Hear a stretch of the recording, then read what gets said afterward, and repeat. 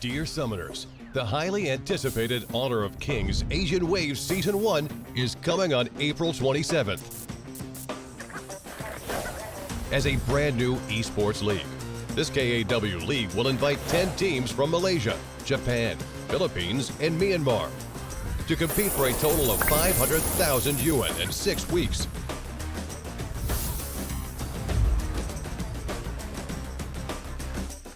The global ban and pick will be implemented in this league. Each team will compete in a double round-robin BO2 format in the regular stage during 20 match days, with 3 points for a win, 1 point for a draw, and 0 points for a loss. At the end of the regular season, the top 2 teams will be qualified for the winner's bracket. Teams ranked 3 through 6 will be qualified for the loser's bracket, and the rest of the teams will be eliminated.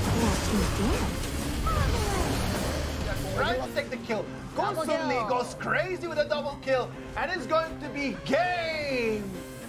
As the regular stage draws to a close, the more brutal playoffs will be reignited on May 31st. The 6 teams entering the playoffs will play BO5 double elimination matches as shown in the picture, competing for a ticket to the finals over 3 match days. Finally, the much-anticipated finals will be held on June 3rd. The grand final will be a BO7 single elimination match, where the first to win 4 games will be the ultimate champion.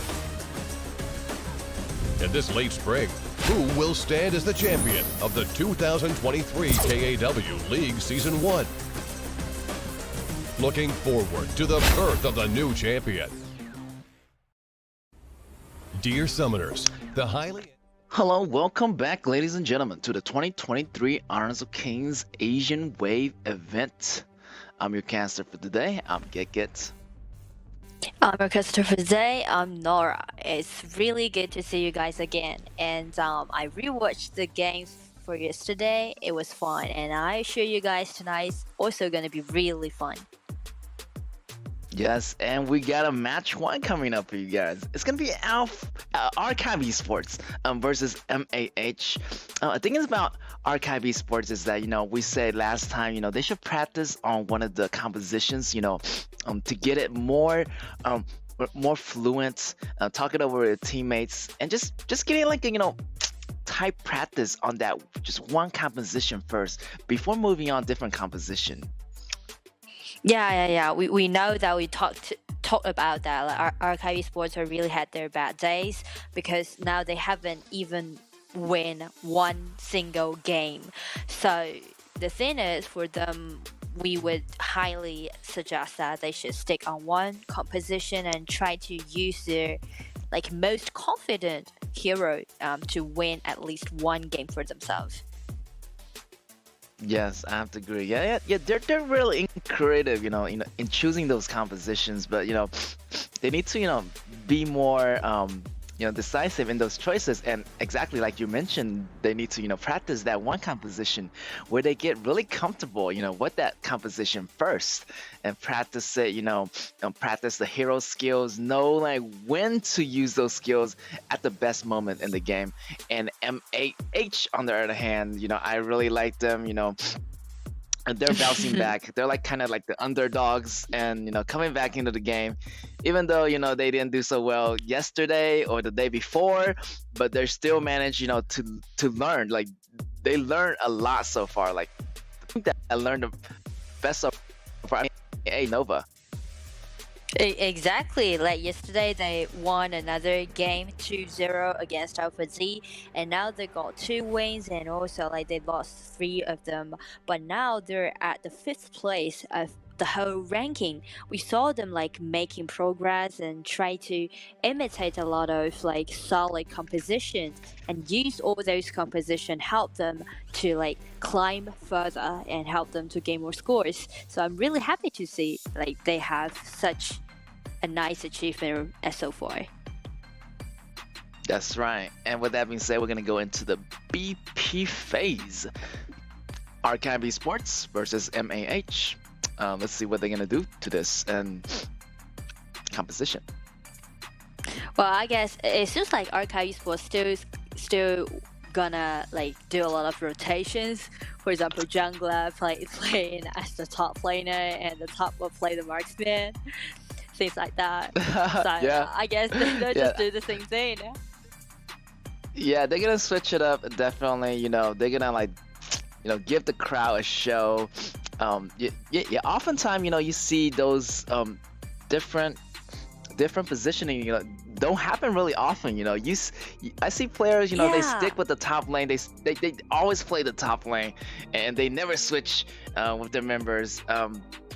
But in this case for KAW Sports, we're gonna see that happen.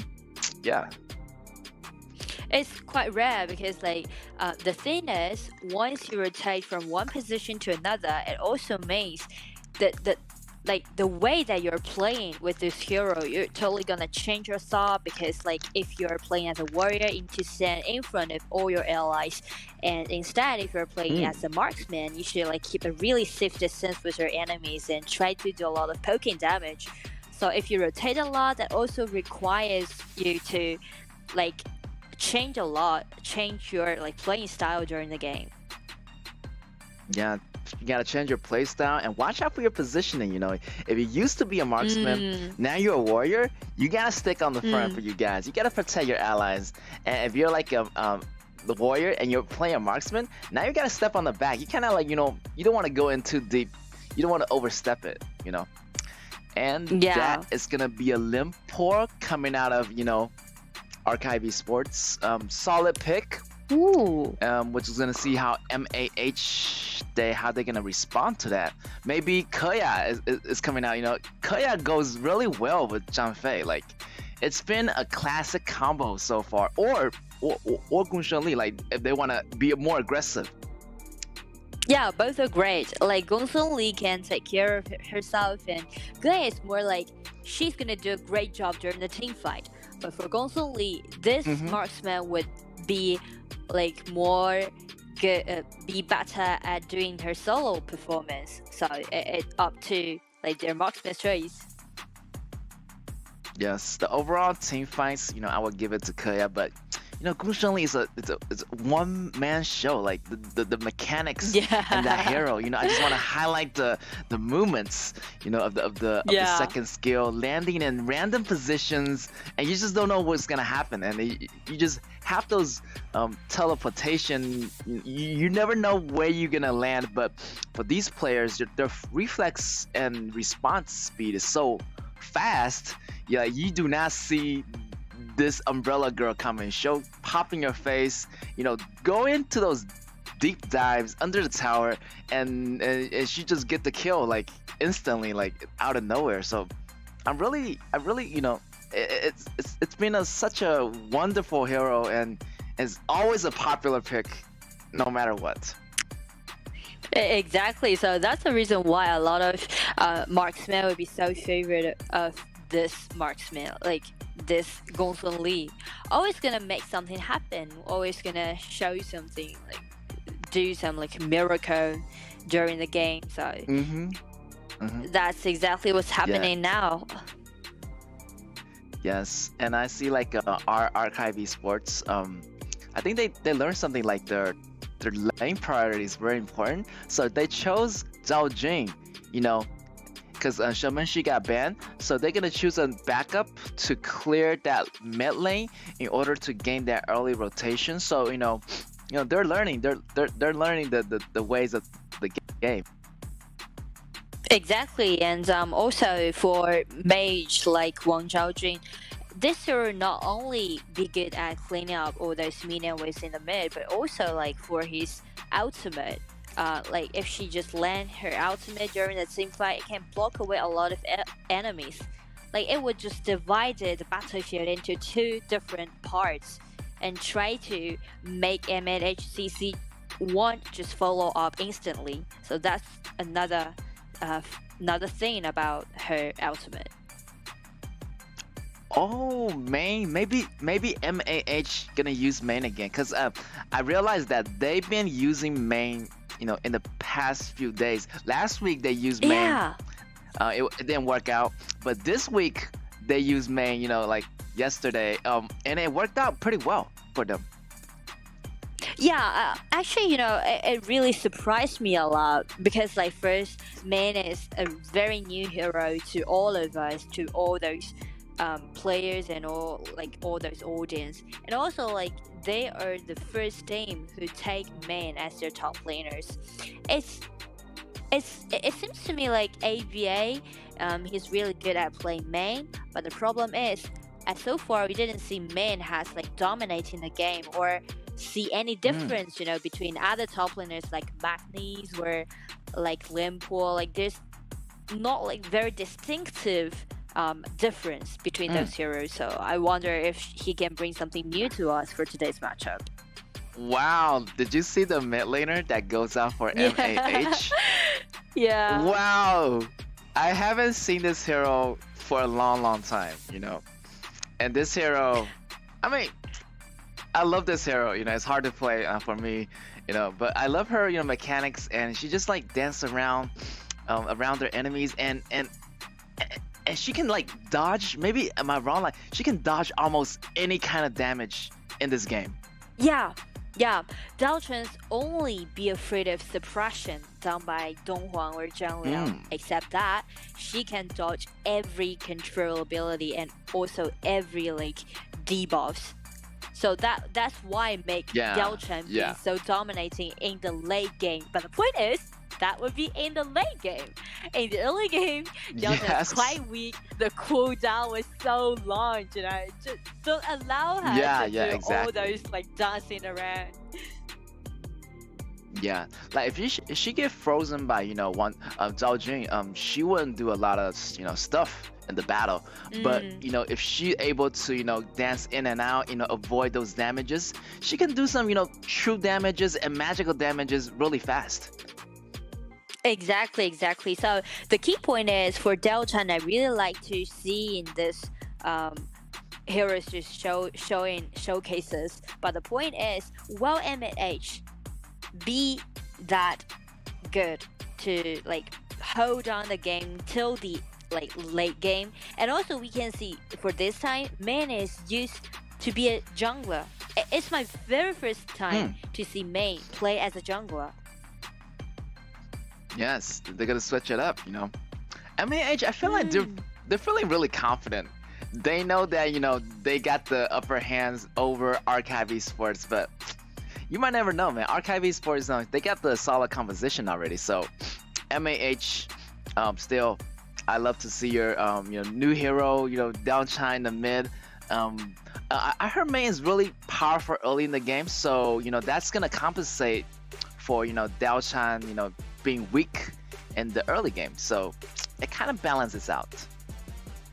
Exactly, and also there's one reason that come up to my mind that why Main is playing as a jungler for this game. That might be Main do not need blue buff.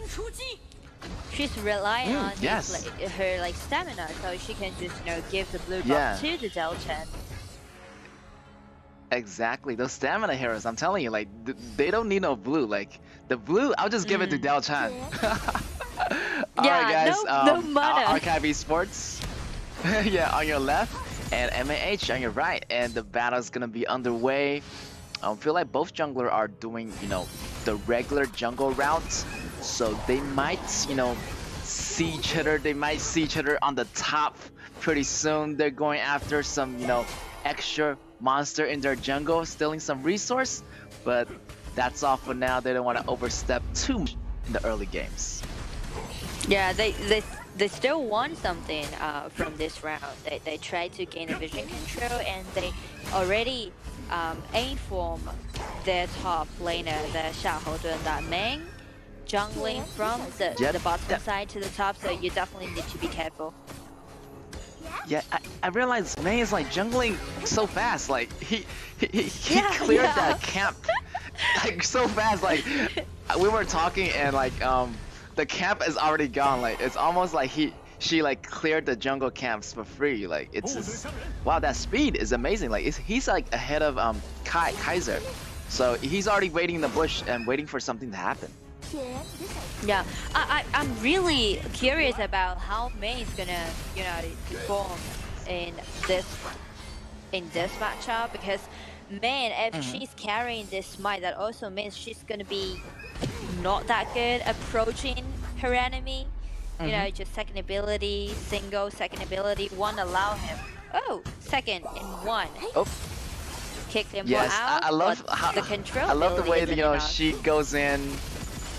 I love the way she goes in and do those kicks. You know, it kicks the enemy all over the place. It just shows that how much a boss that she is. I love her skills. Like kick it out. Yeah.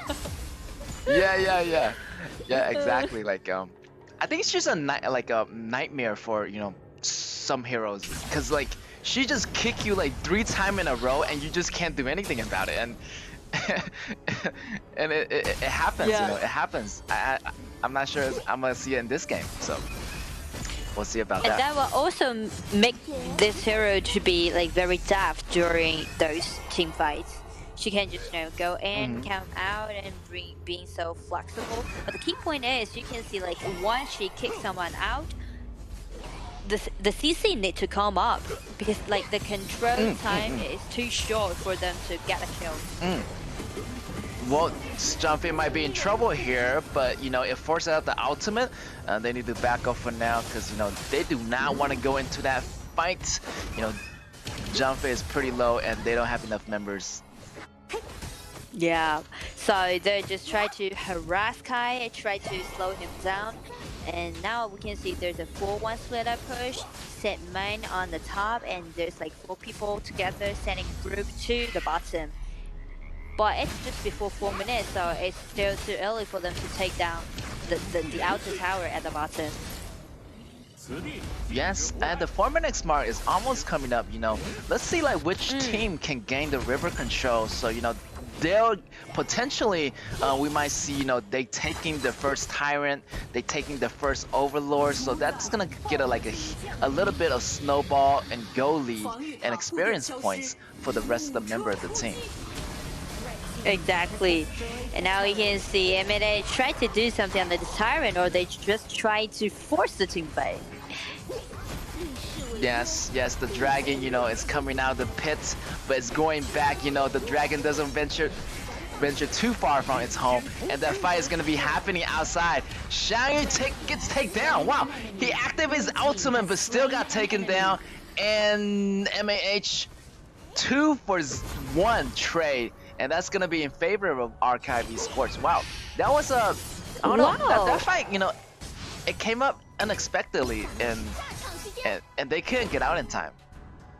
Yeah, because we can see MNH, actually they won the upper hand, and here's the solo kill. There's no way for Lady-Sun to get out, because like the outer tower has been destroyed. But the point is, it's really rare to see Archive Esports win the upper hand in the early game, isn't it? Yeah, it is. Like, this is not normal. Like, I don't. This is like a. I don't know. They are definitely doing a good job. Like, they're surprising MAH, or like they're surprising us right now. So MAH, I don't know. Like, you guys need to, you know, be a little bit more stable. Not to be a little bit too overconfident yet. Exactly. That harass happening on the red side of Archive Esports, it just shows that MNH Lady-Sun overconfident. Oh, be catched again. In trouble. Wow. I think he's a little bit overextended. You know, Bem from Archive Esports alone, like he has no protections. So I'm not sure why is he doing there and in the open. So yeah, better watch out. Like the outer tower has been destroyed, and the vision control has lost, and here's the skirmishes happening on the red side. Still gonna have a number advantage on MAH. I don't think Kai is gonna survive this, and he's gonna get kicked even under the tower, and they just have too many members there of MAH, and Kai just gonna go down. Even with the ultimate, he's not gonna survive. So MAH right there, you know, they saw that, you know, they as an advantage, you know, they took down Lady-Sun and just go for the red, and they're just gonna engage in any battle that was there. It's just like Lady-Sun's stats is just the cue for MNH to like initiate. And also we can see the positioning where MNH frontliner standing help Gongsun to take down this mid lane tower because they're just standing in the middle of the outer tower and the mid tower. Yes, I guess Lady Shun try to farm, but there's a big fight happening. Everybody getting taken solo, but Xiao Dun is gonna Xiao Dun already went down, but all the members of MAH are still surviving right there. Shang is getting taken solo. It's gonna be 3-0 trade. Wow, for MAH. They're just on a little bit of snowball right now. Yeah, and the reason why they can't snowball is because you can see how Diaochan just dancing around. Wow. Just, she dodged every hit by the tower. Can you see that? Just dodge every hit from that tower. Wow, and I'm telling you, like, dodging those towers are not easy. Like, I mean, it's easy, when you go to boot camp, you play by yourself. But when you play in the real game, in the midst of the moment, you just have to be really calm, dodging those attacks and hitting your opponent at the same time. Exactly. Try to activate your passive. And MAH, actually, they should highlight Diaochan right now. Everyone should prioritize Diaochan's farming pace to give her the blue buff, give her the gold, give her everything she wants. Treat her just like a princess and let Diaochan to lead the game. They already got like 6,000 gold lead. Yes. Yeah. Yes. We're gonna treat her like a princess. Even though Li Fu's not there with her.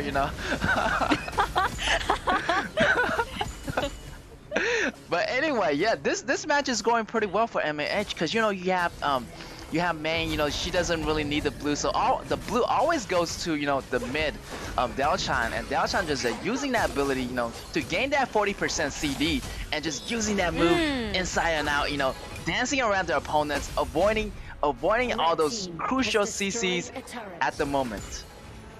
Exactly. If she got her like 40% cooldown, that also means like the second ability only requires 2 seconds. That would be so quick. Wow. And once she opened her ultimate, broke her ultimate, that would be even faster. So that's the reason why Diaochan, once she got her item, she's fully decked out, up to 40% cooldown, she's gonna be quite invincible during the team fight. Not even mention to there's like 3 tanks from Archive Esports side, and the passive done by Diaochan is causing true damage. Yeah, and that passive is really interesting. Sometimes it just explodes. Like the more people is there, the more enemies. It just get out of control. And getting out of control. Meantime, the battle is happening. One member goes down for Archive Esports. This is not good for them. And the battle's still going on. They try to hit and run a little bit, kind of baiting them coming out, drawing them out to the battle. Dragon is already there. So this battle is looking really good for MAH. And Diaochan is going crazy. Wow. Diaochan is now invincible, and another ultimate is already available for Xiangyu. Be broken, and the dragon is already in the crystal. Take this down. First round. Congratulations. 10 minutes. And quite quick. About 10 minutes match. Congratulations to MAH right there. Wow. They done, they were a little bit overconfident, a little bit, but even though they lost some, they had some depth, but they came back pretty strong. Like they're still confident in their game, and surprisingly to see Diaochan in this match, it was cool. Finally see some other mid laners besides Shenmenshi, Mai Shinu, and Zhao Jun, or some other typical mages that we've seen in these past weeks. True. Like I really fancy the Diaochan pick because it show up at the 5th pick, right? The final one. So it's because like they saw Archive Esports composition, they're quite solid. But why would this composition be so solid? It's only because like there's 3 tanks, Kai, Xiao Dun, and also Lian Po, 3 tanks in their composition, and actually they try to prioritize their Lady Sun's farming up, try to let Lady Sun to lead the game, but that's the main reason for MNH to choose this Diaochan. You can see like Diaochan won't be afraid of any tank, true damage, and also like all those explosions she made. wow, she's just like playing the game. I mean, Archive Esports, on the other hand, they were doing a little bit better than last time, and they got that early lead for a little bit. Yeah, and Lady Sir, like she fell behind a little bit. She was making those tiny mistakes that she shouldn't be making. So she was really out in the open, even though, like you mentioned, she didn't have the outer turret protection, but she was still there clearing the waves, without any ally, without any vision. So it was easy for Daochan to come in, to get the solo kill, for Main to come in to get the solo kill, and it really put Archive Esports behind. Yeah, and that's what we talked about during the BP phase. Remember, like we told, like if you did a lot of rotation, that also requires you to change your mindset, change your playing style. And we know that their top laners, like the Lady Sun's player, is signed for that top laner. So if he is still playing that top, it's totally okay for him to step out even without any outer tower, because he's tanky enough or has like some ability try to let him to escape. But the problem is he rotate to play the marksman, and without the outer tower, she's gonna be so weak, so vulnerable. So every gank works, and that's the point. That's a problem that we mention again and again when we talk about Archive Esports. That's right. So different, when I play ADC, I just feel like, I'm scared for my life, my HP bar. Me too. Like Me too. like if there's no Tai Jin or Zhang Fei with me, I will not step out of my house. Like I will be afraid for my life. I just feel like someone's always stalking me, in the grass. Like it's always that guy, that like who is stalking me? This guy is always stalking me at the party. Like this guy, he's always aiming at me. He can come out at any moment. So I always tell my teammates, always check the grass, always check the bushes, and I can't stress it enough. And the vision is so important in this game. Yeah, me too. I'm a mage player, and I always keep a really far distance with my enemies, and I always tell my tank to you go first. Up to you. It's just like the world's so dangerous to me. Yeah, and that is gonna be said. Wow, MVP goes to Hua from MAH with that almost 20% dealing damage overall, 3 and 0 and 6 across the board. Not bad. I would say I was expecting better, main gameplays, but overall it was great. Yeah, look at that solo kills so early in the early games.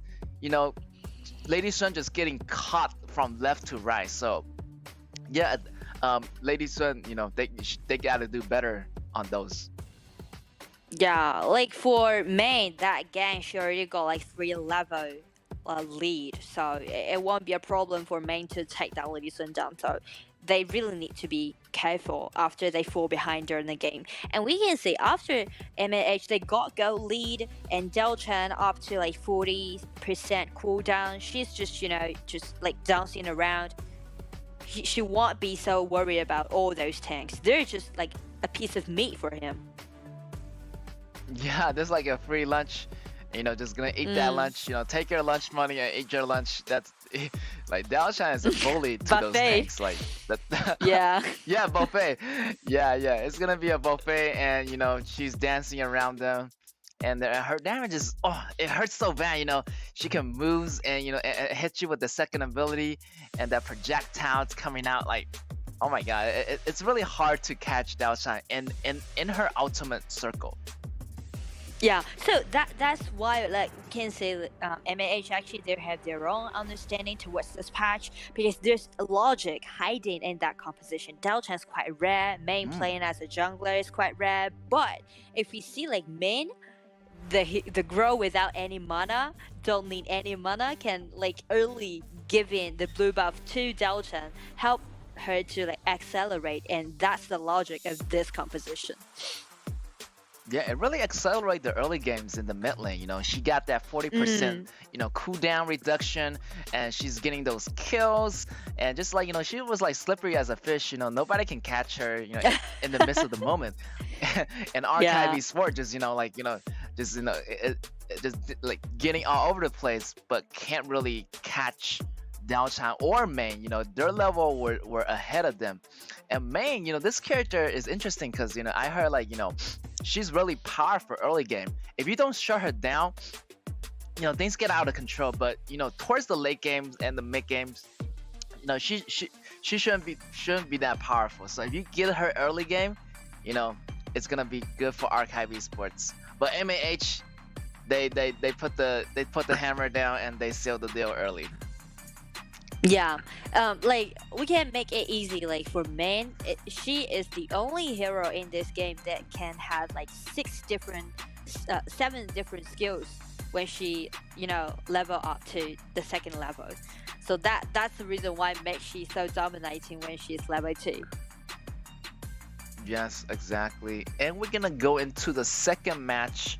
They're gonna switch sides, so you got MAH on your left, on the blue, and they're gonna go to the right side for Archive Esports on the red. They're gonna ban out the common picks, Da Chao. I think Archive Esports, they don't want MAH to have that Da Chao and Fuzu combination. So let's see what they're gonna choose to this. And Sunbin's still out there. KS still out there, so MAH being at the blue side, they have the priority to choose whatever they like. And Archive Esports ban away this Zhao Jun. Okay. Yeah, I realized that whoever is on the blue side get the first pick, like no matter what, right? Yeah, so that's the difference when we're doing the draws during the BP phase. For the blue side, you have the priority to choose what you want because you had the first round pick-in choice. But for the red side, the great thing is that like you always making the chance after your enemy. So actually that help you to do a lot of counter pick.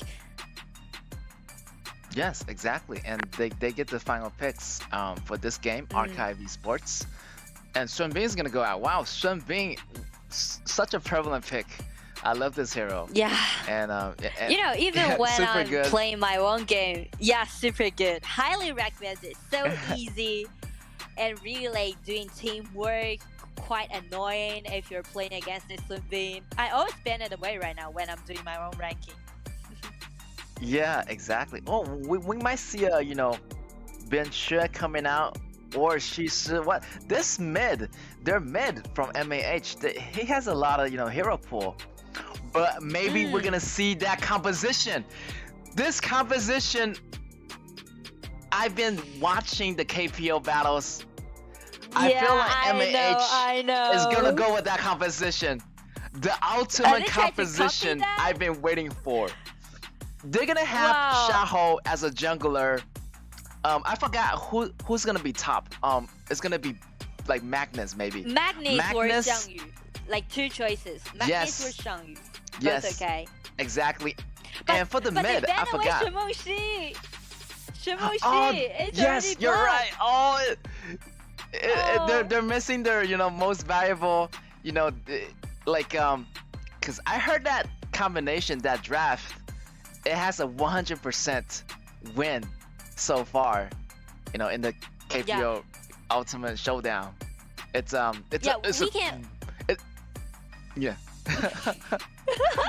You're just like going crazy about this composition. Yeah, that's true. Like we can explain a little bit to you guys, like because like we already in the playoff for KPL region, so we are doing best of 7 during the KPL region in the playoff, and also there's something called ultimate battle. Once you tie it up 3-3, and the 7th game will be called ultimate battle, and every hero will be free for you to use, so you can see a lot of like same hero play against with each other. And Sunbin, Xiaodun play as a jungler with Geya, Shimongxi, and top Magnus or Xiangyu, both okay, would be so-called ultimate battle, like ultimate battle composition. That's right. They put everything on the line, and ultimate battle. You just have a blind pick, so you don't know like what your opponent is choosing. But at the same time, you can pick any hero in the hero pool, and every hero is available, like you said, Nora. And we just choose our best hero. And that lineup right there you just mentioned, used to be the ultimate. It is right now. It's the most popular lineup, and it has a high winning rate. So even though they ban out Shenmen Xu, they still have other heroes to substitute that. But we might see a Luban coming out. I've got a really good thought, but I don't know if this hero is in their hero pool or not, because I think Ganjiao Moye would be a really nice choice for MAH as their mage. Yes. Because Ganjiao Moye can do insta kill on Luban number 7 and can do a lot of poking damage on Yixin or on Lu Bu. But the point is, I don't know if their mage are good at playing Ganjiao Moye or not. Yeah, I'm not sure, but once I see Luban on the opposite side, I just want to kill Luban so bad. I don't know about you guys. I see Luban. Number 7, I was like, the world is so dangerous. Yeah, like Luban, everybody just want to bully Luban. Like some people say, you can lose the game, but Luban must die. That's quite classic. But they need some protection there, like Luban is really vulnerable to, a lot of attacks, a lot of, back row attacks. So they may need a Luban to protect Luban number 7. So let's see what's going to be their support. Luban, like his father would be a really nice choice, but Luban requires high mechanics and also like your big pictures towards the game. So we can say KAW Sports, instead of choosing Luban, go for the Suir. Yeah, and Luban number 7 is actually like a super late game hero, and his passive deals like insane amount of damages, and they'll damage like to a percentage of your health. So it's like health percentage calculated. Like even though he doesn't have enough items, he still deals so much damage. Yeah. And from today's ban pick, from today's draft, I can see like KAW Sports, they're trying to stick on some strategy. Like they try to prioritize their marksman. Again, you see, like there's like 3 tanks in their one composition, Lu Bu, Suli, and also like Huaijin. Yixin will more play as a tool mage.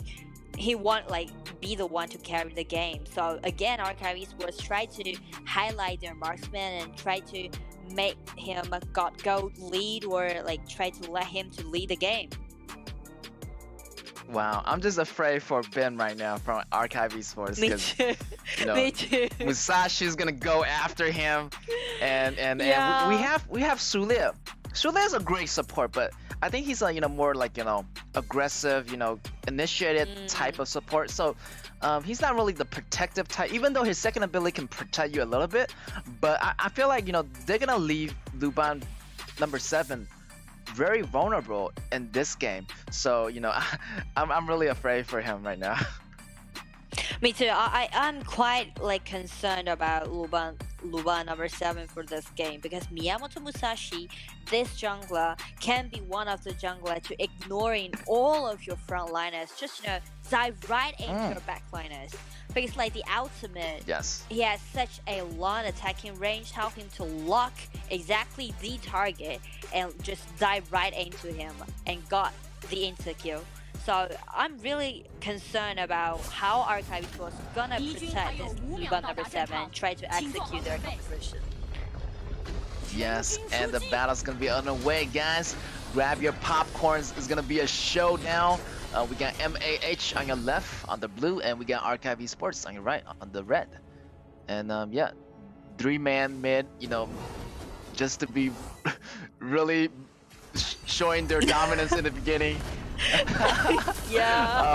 But yeah, for KAW Sport, I'm looking for those combos. Maybe from Zhao Huaizhen with Sulia's combo can do a lot of early damages in the game. So I want to see that happen. Yeah, KAW Sports, their CC is quite good, and once they complete the CC, they can lock in a lot of people. So that's gonna be another problem for MNH to handle. They need to wisely use Sunbi's second ability. Once they escape from Lu Bu's ultimate or Lulia's ultimate, that's gonna be the cue for them to counterattack. Yes, and for the bottom lane, right? Yeah, I feel like lane for Luban number 7 because of the range of KAW. It just so significant. Like it just covered a lot of ranges. So Luban's gonna have me a hard time in the laning phase. Yeah, he's safe so far, like only being taken extremely low, but the problem is once it up to like 4 minutes or the outer tower has been destroyed again, how Luban number 7 is gonna survive? He's like only relying on himself alone. Well, MAH getting the first blood already. Look at that, he's still chasing. Zhao Huanzhen has managed to get away. The damage didn't connect. Musashi has to fall back for now. That was a really early first blood. Like, look at that. Like, Lubu is not even level 4 yet, and they already got the, you know, the top for Lubu first blood already. So, Archive Esports, they need to watch out. Yeah, like because they're doing 2 versus 2, like both junglers and the top together to fight against each other. But the problem is, Lu Bu won't be really seen as a tank in the early game because like the damage dealt or the damage taken has been decreased from last patch. So Lu Bu's gonna be quite weak in the early game, and also Zhao Huaizhen's lack of damage dealt. Like the last patch also did something bad to this hero. Yeah, Lower his exactly. like damage down. Yeah, so like, yeah, he's used to be really powerful. Yeah. Yes. So some adjustment has been made to this hero that also made Zhao Huaizhen combined with Lu Bu won't be that strong enough to contest Miyamoto Musashi with Xiaohou. Yes. Alright. Feels like, you know, they're just farming at their own pace. You know, having a lot of bodyguards, you know, guarding that red, guarding those early resources, and don't let, you know, MAH just come in and taking all those resources. At the same time, meanwhile, mid, there's a small skirmish happening. But we're gonna focus really on the top. The top is where the battle happens. Oh, right there! Luban! Oh my god! Luban was just in the mist and he got caught. And Musashi went a little bit too deep because they got the number advantage for Archive Esports. Everybody went top and Luban was just all alone. Poor Luban. That was a really nice movement by Archive Esports, try to make something happen on the top and they take down this Miyamoto Musashi. But again, Archive Esports, this composition, they should highlight their marksman. But we can see like this 4-1 push isn't normal, you see. Let your marksman to be the one and another like 4 top guys pushing forward. Just smashing. Oh my god, Luban towers. is running for his life. He flashed under the tower, but you know, he still got caught by Xiao Chao. I feel like, you know, this is gonna leave Luban alone. Like, he's not gonna, you know, do a lot of damage. So the Archive Esports just, just let Luban go on his own. That's really interesting. You know, like we know that a lot of teams would fancy 4-1 split a push, but usually would let their jungler to be the one, but they're just putting their marksman as the one. Yes, and they're going for their blue. Blue is gonna go to Musashi right there. They got their blue, and they need to leave right now, or if not, they're gonna have some casualties. Yeah, Luban, like this strategy is not that was common, so you know. close. Whoa! Yeah. Close one. Luban number 7 second ability. Let him to do those long attacking range, shot a rocket, and hit Guya. That was so close. Guya was being taken extremely low. Yeah, like in those games, you know, sometimes the rocket hits me, and I was about to go home, and I just died to, you know, Luban number 7's rocket, and I get so mad. It's one of those moments, you know, like how did he know? It's just very frustrating to, you know, die to Luban's second ability. Yeah, especially when you're just, you know, getting so close to your base and just be taken down. Yeah. Oh, I think Sule is a little bit in trouble. I don't think his damage is enough. And he was in that sandstorm. And Lu Bu get taken out as well. Wow. Things are going good for MAH. Yeah, what was Sule doing? Like, he's an enemy, like, jungle. And he's playing as a support. He's not a warrior. He's not the jungler. He's just like a force support. And his passive already triggered back to that skirmishes happening in their own blue side, blue buff side. So that's This might be too trouble because overconfident. Blues already respawn and you know it forced out Zhao Huanzhen's ultimate already, so he's not gonna have that for the next battle, and you know they got that lumber advantage and they're gonna assert that force. Like both lanes, both outer inner tower like almost are going down for Archive Esports, and they're gonna make that small push mid, taking out Zhao Huanzhen. Zhao Huanzhen doesn't have his ultimate. They're still having to fight. Everybody getting taken solo, so they're gonna take those resources and just do those pushes slowly. Yeah, and we can see MAH, they're just trying to squeeze the vision. They're just letting this Xiahou Dun let this Sun try to help them to gain the vision control and let Geya to do the pushing. They're just marching forward. Ooh, Wow, that look was at so that close. range on that Geya. So close. Yeah. Almost got that passive out of that Sulid. But they're not critting yet. They're just gonna, you know, rampage those towers. That bottom tower is almost down as well, and after that, they only have like 3 high ground tower left, and it's already 7 minutes. They reached the high ground tower, maybe around a 8 minutes or 9 minutes mark. So, yeah, MAH is snowballing this right now with the 7K lead. Exactly. The 7K lead will help them to be quite brave, you know, just marching forward. And also like for their composition, the execution would be quite easy. Just take down that Luba number 7. Take down this little boy with carrying this bag. Everything's gonna be okay for Yes, them. the backpack boy. You gotta take down the backpack boy. You know, he's in the back right now, you know, shooting those, you know, auto attacks. Maybe it's gonna work out for Archive Esports, maybe not. That's just too much damage. They're a little bit tanky right now. Look at that Musashi executing those moves. First ability, Xiao Xiao is doing a lot of damage. Double kill goes to Xiao Xiao, and that healing provided by Shun B just saved Xiao Xiao in the midst of the moment. Oh, Luban! Oh my god! He got knocked up so high in the air, and the game just gonna be in like below 10 minutes. Maybe not. Yes, maybe yes. Cause the minions is already inside the core, and the Nexus is just gonna go down just like that. Congratulations to MAH. MAH again win a really clean 2-0, and that also means there's actually like 3 wins in their hand. That will help them to like higher up their rankings. I just feel really happy for MAH because they're trying to do something during the draft. They know that they should build a really nice composition and advantage, and also like their coordination seems to be tighter than we saw before in the previous matchups. So everything's going to be really nice for MAH right now. Yes, and Xiao Xiao was just like killing Luban all over the place. Like Xiao Xiao, wow! Like she might be the, you know, this character might be the MVP this match. You know, Xiao Xiao, breezy girl. You know, gotta get stronger, Xiao Xiao. Yeah, you know, it's really interesting because like before this patch, we rarely see Xiao Qiao show up, you know, in those match.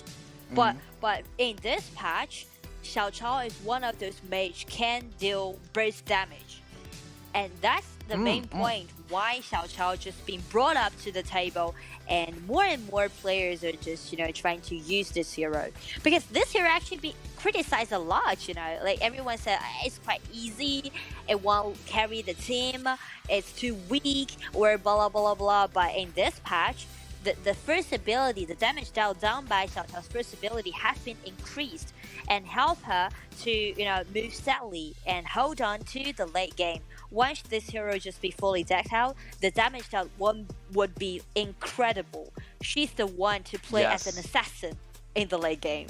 Yes, exactly. You know, she's been adjusted. Like, you know, yeah, like you mentioned, previous version, you know, she was a little bit weak, but they adjust her damage. Now her damage is like quite a lot. You know, second ability, first ability, that fan, you know, that it's gonna take down almost half of your HP if you're not careful. Like, with the ultimate, oh my god, like she can take down the whole team basically if she land all her skills.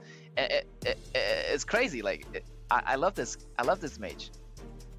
You know, I want to share something with you. Like, there's a saying for Xiao Qiao in China. Like, her first ability, everyone said like, okay, Xiao Qiao just slap on my face. And half of my HP has been taken down. Once. Yes, exactly. Yes. Yes, oh my god, like Xiao Chao's ability are every time, I want to highlight this. Every time you land those abilities, on a hero, it increase your movement speed, It's gonna it's gonna have a better positioning on yourself. And it's easier to catch up to your enemies or the target you're chasing. And also you can run away, you hit your opponent and you run away, and there you go. MVP goes to Xiao Chao JYQN from NAH. Look at that, 5-0 and 3.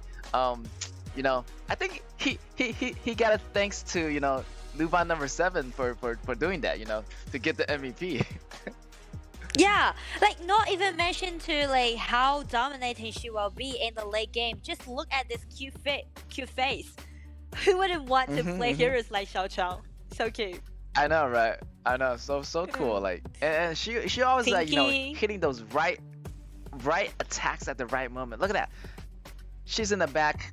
Look at that flash. Wow, the escape, the fan, and she get a little bit of HP recovery. Maybe she got those lifesteal arcanas. Wow, like double kill.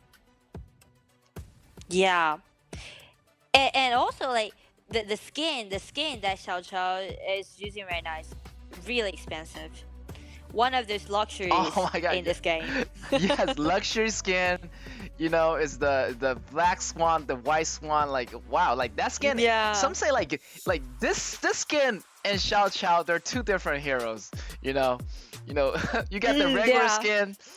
You don't have enough swagger. You don't do enough damage. But hey, let's switch to the luxury skin. Wow, you play better. I'm not sure it's a effect or something, but I definitely want to go with the luxury skin. Or it's just like one of those psychological hints. Like it's just like a hint to yourself. Yeah. Okay, I spend a lot for this hero for this game, so I definitely need to perform well with this game.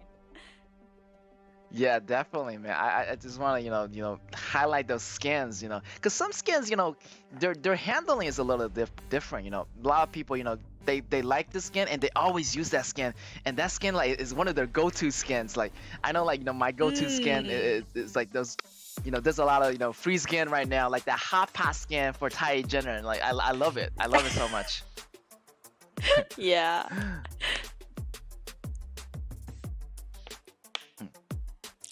Like, all right, we got more that matches for you fun. guys coming up. Yeah, that's super fun.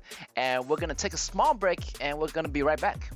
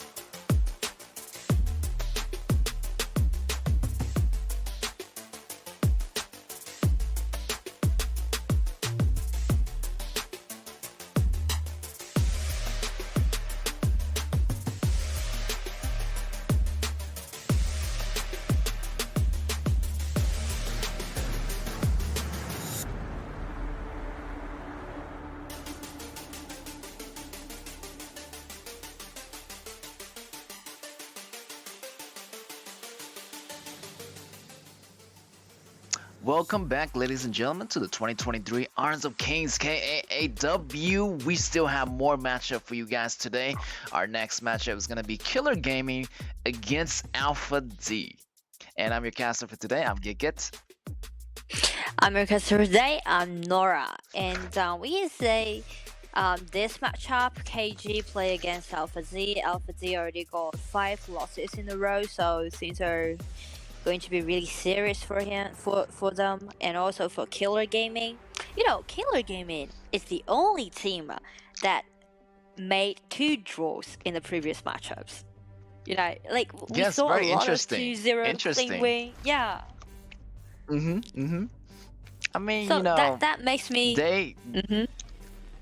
curious. Like, I was mentioning, like, I realized that, you know, looking from the scheduling, they were tied last week, and they against RCG. Yeah, they win against tied it up with RCG. So that really, you know, surprised me because like RCG was considered as the top 3 teams so far in this event. And Killer Gaming, they had their own way, their own playing style, just like their jungler Shin. His Jin, you know, showcases a lot of highlights done by the hero. You know, I even saw some highlights being added, especially for Jin. You know, typically for this Shin on the internet today. Wow, yes. And yeah, like Killer Gaming, it's, you know, they're being in the ups and downs, you know, sometimes, you know, they perform really well, like, you know, especially their jungler, you know, who carried the tempos really well for the team. You know, he carries out the mission wisely, and he just worked with his teammates. But everything, you know, all their tempos surrounding this jungler, and a lot of time we're gonna see a lot of 4-1 pushes. And sometimes, you know, they need to work more as a team, because Shin often sometimes goes a little bit overboard, you know, overstepping a little bit. You know, he has his own mindset, and he sometimes just go and add on his own without, you know, facing the consequences of what's gonna happen if he goes down, and what's gonna happen to the rest of the team. So, Killer Gaming, they need to work better as a team. You know, it's a 5v5 game. Alpha D, on the other hand, like we mentioned, same for, you know, Archive Esports. They need to work, you know, well on a one composition first before, you know, going to another new composition. Yeah, like stick to one solid composition would be the main the main thing for them to solve current situation. So KAW with Xiaodun, pretty solid, quite okay. With this Zhuangzhou, been locked. Zhuangzi, whoa, wow, they're locking Zhuangzi maybe because they have a lot of, you know, CCs, but this is the first time I'm seeing Zhuangzi in this KAW event. Yeah, Zhuangzi is just known of his ultimate because he can purify all those debuffs and help his allies to, you know, escape from all those CCs. And we can see from KG's composition, Olympus ultimate, Zhaojun's second ability, Zhaojun's ultimate, yeah, the CC is quite hard. But the point is, Zhuangzi is pretty weak of, you know, gaining the vision control. So that also requires Xiaodun to, you know, go to the front a lot, help them to check if there are anyone ambushing in those bushes. And then they should, you know, have those strategies and try to execute them. Yeah, I feel like, you know, John Fei or other support is gonna be a, you know, better vision creator for Alpha D, because if John's going to the patch of grass, he's gonna get damaged, and, you know, he has low HP. He's gonna wear him down, and he is in no condition to fight, or he has to go back and recover, and that's gonna cause, you know, the next team fight to be in advantage or in favors of Killer Gaming. Yeah. Like Jones is quite unique to be as a support because he's none of those what we so-called protective support or like being aggressive support. He's not like Su Li can initiate. He's not like Zhang Fei can playing a protective way. So he's quite himself alone. The ultimate is the only thing that he got, and once he releases his ultimate, nothing more he can do for his allies during the team fight. So I'm really curious about how they're gonna use this Jones and how they can wisely use his ultimate, help their allies to escape from those hard CC and try to do the counter attack during the team fight. Yeah, I would just treat drones as my purifier, as extra equipment. treat him like a summer skill. Yeah, So that's that, even. that also means you're gonna treat Tai Yan as a heal. You're gonna treat Heal. Sanji as a heal, right? Oh Yeah. But but yeah, Johnson has more ability than that. Like his second ability, he's really hard to catch actually. His passive actually, deactive buff, and it's really hard to catch. Some damage, he can really stick to their enemies' ADCs, cleaning them down. But in the early games, as you mentioned, he is kind of weak, and he's just gonna provide the ultimate for everybody in the team fights to gain that advantage. And he's gonna go also with that heal, so he's going all equipment like heal and purify ultimate all in one. He's like an all-in-one equipment. Yeah, a combination of all those summer skills.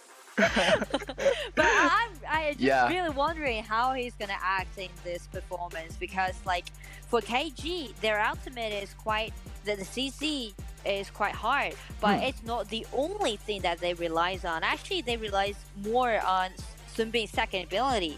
So actually, they can just separate Zhao Jun's ultimate and separate Lian Pu's ultimate to break their ultimate in separate time. They shouldn't just land all those ultimates all in and let drones to purify it. Once they divided all those ultimate into different time, that will help KG to win the upper hand in the team fight. That's right. Don't put all your eggs in one basket. You gotta put it in separate baskets. Use those ultimates at different timing. You want to force out, Dranz's ultimate first, then maybe you can activate another ultimate. But don't put your eggs in one basket, and you're gonna use all those ultimates, and you don't have any ability left for the rest of the enemies.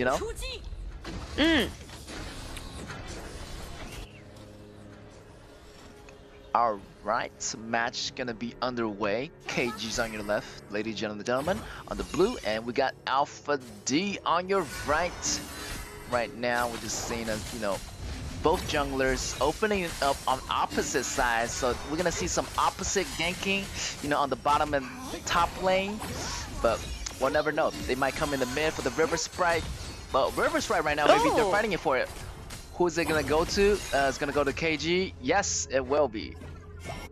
That was quite a furious skirmishes happening in the mid. You can see both mages has been taken extremely low, and also Jones's heal has been triggered, has been forced out. So after this, I would say KG, since Zhao Jun has her passive, helps she to grant a shield, so that will allow KG to win more from the skirmishes. Yeah, to highlight one of the, Zhao Jun's passive, it's like he got this free item, this succubus cloak as in the beginning of the game. Like her passive is basically one of those items. Now I get you. You just fancy everything for free. Okay. Oh, There's a 1v1 solo trade. Yes. Shunbi is gonna go down, but it's gonna be worth it because they trade one support for one of the ADC on Alpha D side. And we're gonna go into a small pause. There's some technical difficulties, but it's gonna be a fix, and we're gonna come right back. Yeah, and from that 1v1, we said that was a marksman trade for support. So Alpha D actually lost some of those advantage from this skirmish, and also we can see there's a rotation made by Alpha Z for today. Actually, their marksmen are playing that Xishu, which is a mage, and their mage are playing Zhuangzi as a support, and their supporters are playing that marksman. Wow, they're mixing it up again. Coming to you with those different, different roles, but they play different kind of positions. So it's gonna be, really surprised to see what happens to Alpha D. Yeah, and we can see like here it is a pause. The match has been paused due to a network connection issue. On-site troubleshooting is in progress. Please stay tuned for more updates. And we can say like those rotations that would be a double-edged sword because we saw the same thing happening for Archive Sports, and Alpha Z. They're just like brotherhood, you know. They both have the A in the team. Yeah, and also like they both now haven't got their very first win so far in this event. I just want to see which team is better. I want to see they fight against each other. And definitely one of them gonna have the first victory.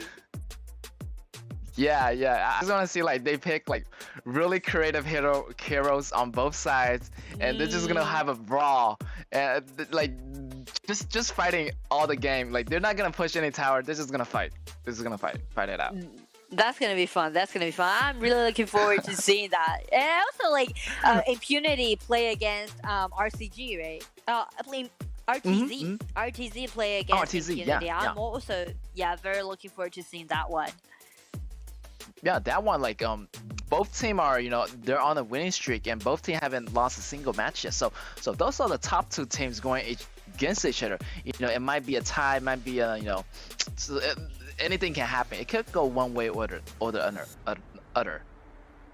Yeah, so there's like two matchups that we're really looking forward to seeing, and also when I'm doing my homework on this event, I found out that actually we're halfway through our event right now, because most of the teams already had 5 or 6 games. So actually the first round has been halfway through right now.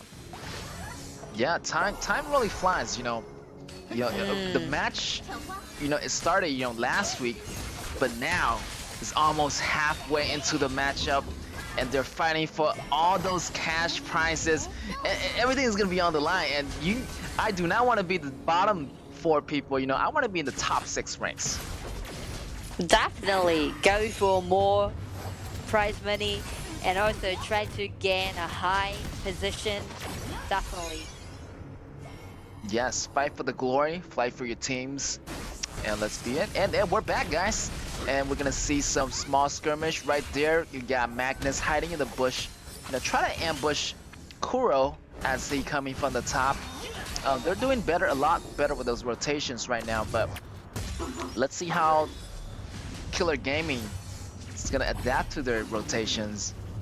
YY is a lot out of mana here. He might need to go back soon.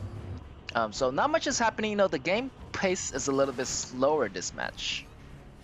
Yeah, and we can see the boost that YY chose, Lady Sun chose, is boost of resistance, help her to get less control by Xiahou Dun or Magnus.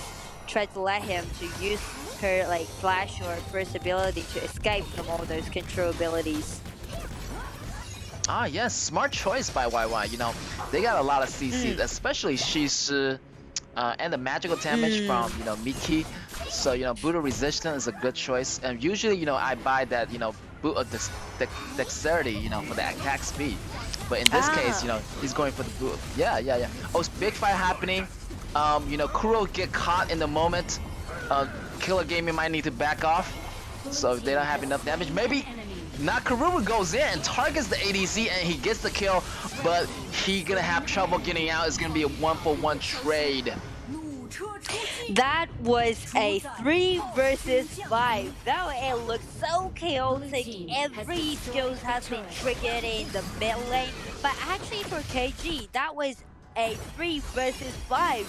They had numbers in the disadvantage, and they end up with a 1 trade for 1.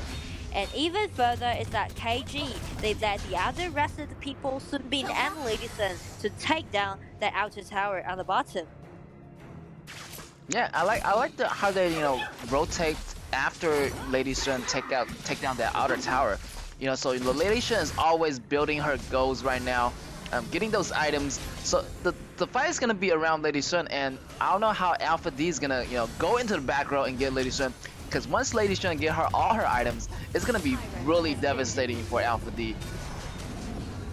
Then I really want to highlight Xishu because Xishu would be the key point of the whole composition for Alpha Z. Because like Johnsley, we know that this squad has not capable to initiate. So Xishu need to accurately using her first ability, try to drag someone back in and let her ally to kill them. Yeah, and her ultimate has a two CCs in one. So if she activates her ultimate, she can use the drag ability 2 times, which allow her to gain more space. Maybe use that on their Zhaojun. Maybe use it on Lee Sun don't have it in this game, so she only has flash. So she can only pull the distance if she gets too close. Exactly. That's why we want to highlight this issue, because Lady Sun is carrying Flash instead of Purify. Though she made a really clever choice that she made this boost of resistance, but that one allowed her to escape away from Shishu's ultimate. So everything that would help our KAW Sports to build an advantage well dependent on this Shishu. Wow, I'm surprised to see already 6 minutes. The goal count actually. Alpha D has the first lead over KG. I know. So this is really interesting. Wow. Yeah. Maybe KG is being a little bit careless in their rotations or in those solo fights, but Alpha D, they're coming back. This match is actually, pretty much a tie right about now in this moment. Yeah, like both our KAW Sports and Alpha D are making astonishing progress. It's really surprising that both teams, they had such a nice opening. They got gold lead or kills lead. They're doing really good so far. Yeah, Alpha D. Yeah, I think they're playing with the heroes that they're confident with. Even though the composition is not that solid, it's not that prevalent, but they are doing it out as right there. Shisu got caught. Their allies are always under the tower, and they didn't see that there were 4 men in their jungle. So Shisu got caught, and that's going to be the core they'll be taken down first. Well, we can see a lot of heroes will be caught in that position so far in this event, because when you want to rotate from the mid to the bottom, that would be the shortcut. But the problem is, once you left your mid lane tower, your vision is gonna left for about 4 seconds. 4 seconds. So after 4 seconds, you're gonna be disappeared from the minimap. But if you just directly want to go to that shortcut, you definitely would be spotted by your enemies, and they're just gonna waiting there, set a trap, and ambushing you. That's right. And also here's a trick, guys. You get that 4-second vision. The enemy gonna have that 4-second vision on you, so you can't really fake your vision. You make a like a top. You go to the left. In those 4 seconds, and your enemy gonna expect you go to the left, but you went to the right after the 4 seconds, so you're gonna surprise them in the end. It's like, oh, wait a minute, he just went left, but he actually went right. So that's how you trick your enemies into believing that you went the wrong way. And John's ultimate has been triggered. Yeah, Alpha they're trying so hard to make something happen, but Lady Sun is still being so healthy. Yeah, like the range on Lady Sun is so good. Like, look at that. They're just doing some kiting and it's kind of like baiting them in, drawing them out. That battle was a little bit crucial. Like Alpha D should have backed up a little bit, not to go too deep and not forcing the fight to happen. You know what I'm saying? Yeah, and that's exactly what we said during the BP phase. Like Alpha Z, the only thing that they got is Drums' ultimate, but once the ultimate has been forced out, that's gonna be the cue for KG to counterattack. And they even go further. They even take down this high ground tower within 10 minutes. That's right, you know, you have to take care of the minions, man. The minions, if the minions go inside the base near the tower is gonna go down just like that. Do you see, like KG, they're really reading the drop. They know that how Archivists was want to execute their composition. So we can see first they use all those long attacking range and try to poking some damage on Drunzu, force out his ultimate, and then everyone from KG's side, by using Sumi's second ability, take one step behind. And once I saw you release your ultimate, that's gonna be the cue for us to counterattack. Exactly, you know, Alpha D needs to do a little bit, you know, better in those team fights, you know, kind of slowly draw them out, you know, killing one member, maybe killing one member at a time, you know, not to rush into those big battles, because you get the burst damage from Nakaruru, and Nakaruru right now is going to be flanking from the back, as Lady Shen already took down one member of the Alpha D. Nakaruru come in with those burst damage, Mama Haha landing on Miki, you know, the Drunz is gonna go down. They're 2-man down. Minions and dragons are marching on his way towards the core. It's gonna be trouble for Alpha D. And it seems like KG wants to close out the game. Nakaru's already being unstoppable, and this dragon, this Vanguard's already been in the basement. Double kill goes to Lady Sun. This victory goes to KG. Yes, congratulations to Killer Gaming. Oh, this match, you know, Alpha D, you know, did significantly better than last match. You know, they held it out. They held longer than the first match. They had a little bit of upper hands, you know, but they were a little bit too rushed into the team fights. You know, using all their abilities. You know, they need to, you know, take a step back. You know, take a breather. You know, breathe for a second and then go back in. But you know, they were a little bit too rushed, and KG saw that, you know, Drunz is out of skills, so you know that's the cue to go, as you mentioned, and there you have it. KG was the victor in the end. Yeah, and I can see some progress being made from KG, because we mentioned about the main problem for this team isn't about their own mechanics, isn't about their composition, isn't about their hero choices. It's more about their coordinations. Will it be like tight enough for them to rotate together, to play as a team? So that was the problem that we mentioned again and again for KG. But today we can see from that team fight, actually there's only one crucial team fight during the whole game, that one happening in the mid lane.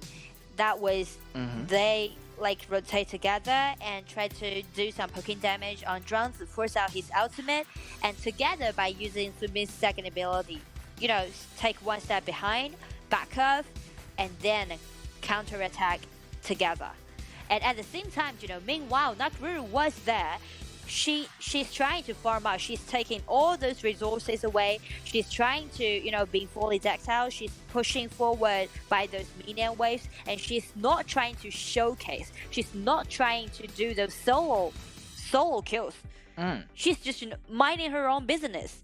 And that's what I saw those progress being made from Killer Gaming. Yeah, that definitely, you know, Shane is being more careful, you know, thinking about the consequences before he, you know, goes in, you know, to make those careless decisions. But the decisions that he made in this game is much better than before. Like he's working as a team, you know, he's you know, he's letting his teammate actually go first, and you know, forcing out, you know, all the crucial ability from Alpha's D side. Then he can just come in for the kill, you know, go do the cleanup work.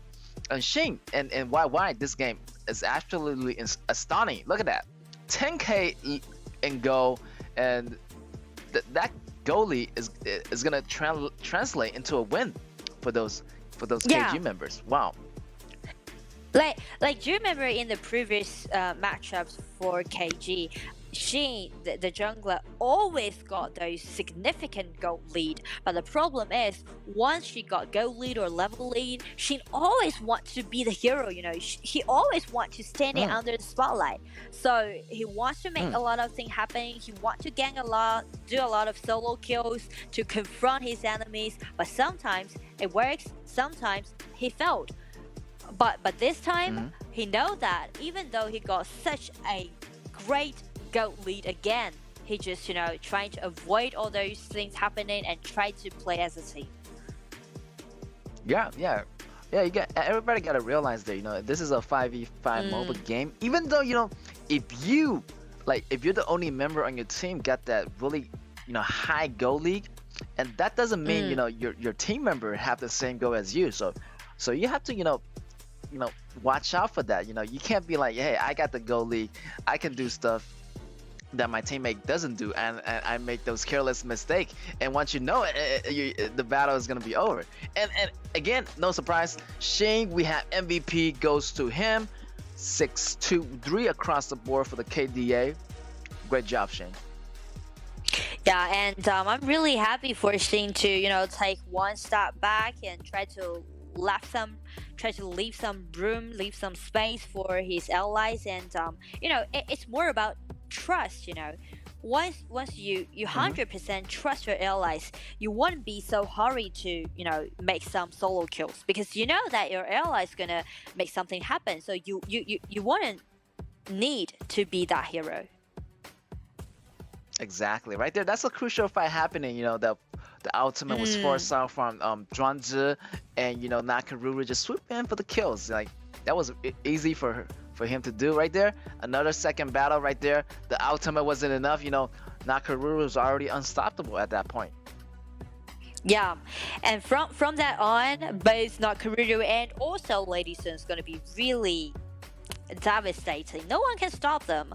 The problem is, we mentioned about RKB Sports composition. We know that they try to use that Zhuangzi to purify all those CCs, but the point isn't on Zhuangzi. Actually, the point was on Xixi. The main purpose for them to choose Xixi as their mage is only because Xixi is one of those mages who are really good at initiating. She can use her first ability, ultimate, to initiate, but we can see Xixi has been ganked twice, right? From that shortcut we mentioned from the blue buff side, and also from the rotation where she wants to, go front and try to initiate, and every time she was killed before the team fight was initiate. So that's the problem for Alpha Z. Yeah, Alpha Z, I feel like they could have a better front line, to check the grass, to suck up the damage, then you can provide more spacing for Shisu to actually land those skills. Because if Shisu goes first, I feel like she's gonna get taken down right away, and she's not gonna use those CCs in the process.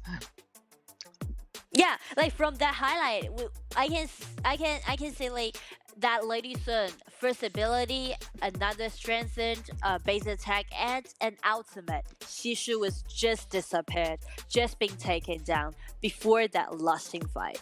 So RKB Sports, they are trying to trying to do a lot of counterattack during the BP phase, but they should go for more solid one or more power one, because there's a lot of power picks right now in this patch. Maybe they can go for Shimon Xi or go for like Gongsun Li for this round, because they're on the blue side. Yeah, I think they should go for those power picks that you mentioned, the more meta picks for the mid, because the mid, as long you clear that wave, the sooner you clear that wave, you get that priority, you can help the other lanes to achieve more priority. Yeah, so go for another power pick in the mid, and also try to make sure your vision control would be quite solid. It's really nice to see RKB Sports go lead in the early game, but the next step, the next thing that they need to fix is how to stabilize their advantage. Oh yes, exactly. Alpha D. I almost get confused. Like they're both. It's actually Alpha D. Archive Esports was last game, but I always get these two teams messed up. Alpha D and Archive. They both got an A in their character. So anyway, Yeah. Alpha D, yeah, definitely did pretty well this game. Against KG. They're gonna go with the Yixing as the mid. It's gonna be a more as you say, more prevalent pick, and Libu. So they're coming back to the traditional, the power picks. Maybe they're gonna go with Marco Polo, maybe not, or Alexio. Great choice. You do criticize Marco Polo a lot. I can see it. Yes. Yeah. I guess the reason why they want to go for the Marco Polo is because we can see KG's front line is quite solid. Xiaohozun and Zhang Fei. It's really hard for you to break such a front line and dive right into the back row. So Archive Esports Lubu would be a really nice choice, and also he's gonna complete a really nice CC with Yixing's ultimate. So so far, I really like Archive Esports choices. Oh, Alexio's out. That's mean KG is gonna ban out Ming. I guess Killer Gaming didn't want Alpha D to have Ming as a support, so they have to, they have to choose something else. Let's see what Alpha D is gonna add into this. And exactly, we have Libu, Yixing. Ooh, I'm seeing a little bit of a CC going on here, and how they gonna react to this. KG is gonna go with DNJ. Maybe the second ability is gonna have that Purify effect, or they're gonna go with Fan, that damage dealer. And Fan is one of those marksmen who can deal burst damage. Ultimate combined with first ability for base attack, let his first ability to explode, cause insta kill on a lot of heroes. So actually, KG wants to play more aggressively. And also for Alpha D, I have a really nice suggestion for them to be the jungler. That would be the Monkey. But I don't know if Monkey is in their hero pool or not, because if they chose Monkey as the jungler, they can have a really nice solid front line. Cao Cao. Wow. Oh. Cao Cao, what? What? They chose Cao Cao? I haven't seen him in a million years. I mean, his abilities are good. I just feel like he just is like a prehistoric hero, like you mentioned before. He's famous, super famous. Why? He actually is a great 1v1 solo hero. With his ultimate, with his kit, like his lifesteal is incredible. So, he could be really powerful. If everything goes well for him, he gets the item, he's at the right circumstance, he could be a really dangerous character. Yeah, like I do like Cao Cao, this hero, because he's quite powerful doing that solo game. But the problem is, I saw this hero several times, but they were all being at the top to play as a top laner, to play as a warrior, because that allows Cao Cao to carry that flash. And Flash matters a lot to this hero to help him approach the backliners, because without the Flash, he's gonna lack of ability to approach the backliners, and that's gonna make him quite weak during the team fight. So this round, Archive Esports chose Cao Cao to play as a jungler. I want to see how he's gonna perform, because if he's playing as a jungler, the efficiency of doing all those gankings won't be that high, because there's no way for them, to try to drag someone back in, or try to let someone just, stay there and let them to do the kill.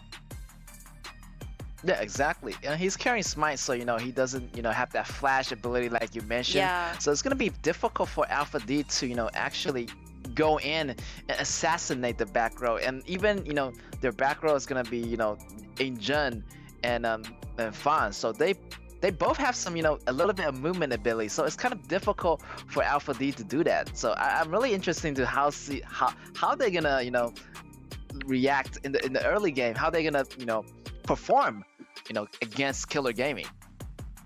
Yeah, like for Killer Gaming, I want to highlight this Yingjun, because Yingjun is gonna be quite crucial to all those heroes in this composition, because as we mentioned, Lin Zhen has such a long attacking range, and it's really hard for Archive Esports to get access to these mages.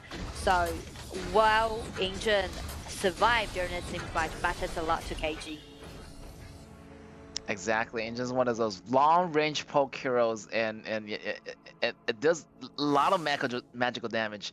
So this is gonna be underway. We got Alpha D on your left, blue, and KG on your right on the red. And that battle is gonna start really fierce. Look at that bottom lane, forcing out the flash already for Alpha D. Yeah, you know, that's one thing that actually I want to mention. Like, Archive is Alpha D, the early game advantage that they got is that Alexio can have a winning lane against Fawn. But the problem is KG read their composition again and noticed that they take one step in advance. They sent Zhang Fei to play as a duel for Fawn and help Fawn to gain the priority during the laning phase. Wow, Alpha D is moving like a unit right now. Look at that 3-man top, Yeah. but they're revealing themselves a little bit too early, you know. They, wow, look at that dive for Alexio. Alexio just went down just like that. Wow, that first blood early and that flash, you know, he already used it, so it's gonna be dangerous for Alpha D. But Alpha D got back after jungler, so it's gonna be a 1v1 trade. Nice trade. Alpha Z just Red team has destroyed a turret. Yeah, Alpha D, like, you know, kind of even the, you know, the score a little bit. You know, they caught Shane, the jungler, in the red area. So, you know, not bad trade, not bad trade. But, you know, Go are pretty much equalized at this point. But yeah, let's see how Alexio is gonna deal with that, because his early laning is a little bit difficult, and Alpha D are doing a 3-man rotation at all times, so that's gonna leave Alexio alone by himself, and his tower is already gone. Like, how he's gonna farm?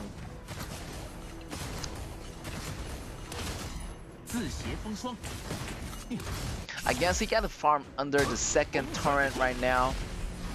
We got KG, you know, just farming up, getting the resource, and picking those fights really carefully. Look at that Alpha D rotating together as a unit, almost like rotating as a 5-man unit. They're gonna go with Chow Chow to the top. Fan already switched lanes, so you know he finished the bottom tower. Now his next thing on the menu is gonna be the top tower for KG.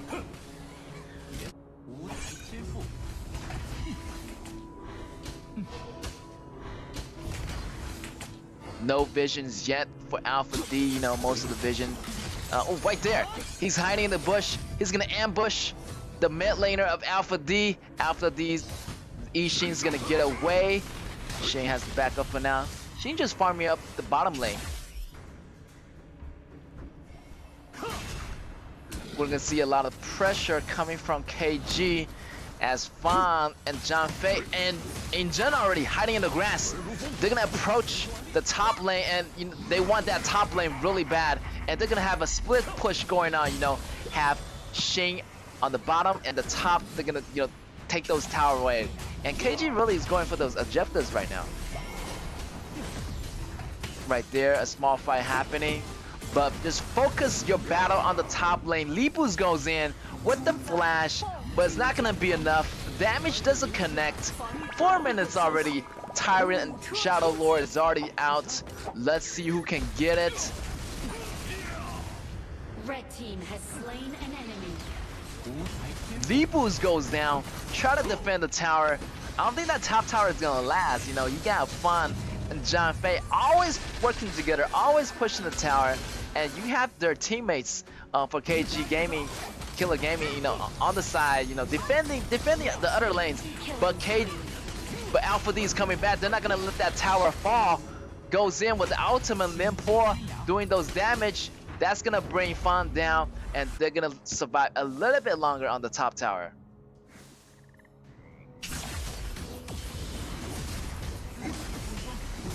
Small skirmish happening right there. They need to back up for now. Alpha D need to choose their fights carefully. You know, clean those minions first. Look at that top tower, already getting pushed in. Libu has to go top. He has no choice.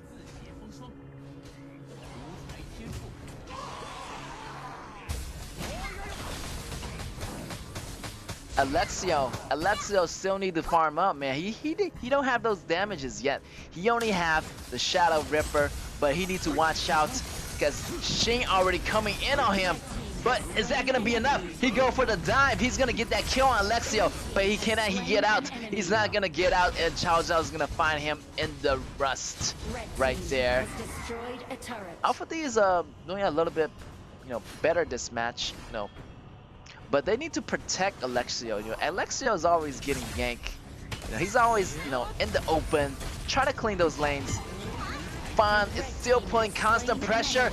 Ishii with that tornado shuriken is gonna take them down.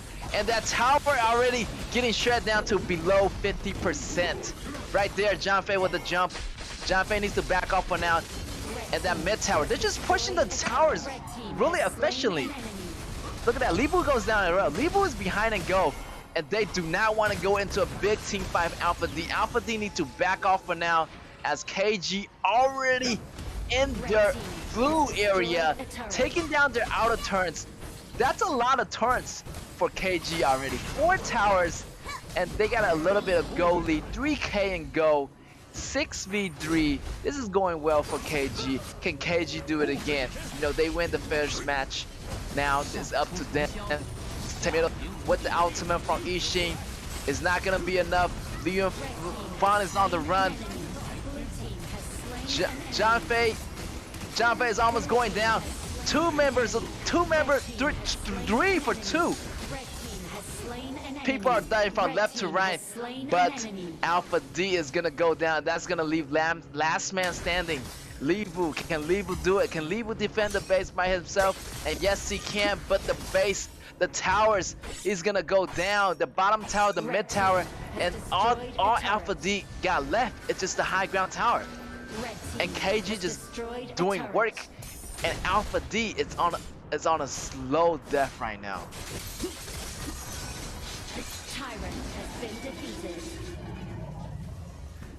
And as that said, they're gonna take all the resources, taking the Tyrant.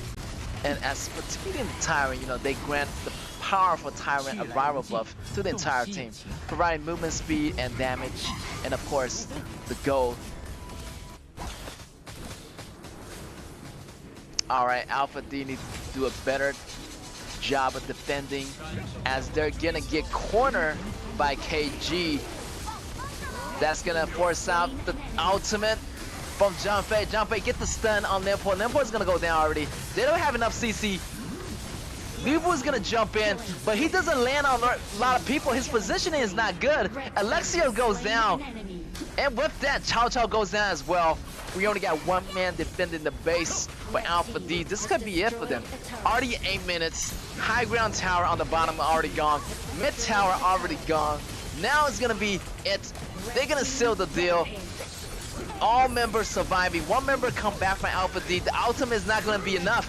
There's too many minions inside the base, and this is gonna auto attack the base. This is gonna end the game just like that. Congratulations, Killer Gaming, once again. Great job on their part. You know, they picked those fights, you know, smart. You know, Alpha D on the other side, you know, they're a little bit better. You know, they equalized the goals a little bit, but it wasn't enough. They need to guard those early games a little bit better. And as for the ADC, you know, he needs to play more smart, because his tower got demolished so early. Like, there was nobody protecting Alexio at all times. So Alexio was just leaving the open, and we got 4-man rotations from Alpha D, and those rotations, like, you know, were good, but they weren't really efficient. They were not doing too much damage. You know, they were going into the jungle, just taking a little bit of buff, but it wasn't enough. And KG saw that and take advantage of the bottom lane. You know, always getting Alexio and making that opening on that tower on the bottom. So that weakness, they see that opening, and they're just gonna go for Alexio. And they use Fan and Janfei as a pusher. You know, all the towers is the job is leave up to Fan. So all the objectives belong to KG really for this match.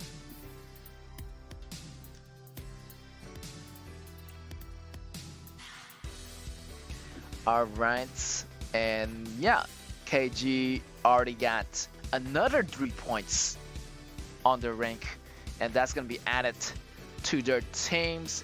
Killer Gaming is looking pretty good for today. You know, it's not gonna be a tie just like last time, or it's gonna be last week, but they're gonna end it with a 2-0. Alpha D, on the other hand, you know, unfortunately to say, they still have 0 points on their scale. And let's go into the scoreboard right now. We got the mid. Wow, perfect score on the mid for sure. KG, you know, providing those long range pokes, and he even got that anti-regen, you know, in case Cao ever get, you know, overboard, you know, get too powerful. Look at that anti-regen, and he got that pretty early. You know, he got that as his second item for Injun. And of course, YY, the tower pusher. He's always pushing those towers, you know. It leaves Alpha D has no choice to go back, and they're always a 1 member less in those battles. And overall, KG just did a, you know, that's their normal operation. They win the game pretty easily. Not surprised. Shane did a great job in those solo kills, rotating and working together as, again, you know, working together as a team this time, instead of going really solo and doing those like crazy moves and show off moves. But this time he lets his team, and he you know, all right, no surprise, 8 towers versus 0 towers. So the objectives always is gonna be on KG's side. You know, Alpha D is always defending, and they have no way out. Like, they need to get the minions out. You know, try to trade tempos. Trading tempo is so important though. You can't always be defending. You have to send someone to take care of the minions, to take care of the dragons, and there you have it. The man is so busy. It's gonna go to YY. He's always pushing that tower. You know, there's always tower on his mind. You know, he pushed the tower so fast in the beginning, and he moved his way to the top. The man don't stop. Look at that dive at the beginning with John Fei taking the tower aggro. Look at that early kill, early advantage. As we say, like, YY still taking that damage. Look at that, always killing Alexio. Alexio's like, there's no support with him at all times. Miki is like always with the, you know, with the jungler most of the time, and they can't really stop Fan's pushing tower ability. Like, they have John Fei always tanking in the front, and Fan always taking out those towers, and 8 towers belongs to KG. Wow, like they're getting so much gold by the seconds. It's unbelievable. Yeah, like Fawn's ability are all available towards those towers, so that's why make Fawn to be so great at pushing forward. And just like what we mentioned, like Yingzhen just using his ultimate, you know, block all those frontliners away, and no one actually can get access of him. So actually, those marching pace, the marching speed are quite efficient and quite great for KG. Yeah, exactly, and yeah, to like highlight, you know, Injun's ability. You know, they say the best defense is the best, like the best offense is the best defense, and that long range poke divide the team up, you know, and it kind of, you know, like forced them to go away. But anyway, we got more matchups coming for you guys. We got Phantom versus RTZ next, so don't you guys go away, and we're gonna take a small break, and we're gonna be right back.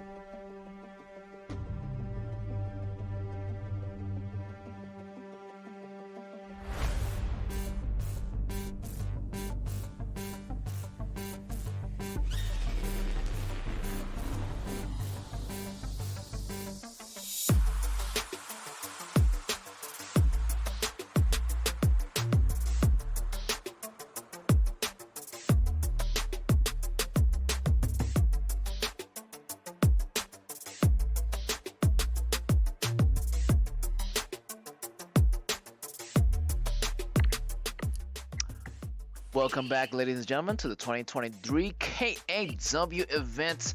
We got the match 3 coming up. We got Fennel, we got RTZ. It's gonna be a blast, guys. Yeah, and for Fano, it's gonna be another uphill challenge because, as we know, RTZ now secure the first place just like Impunity did, and they already got 6 wins in a row. And for Fano, only got like 1 wins in their hand, and they lost 4 of the game. So now they're at the 8th place. But still, there's another chance for them. Today is going to be a really nice uphill challenge to see Fano if they're ready for playing against RTZ. Yes, RTZ again, the monster, the beast, the unstoppable killing spree, the victory streak. So it's going to be a really tough uphill battle for Fano. So they need to be careful for RTZ. So I just want a composition.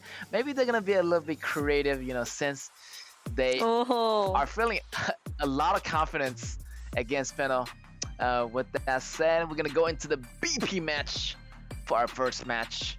So they're gonna take out Dot Shao. Yeah, bring that Alexio. Bring it. Bring that Alexio to me. Yes, Alexio, definitely. And we're gonna see some common ban going out right now. We got Shenbin getting banned out, Shamunshi getting banned out, Dachao getting banned out. So Fennel is is doing pretty well in those banning, and my Shinui is gonna get banned out. So we'll never know. Oh, Fennel's gonna go with the safe choice, I guess.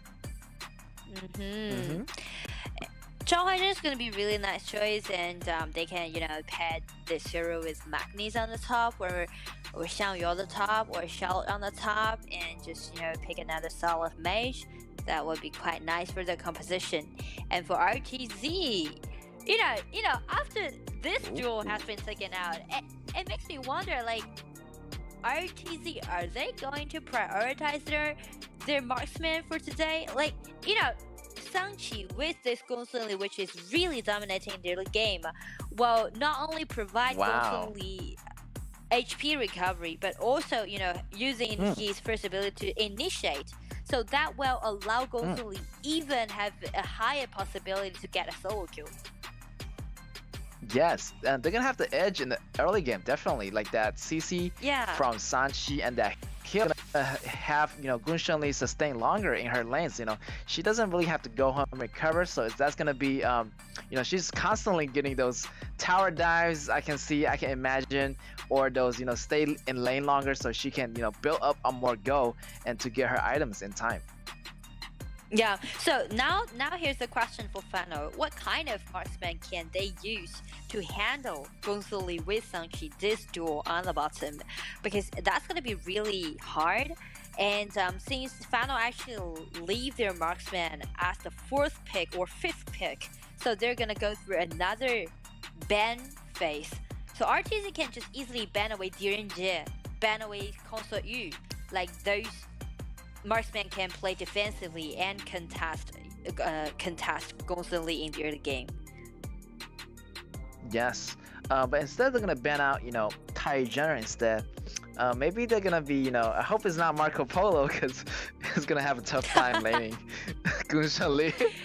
I'm sorry, Marco Polo, to put you on the spot. Yeah, you really criticize Marco Polo a lot, like every time, every time. Yeah. They're gonna ban out Zhanfei. I think RTZ, they don't want those beefy, supports to get in the way of their winning. So they're gonna ban out Tai and Zhanfei right away. And let's see what RTZ is gonna add to this. So they haven't come out yet for Fennel. Yeah. So for as for their mage, a lot of mages are available. It's open, and they won't let their mage to do the counter pick. And for Fano, I highly recommend Direnjie for this turn, because the only thing that came up to my mind can contest Gongsun Li and can purify the ultimate down by Miyamoto Musashi would be Direnjie. KAW would be really nice to contest Gongsun Li, but that would only be Gongsun Li. when the lane phase ends up, when it comes up to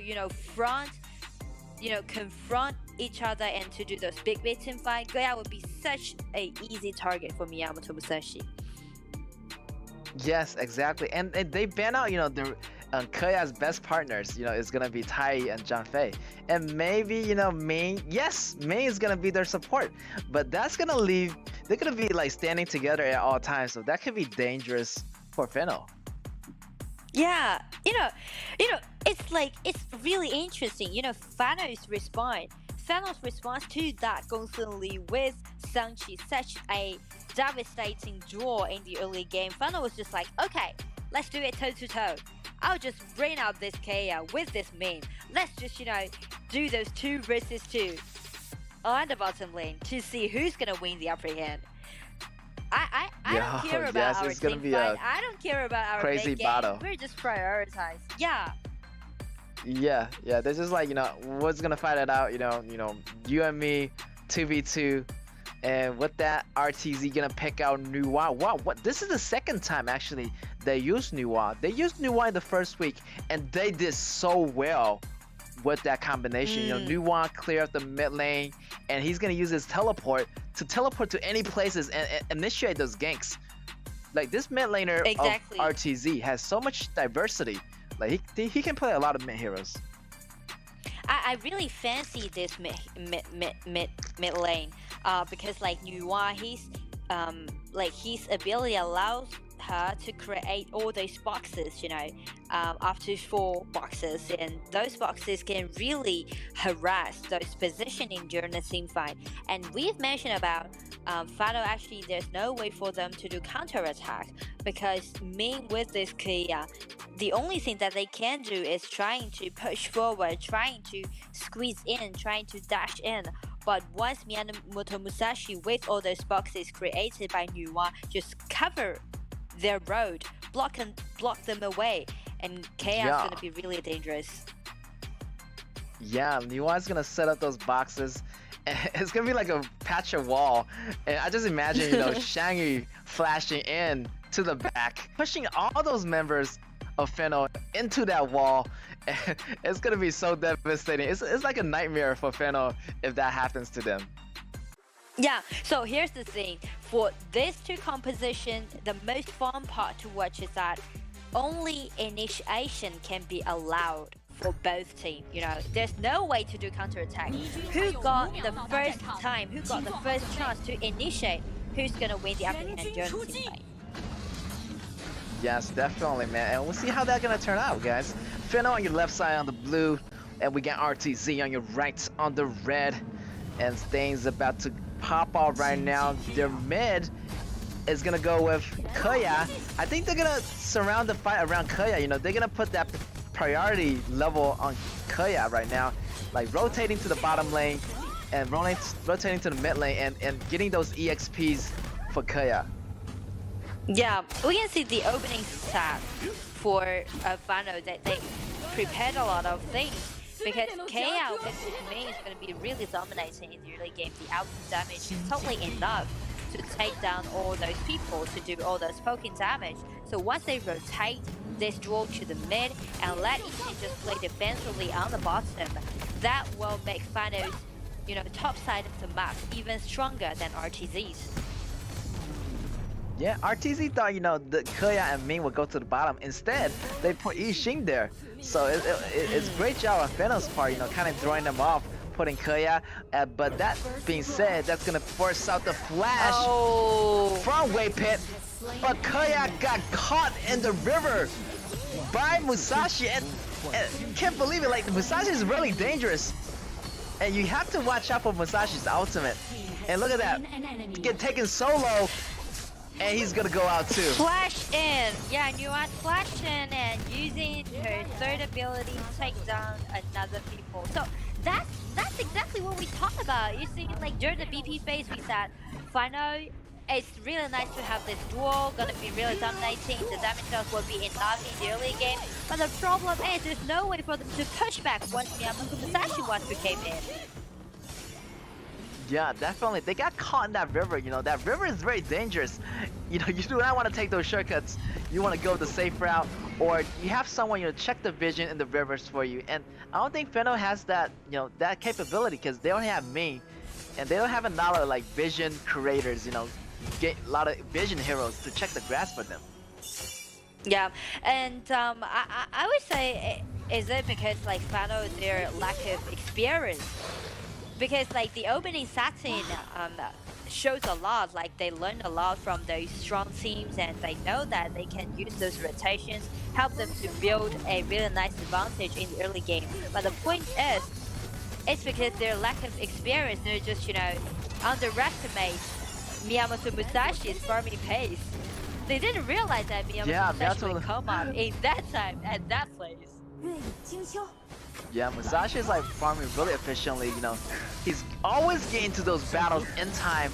Right here is in the battlefield, and he's one level ahead, but he's gonna get caught by the sandstorm, by the ultimate of Zhao Huaizhen. But RTC still not giving up with the ultimate from Xiangyu. Such a tremendous damage coming out, and they're gonna get a pickup of 1 kill. It's gonna be 1 for 1. That's incredible, and we can see every hero who got the priority to initiate, who's the one to be the shot caller, who's the one trying to engage, will win the upper hand for the team fight. So that's exactly what these two teams are doing right now. And as you mentioned, look at that initiation from Sanchi. But they're gonna counter initiate, and they're gonna fight back. And RTZ, one member ADC, is gonna go down just like that. Great initiation on Sanchi's part, but the damage wasn't enough, and they got counter initiated. So, wow, Feno did a great job on that counter initiation.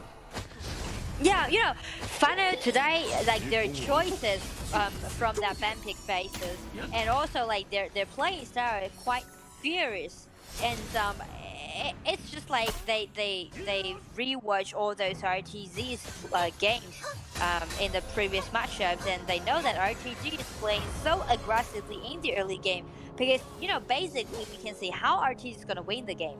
They're just buy those solo kills, do a lot of ganks, and get early invasions, try to snowball the game, and will end up the game within like 10 minutes. So Fano this time they're trying RTZ. to win the They are the ones. Wow, RTZ might be trouble here. We got 3-man camping in the grass, for the initiation. As it happens, oh, what happened there? One hero got taken down by the dragon. Red team has destroyed Yeah, and also Nuance ability when she lands her ability on some hero that will lead a mark, so that's gonna got extra damage. Wow. I don't think he's gonna get away. The ultimate from Musashi is so dangerous. That's such a long range ultimate. Like, it's gonna jump in on you no matter how far you go. As you after he locked onto you, like you're not gonna get away. Yeah, actually the battlefield is quite maxy right now. Like 11 kills has been done within 5 minutes. So that also means every minute there's 2 kills happening. And everyone is just trying to engage. Everyone is trying to get a priority. Look at that, Shaggy from the back. It's not gonna be enough. Shaggy's gonna get caught. He's get taken solo. They need to go back. They need to step back right now. There's a lot of fights happening. It's chaotic here. But in those midst of chaos, there's always opportunity. Right there, Zhao Huaizhen initiating on Gun Shenli. Gun Shenli is gonna go down. Gun Shenli doesn't really have the damage at this moment. So he needs to get back to farming. Well, that's really important to Fano. This kill, it's different from all those 11 kills happening in the previous minutes, because once they take down this Gongsun Li, RT is going to be really weak. There's no way for them to pushing forward. They need to wait until Gongsun Li just revived and came up again from the fountain.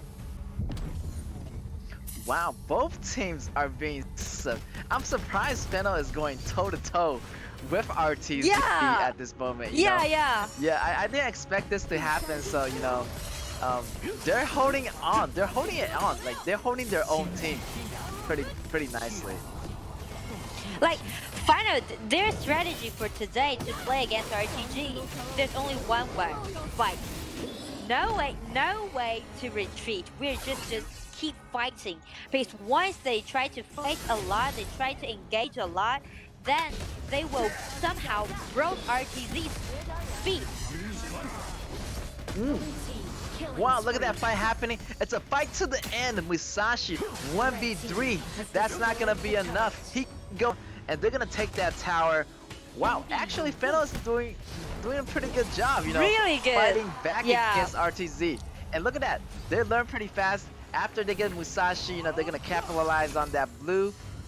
Their tower's a little bit, you know, their tower count is a little bit lower than RTZ's, but overall they're still holding it out. You know, they're surviving into the 8 minutes mark already, and they still have their first tower in the mid. Yeah, so the next that Fano is gonna do is that once they win the upper hand from the team fight, they should aim it more on those towers.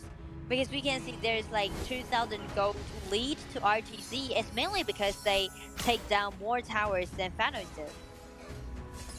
Yeah, exactly. And that KAW is getting a little bit scary. Look at that 6k go.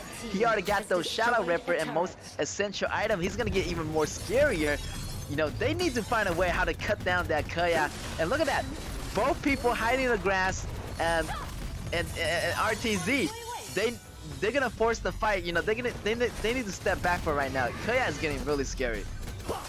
Yeah, like meanwhile, KAW also needs to be really cautious because again, if RTZ really wants to initiate, they would do it thoroughly. They would just let Miyamoto Musashi to directly lock it on KAW. And once Miyamoto Musashi ultimate in, Shang is gonna come up instantly. And all those damage nodes be put on KAW. There's no way for KAW to bounce back. So KAW right now still needs to be really cautious. Yeah, KAW right now and main, they're like a glass cannon, you know. They're really squishy, but they deal so much damage, you know. But once they get broken, the whole team goes down. So Fiddle have to be careful, you know, keep those ranges, you know, fight those battles that you can't win. KAW right there take the red, but there's gonna have someone in the grass. You know, they always keep an eye on KAW and knowing what KAW is doing. KAW got the red, it's gonna be scary. So let's see how RTZ is gonna handle this. Yeah, so it is because of KAW just being so powerful at this point. So RTZ, they try to avoid, they try to find some really nice choice because like they do not have 100% winning rates to take that KAW down during this engagement. So instead, RTZ, they're just finding another way out. You know, instead of doing all those chaotic engagement, they're trying to take down those neutral objectives. Whoa, right there. Musashi came with an ultimate. You know, after they get the dragon, they got the extra damage, but that won't be enough. You know, they got all taken so low from Fennel's member. Fennel needs to back off, and RTZ needs to, you know, engage those smarter fights, you know, not to go down one by one, but to engage at the same time and to have those burst damages, really to take down KAW in one combo. Yeah, everyone all aim, put all their damage on KAW, and they are gonna win that team fight. Once KAW has been taken down, Fano's lack of damage down. Wow, nice initiate, Oh, but look there's at no that. damage again. Nice Yeah, initiation. because KAW was absent. Yeah. Wow, Fennel is holding it out. Like, wow, you know, they're Yeah. surrounding all their fights around KAW, and RTZ is having a difficult time engaging it. KAW might be trouble. Xiangyu! He's gonna be in the front, but he's going to the back. Xiangyu's gonna take down one member.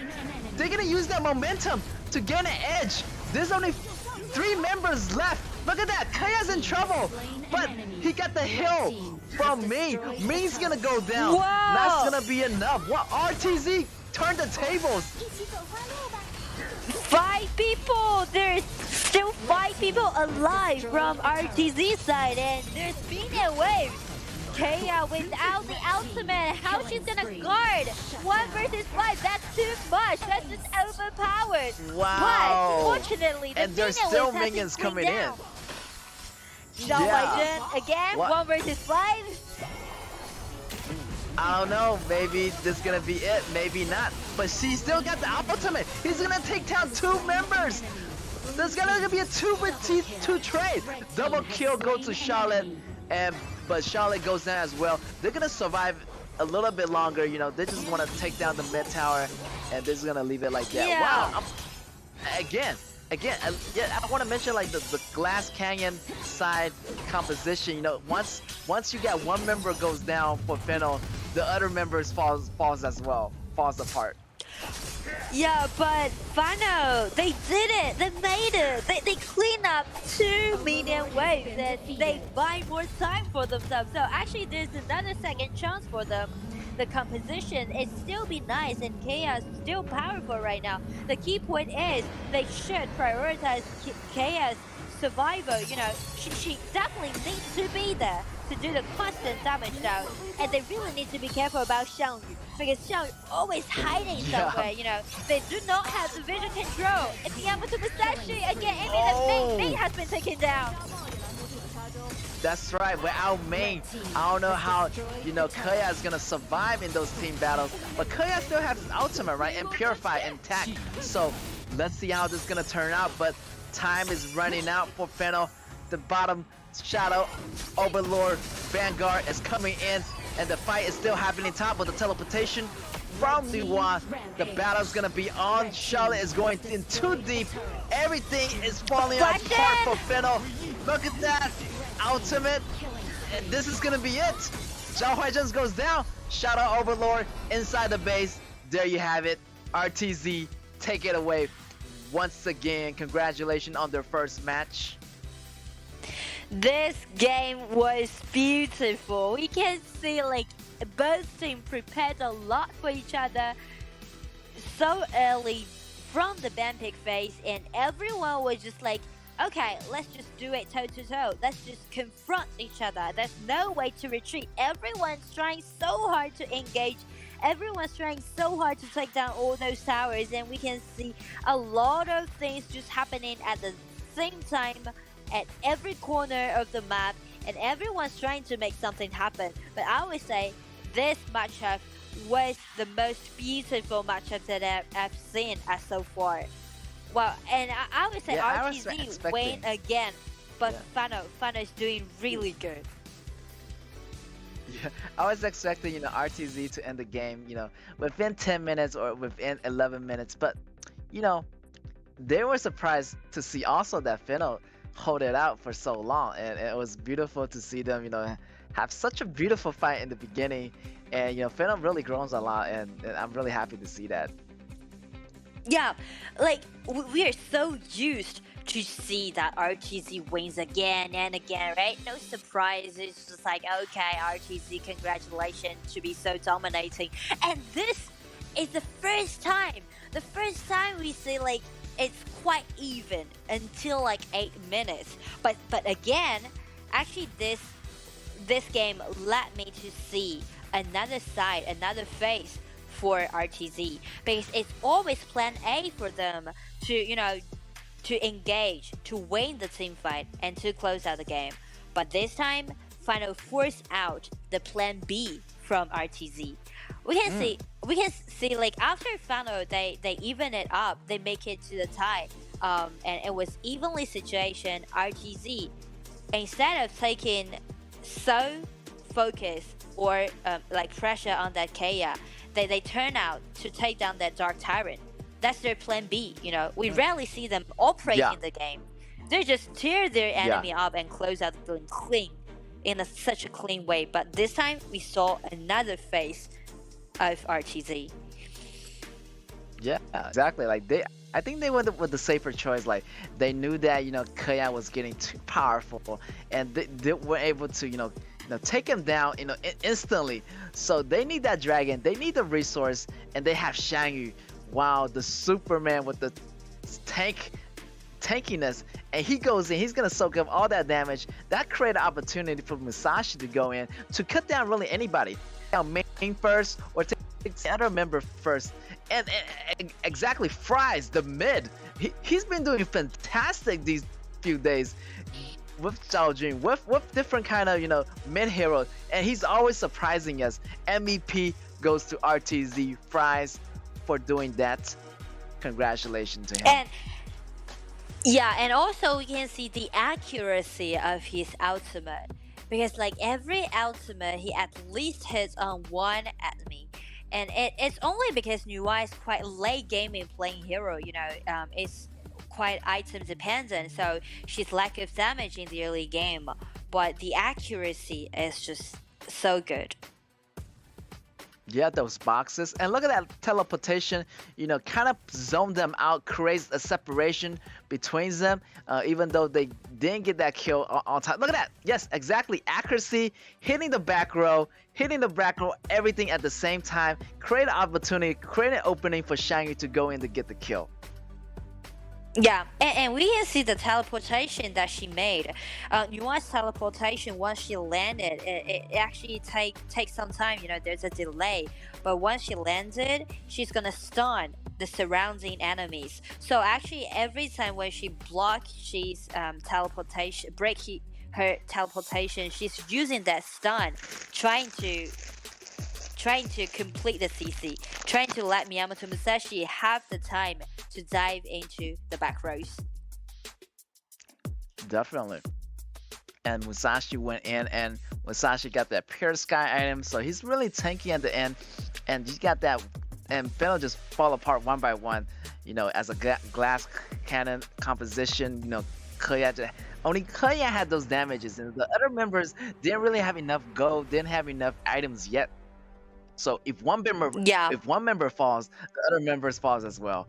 And there you have it. First match, RTZ is gonna get 1 point, but we still have one more match. Fennel still have a chance to come back, and let's see how RTZ is gonna switch up the strategy, knowing that how Fennel is gonna counter them in the first game. So RTZ has to be more careful now. I just can't wait for the second match, because it's Fano. They're just doing really good. Again, they're doing a uphill challenge. Fano now is at the 8th place. They only won one matchup, and on the contrary, RTZ already got 6 wins in a row. But from the first matchup, we can say Fano is playing really good, toe-to-toe to RTZ. It just made me wondering that will Fano make it to a draw? Because the strategy is quite good. The only thing that they need to do is maybe pick up some other top laners or other support to make sure that they have the second chance to push back, to let their marksman to live longer during the team fight. Exactly, picking a top laner, it provides the tankiness, is gonna survive battle. Maybe Shenbin would be a good pick, but Shenbin is already out of the picture. We're gonna have Xiaohou. Xiaohou is a great top laner for Fennel, so another good choice by Fennel. Yeah. So I guess Fennel is just gonna leave their marksman as a counter pick. And Tai Zhenren, well, that's what I'm talking about. Tai Zhenren, the ultimate, right? The second life. It's gonna give their marksman a second chance. They won't be that afraid of those insta kills down for their marksman, and we can see their marksman actually are doing a really good job. Gongsun Li, again, Fano's duo at the bottom are quite dominating in the game. Yes, exactly. Gongsun Li with Tai Zhenren. What? Yes, Fennel's gonna have a solid composition here pretty soon. And let's see how RTZ gonna respond to this. They're gonna ban out Luban, and yes. I got an idea for RTZ. KAW. KAW would be really nice for RTZ's composition, because KAW is one of those heroes can contest Gongsun Li in the early game, even win the upper hand. And that's quite rare. Okay, it's been banned away. Never mind. Yeah, Fennel, maybe they know that KAW can be a threat to them in the early game, so they're gonna ban it out. Yeah. And that leaves, other options, shooter. Maybe Maybe DNJ, maybe someone else. I don't know what RTZ is gonna choose, but they still need a proper support. And wow, Fennel is gonna choose Mulan. What? Against Lubu. This is interesting. Wow. You know, Mulan playing against Lubu will have the upper hand. Mulan, once Yes. she got level 2, she's gonna be quite good dealing with this Lubu. She never would be afraid of Lubu, and Mulan's gonna be quite powerful once she got level 4, because that allow Mulan to transform from the light sword formation to like the heavy sword formation, like two different kind of states. Yes, and Garo is gonna be the reply, and they're gonna respond with that Janfei and Garo combo. Oh, there's so much assassins on the Fennel side. Like they're feeling really confident. They wanna just like end those team fights right away. We got Mulan, you know, with the flash. Definitely, he's gonna go with the Shangguang. They're gonna go in. They're gonna take care of that Garo right away. Yeah, you know, actually, today's matchup, Fano, they just gives me that feeling that Fano is really being so serious to play against RTZ. They definitely rewatch all those games that RTZ played, and this is the first time that I see RTZ fall behind in the BP phase, because Garo's always be the safe choice, but never to be the best choice. Do you know what I mean? It's safe choice. Yeah, But once Fano they picked out this Shangguang Wan'er, if Shangguang Wan'er really made some nice ganks after she got level 4, Fano's gonna win the upper hand. They're gonna lead the game.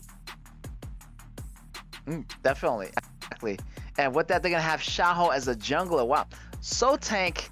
I'm not sure how you know RTC can contest to this. We got Miggy as a top laner, the warrior. So many potentials to cut the back row here for Fennel. So RTZ, they need to watch it. Fennel is gonna go all in.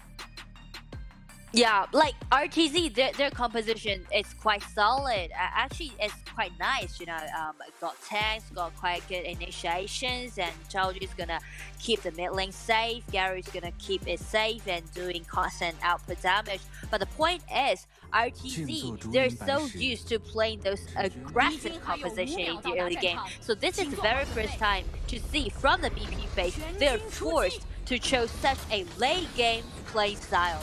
So I'm so curious about how RTZ is gonna execute this composition, which is not being their regular play style.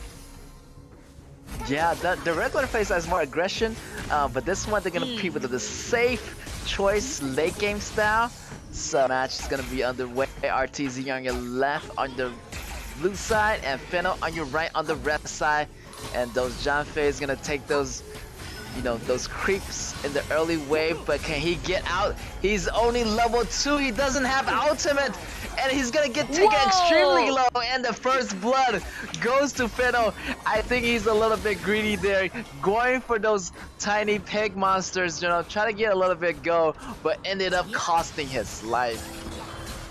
Yeah, I totally understand like why he take that movement. He's carrying Smite. He's trying to steal away those camps and trying to slow down Xiaoho Dun's farming pace. But the point is, he should bring Zhao Jun together. He himself as a support can't go there to Zeke alone. He needs to make sure that Zhao Jun has the priority to clean up all those mid lanes, and these two heroes should be together and do those early harass. That's right. And with that, Janfei is gonna go to maybe try to rotate to the bottom lane, because Garo is facing constant pressure from Tai and Gunshan Li. So things are going pretty well for Fennel here so far. As we coming up to the 2 minutes mark. Yeah, and not even mention to the first kill goes over to Shangguang Wan'er, so Shangguang Wan'er already got her ultimate. And that's the main cue that we mentioned about Fano's composition. Wow, they coming try to up, go after ultimate has been Lubu. break. Yeah. Wow, but RTC still not quitting. They still want that taste of blood, but yes, Zhao Ji is gonna clean it up. The auto attack, can it be enough? He flashed in with the second ability. He's gonna get the double kill. What a clutch by Fries. Wow, I'm telling you, Fries, he's a great mid laner, and the executions coming from him just turned the table around, and the ball is gonna be in RTZ's court right now. Like, she know exactly what's the time to execute, what's the time to come in, what's the time to use the ability to finish the kill. So she's just being so confident, flash in, and then come out easily. Yes, exactly. Wow, that great execution. And Fries really, bring the confidence back to their team, Now they're doing the rotation, and now they're pretty even, RTZ got a little bit goal lead. They're feeling good. They're feeling confident, They don't want to get too overconfident, because Finn over here already have a 4-man rotation bottom. Going in with ultimate, Janfei is going to push them back out, but they still have Water in the air, flying. Water is going to be in trouble with the ultimate from Tai. He's going to survive a bit longer, but Janfei is pushing them in. He's got the flash, but it's going to be trouble for Fennel. Zhao Huaizhen goes in, but it's not going to be enough, and he barely got away. Oh my god, Water barely got away. That's going to be 2-0 Trey in favor of RTZ. RTZ still got it, guys.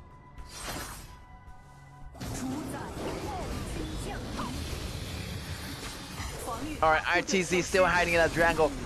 Fry's gonna be in trouble.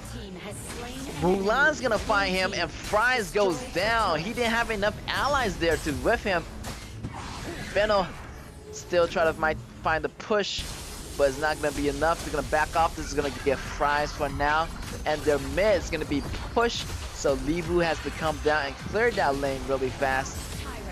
And with that kill on the mid lane, they're gonna go for that Tyrant. And Tyrant is gonna be lost. Wow, and again, another kill from Fennel. Fennel is fighting back really strong, and the goal is pretty equalized right now. And Mulan's doing pretty well against Libu.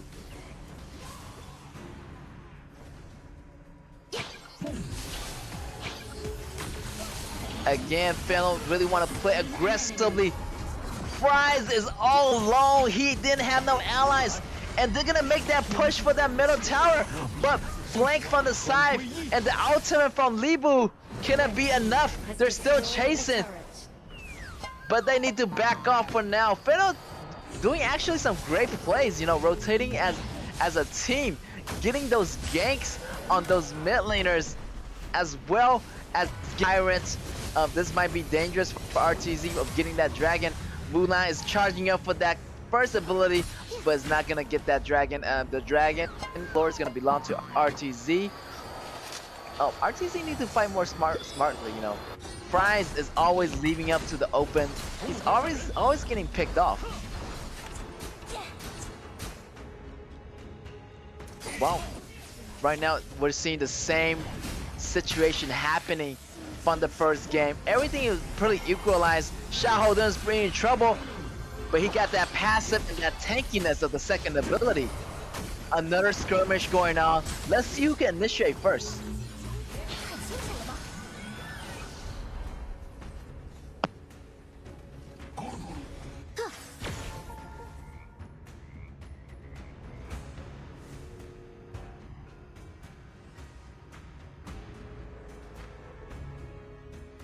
Alright, level 9 for Garo, 1 level ahead of Gunshan Li. Garo actually is farming pretty comfortably. You got Janfei in the grass, checking out the vision, taking a look out for Garo. Make sure, RTZ doesn't fight out Garo, because RTZ don't want to be that careless right there. This is going to be a 2v4 fight, and this is going to be trouble for RTZ. Garo is on his way.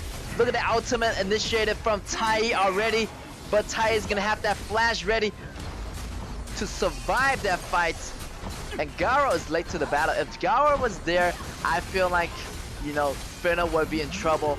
But Garo already got those damage in. Ultimate initiation from Janfei. He's gonna go in. First ability from Libu, and with the attack from Garo is gonna shut down Mulan. 2 for 0 trade already. The battle's still going on. Right there, double kill for Zhao Huaizhen. Zhao Huaizhen is still in the battle. Li Bu is still in the battle too. Right there. Well, another member of Fennel goes down. And Ultimate is already on Li Bu again.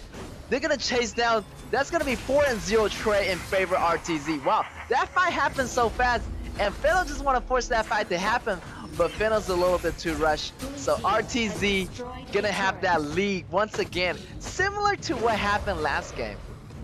Yeah, and I would say this team fight would be the turning point for RTZ because before they were so afraid of Shen Wenwar's gank, during the laning phase. But after this team fight, after they've taken down the mid lane tower, now RTZ gained the priority to push forward and to got like all those visions, so they can just move together and set in groups and try to separate all those damage that are done by Wang Er's ultimate. That's gonna be okay for them.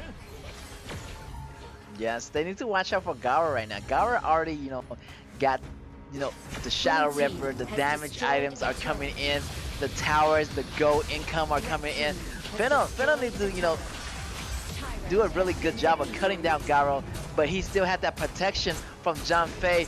Garo is looking really dangerous, and they need to engage the fight. That Garo is not there, so they're gonna pick that fight, but Garo is coming back.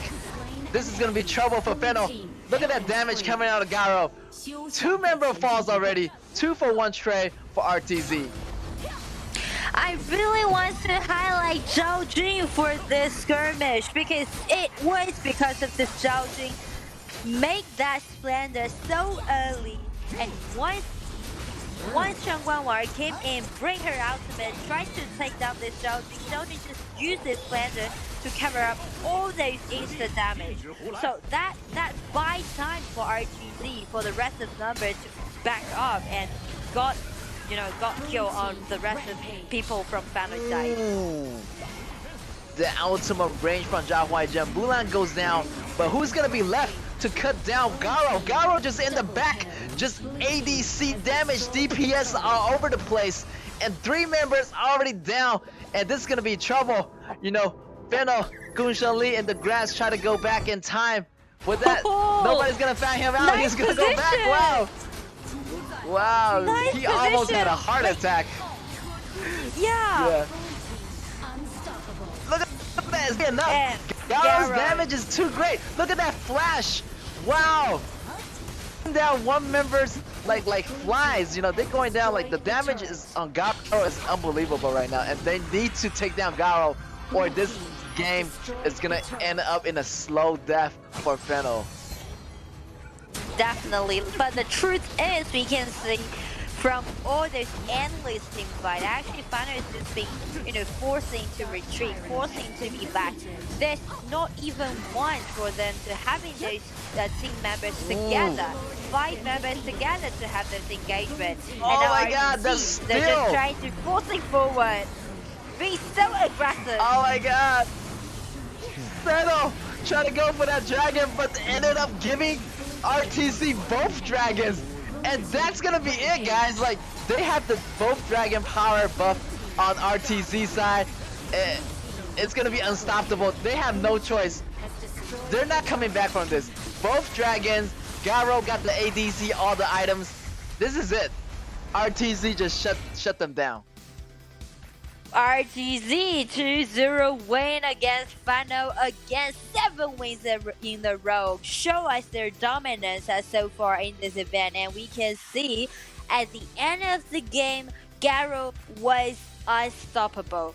This girl is on rampage. There's no way to stop her stepping forward, not even mention to the 3 guardians surrounding her, and also Zhao Jun in this game plays such an important role in the early game, flashing, take that kill, and every team fight, wisely using her ultimate, try to block away and try to deal massive poking damage on all those enemies. And we can see the rotation, the coordination in RTZ. They're just playing just like a real team. Everyone rotate together, try to block away Shang Guanwan, try to separate, everyone take a little bit damage now done by Wang Er.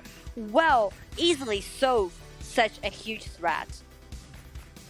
Yeah, they're fighting like a team. And as you say, Zhao Jun got those splendors, is gonna block away some of those assassin damage from Wang Er and the rest of the team member from Fino. And you mentioned before, Garo definitely is a safe choice. He played Garo so well this ADC, and it ended up winning the game for them. Safe choice it is, and RTZ is gonna have that safe victory, as you say, for their second match. Yeah, like safe choice means she's gonna take herself well during the laning phase, but still, because Garo is one of those marksmen, definitely need protection. So we can see if Garo have such a high performance, such splendid showcases, it's mainly because Zhangfei's protection and Lubu's protection was just doing thoroughly for this Garo. Yeah, I feel like the whole team should get MVP. Fries. Yeah, I really totally agree. No, in what situation, when to engage. Setting up those kills for Garo. And Garo 7-0. Look at that gold count, getting all that item, almost getting the Daybreaker in the process, and Zhao Huaizhen, doing all those initiation, and yeah, as you say, Guardians, protecting one ADC and the mage also, setting those kills. It's amazing. Garo just have all these protection and the allies that he can wish for. Yeah, definitely Garo know that how to play this hero. She just stepping back and make sure that she's positioning is quite safe, and by using her long attacking range, she's just chasing up, and at the same time, meanwhile those frontliners, for example, this time MVP, this Zhangfei, it's because Zhangfei is just being such a great guardian to make sure that every step, every grass has already been cleaned, and to clean up the way for Garo to stop. Yeah, he's always in the front, blocking every threat coming in right there. He's gonna go push that lane so far. He's gonna jump in and take all those damage, and he always in the lookout. He's almost like a bodyguard, always in the grass. Yeah. Who's ever coming over? Yeah, I'm just gonna be on you. I'm gonna be like a security camera, taking a watch out, so nobody's gonna touch my Garo. Yeah, he's the vanguard, He's playing the role as a vanguard. Yes. So you can see, no one's actually have, actually found out they do want to pay attention on this Garo, but the situation is just so messy. Zhangfei just smashed in, Lubu jumped in, and everyone just been blocked away, and everyone just been distracted by these two body guardians. So there's no other space for them, no other room left for them to do something on this Garo. Yeah, I feel like the team battle went a little bit messy for Feno.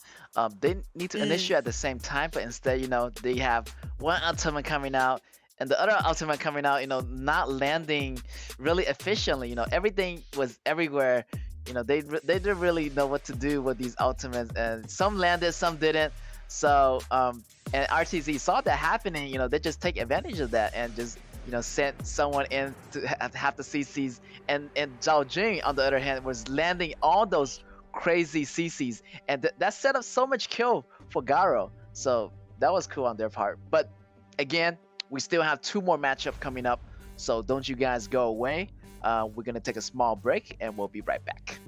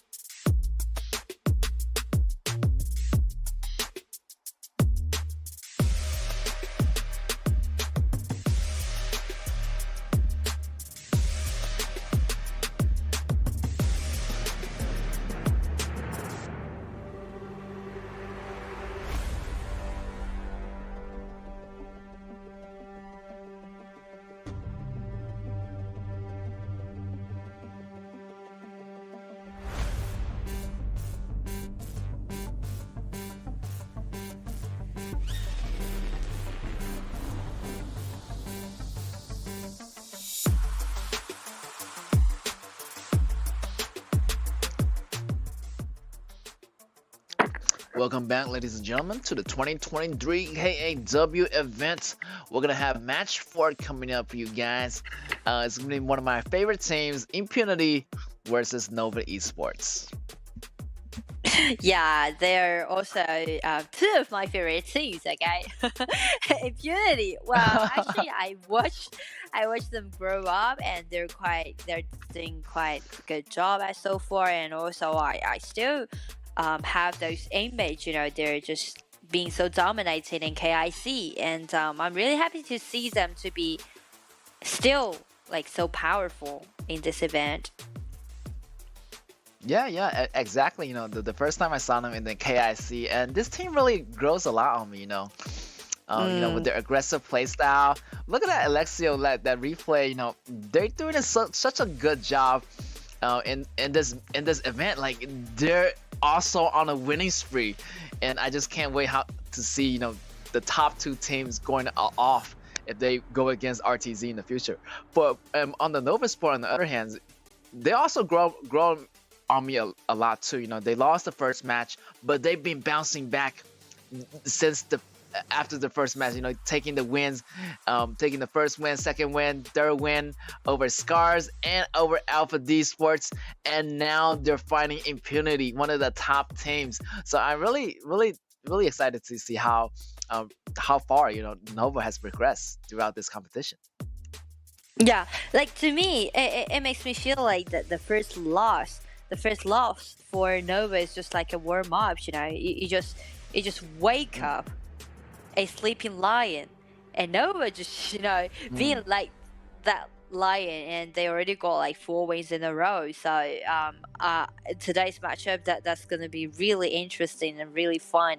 And also, like, we can see since our group stage already like being halfway through, a lot of teams they learn a lot, they make a lot of progress. So that's the reason why we can see Fano for the last game. Actually, they did quite a good job, like play an evenly game against RTZ. So I'm wondering if Nova would prepare the same thing and reading the play, and just preparing some secret weapon for Impunity and to take them down. Yeah, exactly. Yeah, Nova Esports, you have to, be the lion again in today's matchup. Yeah. And we're going to go into the BP phase. Shenbing is going to get taken out. Also, KAW and Luna. So, yeah, Impunity right here are taking out their hero pools. And also, they're setting something for taking out that Gongsun Li. But instead, they go for the Shamoshi for the first pick, and Nova chose Guan Yu. Wow, Shamoshi is always a good pick. One of the top mid laners, the priority lanes. You're gonna get that wave clear up in the early game. He's gonna tease us again. With that Hanshin, I hate every time they tease us. Yeah, you see like how calm we are. Like before, in the previous matchup, every time those heroes show up, you were just like, what, Hanshin? And now we just get used to it. We're just like, okay. Yeah, we get used to it. Like, I know Infinity, like you're catfishing us, with that Hanshin, but you're not gonna choose it in the end. So they're gonna go with the safer choice. Of course, it's gonna be Jing. And let's see how Nova's gonna reply to this. They got Zhang Fei so far. They got Guan Yu. Maybe a Liu Bei. They're gonna add it to the mix. Maybe not. Like the new skin, like a collection. Yeah, like the new 3 skin. brothers. Yeah, the connection of the new skin. Yeah. But I don't know. Maybe it happened. But we still have the support opening up for Impunity. So let's see what maybe they're gonna go for Tai Jenen, one of the prevalent picks. Yeah. Tai would be really nice. Yeah. Oh, Tai gets taken away. All right, taken away. What other supports are there for Impunity? But Impunity has a deep hero pool, so I'm not worried for them. Yeah, me too. So Impunity, so far the composition is quite solid, and also like they make sure that they got at least 2 winning lanes. You can see Xiaohou play against Guan Yu definitely win the upper hand, and same for Shimoshi. But the problem is Nova's taking Mai Shiranui. If this Mai Shiranui really have high mechanics, then she can be the counter attack to Shimoshi, because she can just do not rotate, just wait there in that bush and wait Shimoshi come back and did some burst damage on that hero. Maybe we want to see a Huan Zhong, maybe? Oh, Diren Jit. Okay, I see. Gonna have that second ability that serve as a purify, to get rid of those CCs. But Nova still got those displacements from Guan Yu. A lot of stuns if Impunity if not too careful. Because as you say, they got Mai Shinui and it's going against Shamashi in the mid lane. So maybe they won't get that, like the Nova Esport won't get that mid lane priority. But later on in the game, they're gonna have to find those opportunities to have the burst damage to take down Shamashi and the rest of the members of Impunity. Yeah, like obviously, Shimoshi would have the priority to rotate first, since he's really good at cleaning up all those minion waves into the game. But the point is, Mai Shiranui would be an assassin. So if you're playing as assassin, that also means you just need to wait for the chance to come up. So Mai Shiranui, she can just hide in her own vision. Once she's absent from the minimap, Shimoshi's gonna be so scared, and he won't be able to go through the riverside, won't go through those shortcuts. He's gonna just turn it around, overturned, and maybe from the red side to the mid lane tower. So that's gonna slow down her pace when she wants to back up all those lanings. Yes, and also the reply from Nova Esports is pretty good. Like the counter pick on Manya is gonna counter Diren Jit in the early lanes. So Manya is a great pick to counter Diren. Yeah, not even mention to like Nova's duels at the bottom. Menya paired up with this Zhang they're gonna be quite dominating and even overpowered in the mid game. Once they got they can just suppress Diren Jit and let Diren Jit to play defensively, hiding under the outer tower. And the main thing is we know that a lot of highlights been made by their marksman from Impunity. So Nova, they're trying to let their bottom lane to be a winning lane. Once they just lock in up, maybe they just lock in the main character from Impunity side. It's gonna be a great fight happening. It could be anybody's game right now. Like Nova, they done so well. Impunity on another formidable opponent. So let's gonna get the match underway. Impunity on your left, on your blue, and Nova Esports on your right, on the red. Well, the opening set is so cool from Nova's side. You can see 5 people together. Just I'm seeing some scene from Marvel movies, 5 heroes stepping out together, background music. Yeah. I'm surprised here, Manya came into the mid for the opening and let Mai Shinui actually going after Diren Jit on the bottom. Maybe this is another, tactic from the KAW region, and they're implementing it into this match. Yeah, they copy some tactics that KAW region used, because Menya, we said Menya with Zhangfei is going to be quite powerful in the early game.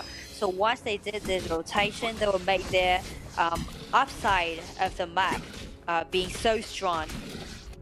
And somehow they can just suppress Jin's farming pace, because usually Jin would from the red side to the blue side and try to do some gank with Xiaohou on the top. But if they got Menya on for the mid lane, Jin would be that brave to do those ganks. Yes, look at that, pushing out the creeps, the monsters, denying that resource of Jin. And as you said, they're gonna have Menya suppressing, helping out the top lane as much as possible, to hold back that Jin for the moment in the early games. Yeah, but later, once they all got their ultimate, I guess Nova's just gonna make everything back on track. Because if you're going for the farm lane, that also means you're gonna have extra gold by taking all those minion waves. So Moya need that extra gold. If they still consist on their opening, that they're just gonna gradually got go lead against Moya. Yes, exactly. And as you can, yeah, it happens right now. They're going back on track. Mengyan is going back to the farms lanes, try to build up that go. And Mai Shinui is back in the mid lanes, and Zhang Fei is kind of, wandering around. Make sure their teammates are safe, gaining vision for that Nova side. Yeah. So far so good for Nova, and we can see Nova actually they're well prepared for this uphill challenge. Because again, Impunity and also RTZ, both teams are quite dominating in the early game. Once they see the chance, they're just gonna, go for that early invasion in their opponent's jungle and try to snowball the game. So Nova, for today's opening, sad, they're just letting Mengya to be the mage, and somehow they just, slow down the pace of Impunity. That's right. Everybody's being so cautious right now, just testing out the water to see if it's okay to go in for the kill. But right now we're gonna see a small fight happening. The jungler of Impunity is running away, but Guanyi is out for blood. Guanyi try to go back, try to go for that kill. Xiaohouden flash out. Wow, that was so dangerous. Members of Impunity, they were taking so low, and Guanyi was on the chase, but they managed to escape just for now, guys. Yeah, I know. Jin was being taken extremely low, so that's why it's just so delicious for Guanyi. He's just trying to chase it up, trying to nail it down. Yeah. But that was always been for some distance. Maybe we're gonna see a play coming up after the Tyrant. The Tyrant goes to Impunity. Impunity gets a small part now, but let's see, maybe they're going to, they need to back up from that, because Jin needs to recover from that Tyrant fight. Yeah, Jin needs to recover, and also Jin needs to clean up all those monsters in her field again, try to farm up. And Impunity, they want to initiate since they got the Tyrant buff, they will have extra damage out. So for Nova, currently, I guess they should get a void of all those skirmishes and let the buff, 1 minute later, the buff for Impunity is going to disappear. So actually, they should avoid all those skirmishes as so far. Yes, I haven't seen a lot of early rotations, from Shemenshi. I guess he just cleaned the lanes and being really cautious. Look at that displacement from Guanyu. Impunity is gonna be in trouble, but with that tethering, he's gonna escape. But it's not gonna be enough. Look at that Guanyu just pushing him all over the place. And that first blood is gonna go to Nova Esports. Wow, he just came in at the right time, right moment. And Mengya is gonna get the edge on that farm's lane. Well, great job on Guanyu. Guanyu is going in really, really hard. Yeah, Guanyu got really nice choices twice, once chasing that Jin, and again this time for that Direnjie. Luckily, he nailed it down and he got this kill. Because Direnjie was being taken extremely low, and he's just so tempting. Guanyu, once he step in, it's really hard for Impunity to push back. Exactly. And we're gonna see, the one kill lead over Impunity. Whoa, Jin doing their ultimate, but we're not gonna see a fight happening. They're kind of just drawing them out into the open, because they need to find Guanyu. Guanyu's hiding, hiding in the background when he's gonna pop in, and that could be dangerous for Impunity. Yeah, and actually Nova, they can do a lot of things right now because they force out Jin's ultimate, but Xiaohouden blocked away my Shinui ultimate and even tried to get another kill, but he's just been taken extremely low. Another tempting cuisine for Guan Yu, but he's just, retreat Wow. back to the outer tower. He's like, I want that dessert. I want that dessert on the menu, and I'm gonna get it. Well, actually, Guan Yu Nova just, like, Esports is really it's sharp doing pretty weapon. well. Yeah. Yeah. Well, Nova Esports is holding it out, and the goals and kills is pretty equalized.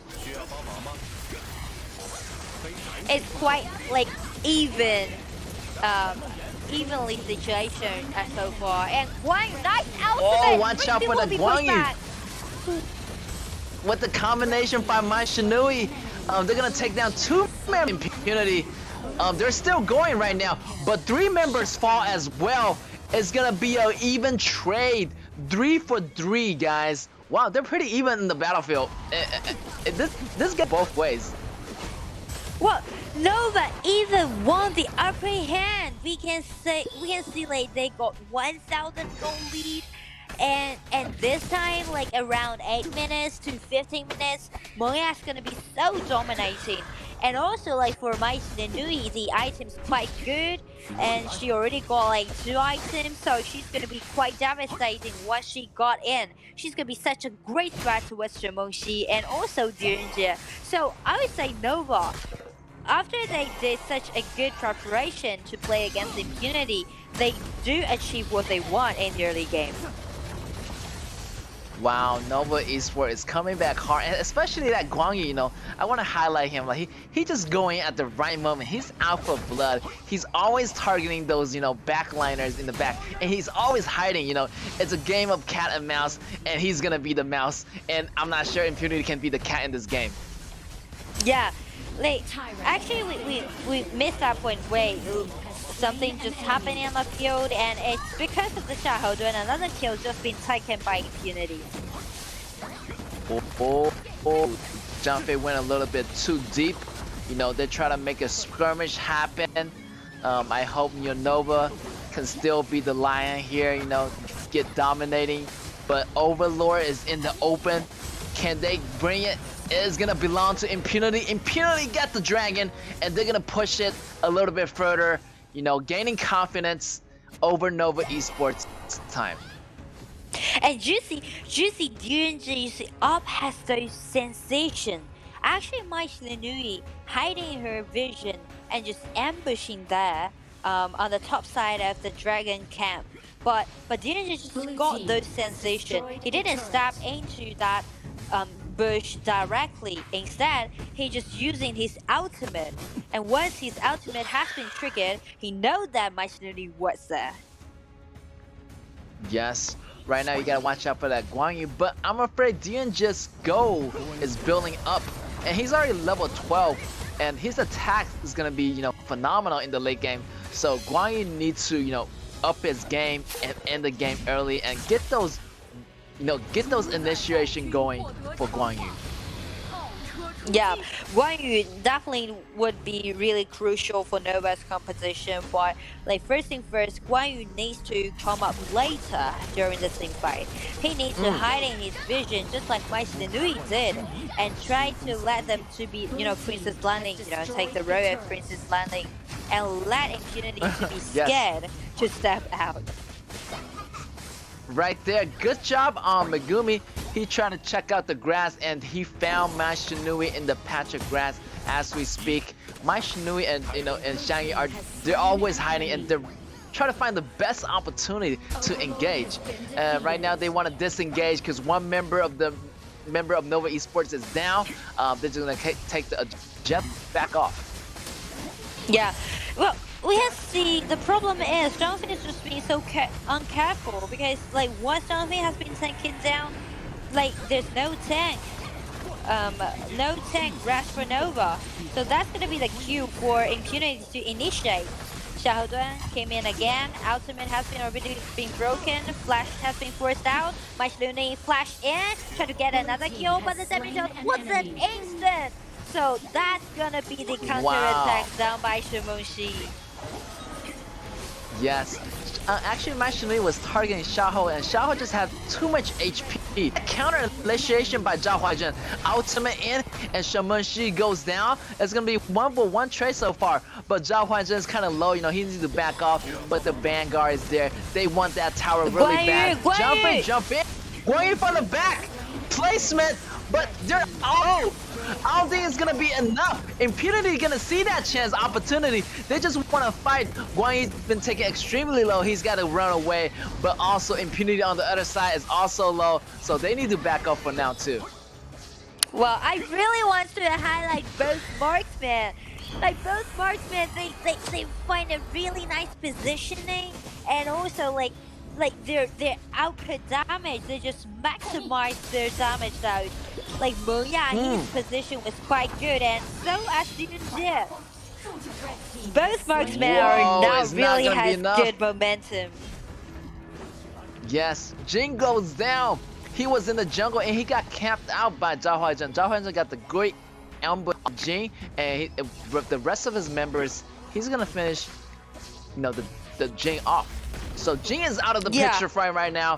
Nova try to go for a team fight and push that top tower at the same time. Jin still had 10 seconds to come back. I'm not sure Impunity can engage right now. They don't want to disengage because Jin is not with them in the battlefield. Exactly. So the prime mission for Nova right now is just trying to make sure Moya is going to be quite safe and comfortable, and let Moya to march forward. Just, you know, marching forward and try to threat them. Guan Yu, my Shenui again hiding their vision, try to be invisible threats to Impunity, to let them to be so scared to step out, while Guan Yu just be spot out, drag in, second ability, purified. Oh, maybe it's not gonna be enough. They're still trying to go for a fight, you know. Shang Yu, Zhao Hodun is soaking up all the damage. You know, they need to back up for now. They're seen, they're being found out, so they're not invisible anymore. So they need to back up. They need to keep their positioning, you know, invisible to Impunity in order to initiate an attack. You know, they were found out by Lu Ban and they were checking the grass, so they don't want to engage in that fight. Yeah, and here's the detail. Let's take a look at Megumi, Impunity's support item. His supportive item, his choice is go for this green little item, and this item can help him to, you know, detect whether there's people ambushing there or not. It can help him to open the vision, and if he lost it, if he didn't like find out anyone, then there's gonna be cooldown reduction, just gonna be, you know, payback. So it's really cost-effective item to help them to open the vision, to check, well, my Shinui or Guan Yu ambushing there. Yeah, that's great item countering, you know, giving the vision. It's kind of like a radar, you know. You activate it, it creates a circle in the area of effect, and it can check the grass, you know. And that's a great counter to, you know, my Shinui, and also, you know, Prince of Lanning, you know, whoever is invincible, whoever's in the grass, and they can check it right away, and that's gonna give them the information, you know, or should I engage in that fight, or there's gonna be, you know, people hiding there, and they're just gonna back off. Yeah, and in addition, it can slow down the enemy's movement speed. Nice ultimate triggered by Zhao Huaizhen, but the damage that isn't enough. They're trying to push this dragon into the tower and try to take down this high ground tower. Wow, the Vanguards, of course, is on Nova Esports side. Wow, Nova Esports, you know, standing up to Impunity. And it's already 15 minutes, and this is our longest match of the day today. We might even survive longer, you know, to see the Tempest Dragon in this game. Yeah, and usually we would see Impunity end up the game within like 12 minutes, right? So far, and they're just quite dominating. They're leading the whole game, but today, wow, it's kind of weird, you know. The feeling is kind of weird to see Impunity being the underdog. Yeah, exactly. And Nova Esports is doing a great job. And look at that, Hui and Juan, like Guan Yu and Ma Shinui, they're always hiding in the shadows, you know. And Impunity knows that. Impunity gotta choose their fights carefully. If they don't pick their fights carefully, they're gonna get surprised and they're gonna get knockups out of nowhere. And right now it's gonna very dangerous for Impunity. Their jungler has to come back. Look at that, Guan Yu. Guan Yu is still in the open right now. Guan Yu has been spotted, and we can see Sheldon is trying to open the vision for Impunity. But the point is, Impunity, although they're just, you know, rotate together, but the point is, who's gonna take the responsibility to do the split up push? Right, from Nova's side, Ma Shinui can split up one side by herself, and as White can reclaim the shadow Wow! They Impunity reclaim the crucial kill, but they also got taken down. 2-member Impunity goes down, but they got the Tyrant, so it's kind of a little bit of fair trade. But you know, Nova Esports use that as an opportunity to push that mid tower, you know.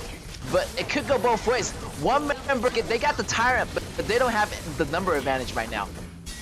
Yeah, like they got the Tyrant buff, but they need to make sure that DNG could be really secured.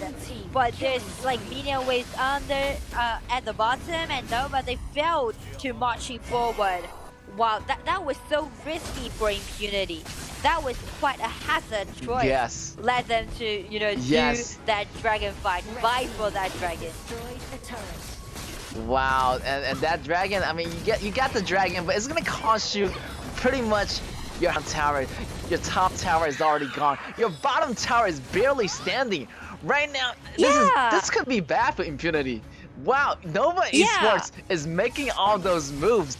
Wow, I feel like there's a chance for Nova Esports to defeat Impunity. Maybe for the first time. Impunity trying to risk it for the Overlord. Maybe it's not going to be a smart choice. They want to, you know, come back into the fight. My Shinui is coming from the bottom.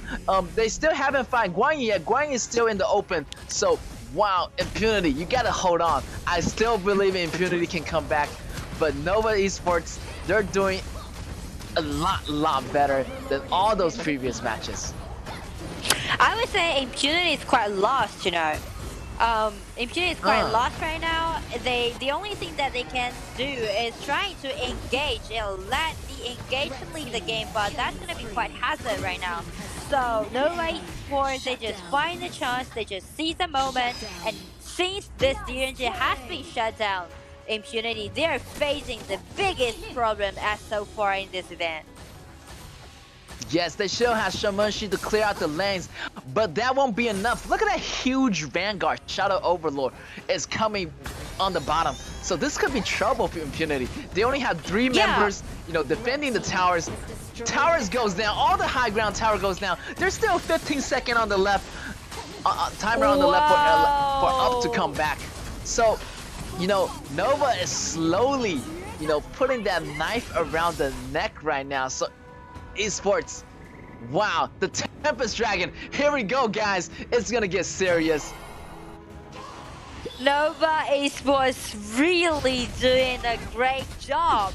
Like before 20 minutes, before the Tempest Dragon mark, they already taken down all of those high ground towers from Impunity side, which also means they're gonna gain the superiority of taking this Tempest Dragon, but they're not rushing to it, they're not being so hurried to it, because they know they would never underestimate Impunity. So they would just, you know, gradually let their super minion waves to pushing the lanes and then initiate. That's right, they got the minion advantage. And they got the a little bit of go advantage, so they got the, you know, control the map first. Then they can slowly get that dragon. But this dragon is gonna be the turning point. Whoever gets this dragon gets the upper edge, and Impunity is not letting that go. Look at that fight initiation from Xiaohouden. Xiaohouden is taking out all that damage. The bottom lane, but the bottom lane is still not taking care. Oh my god! Guan Yu is gonna go.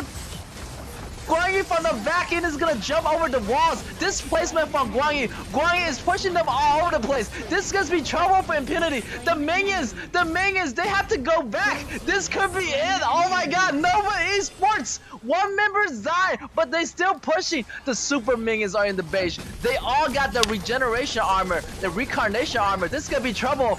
Can Jane defend it? There's too many super minions. Nova Oh my god. Esports!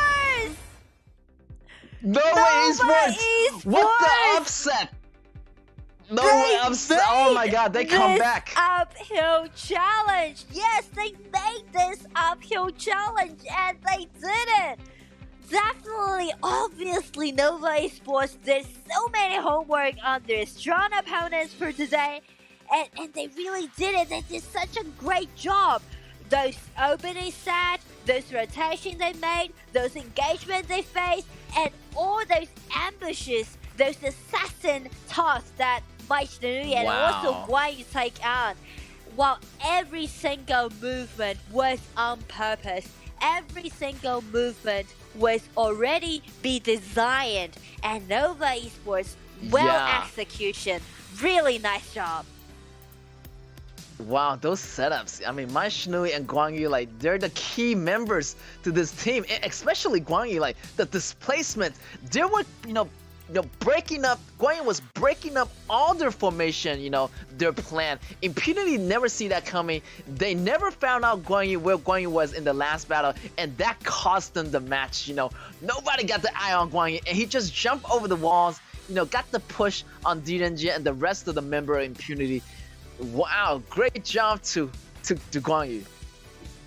Wow, those things that Nova did, every little step that they did was, already be designed. They definitely read the play, read the composition. They know that how to execute their own composition, and they did that small rotating, at the opening side. Let Nui to face Direnjie, let Mengya to be at the mid lane, and also they know that they won't let Impunity to step out, just hiding their visions, and also those split up push they did, let those minion waves to marching forward, let those minion waves to drag Impunity out.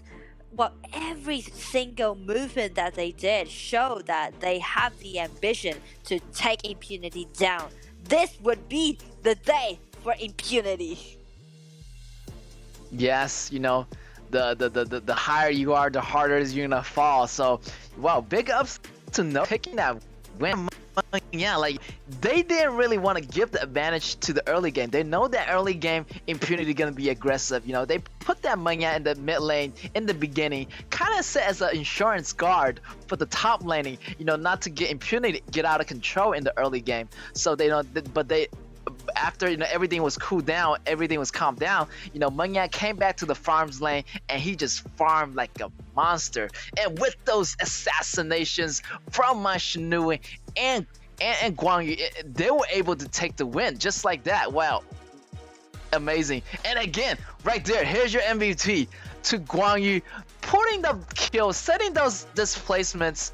Wow, it's amazing to see this character do all those things at once. There's fires in this horse's eyes, and definitely we need to fire it off. Because like every timing that Guan Yu sees, you see like all these cuisines set for him. Those HP bars was like extremely low, and the last team fight, I would highlight the last team fight because Guan Yu already been there, for over 1 minute. Just let Impunity to hurry into something because Impunity was so worried about if the Tempest Dragon's been taken by Nova Esports. So Guan Yu just be there, patient, see the moment, step in, got one kill.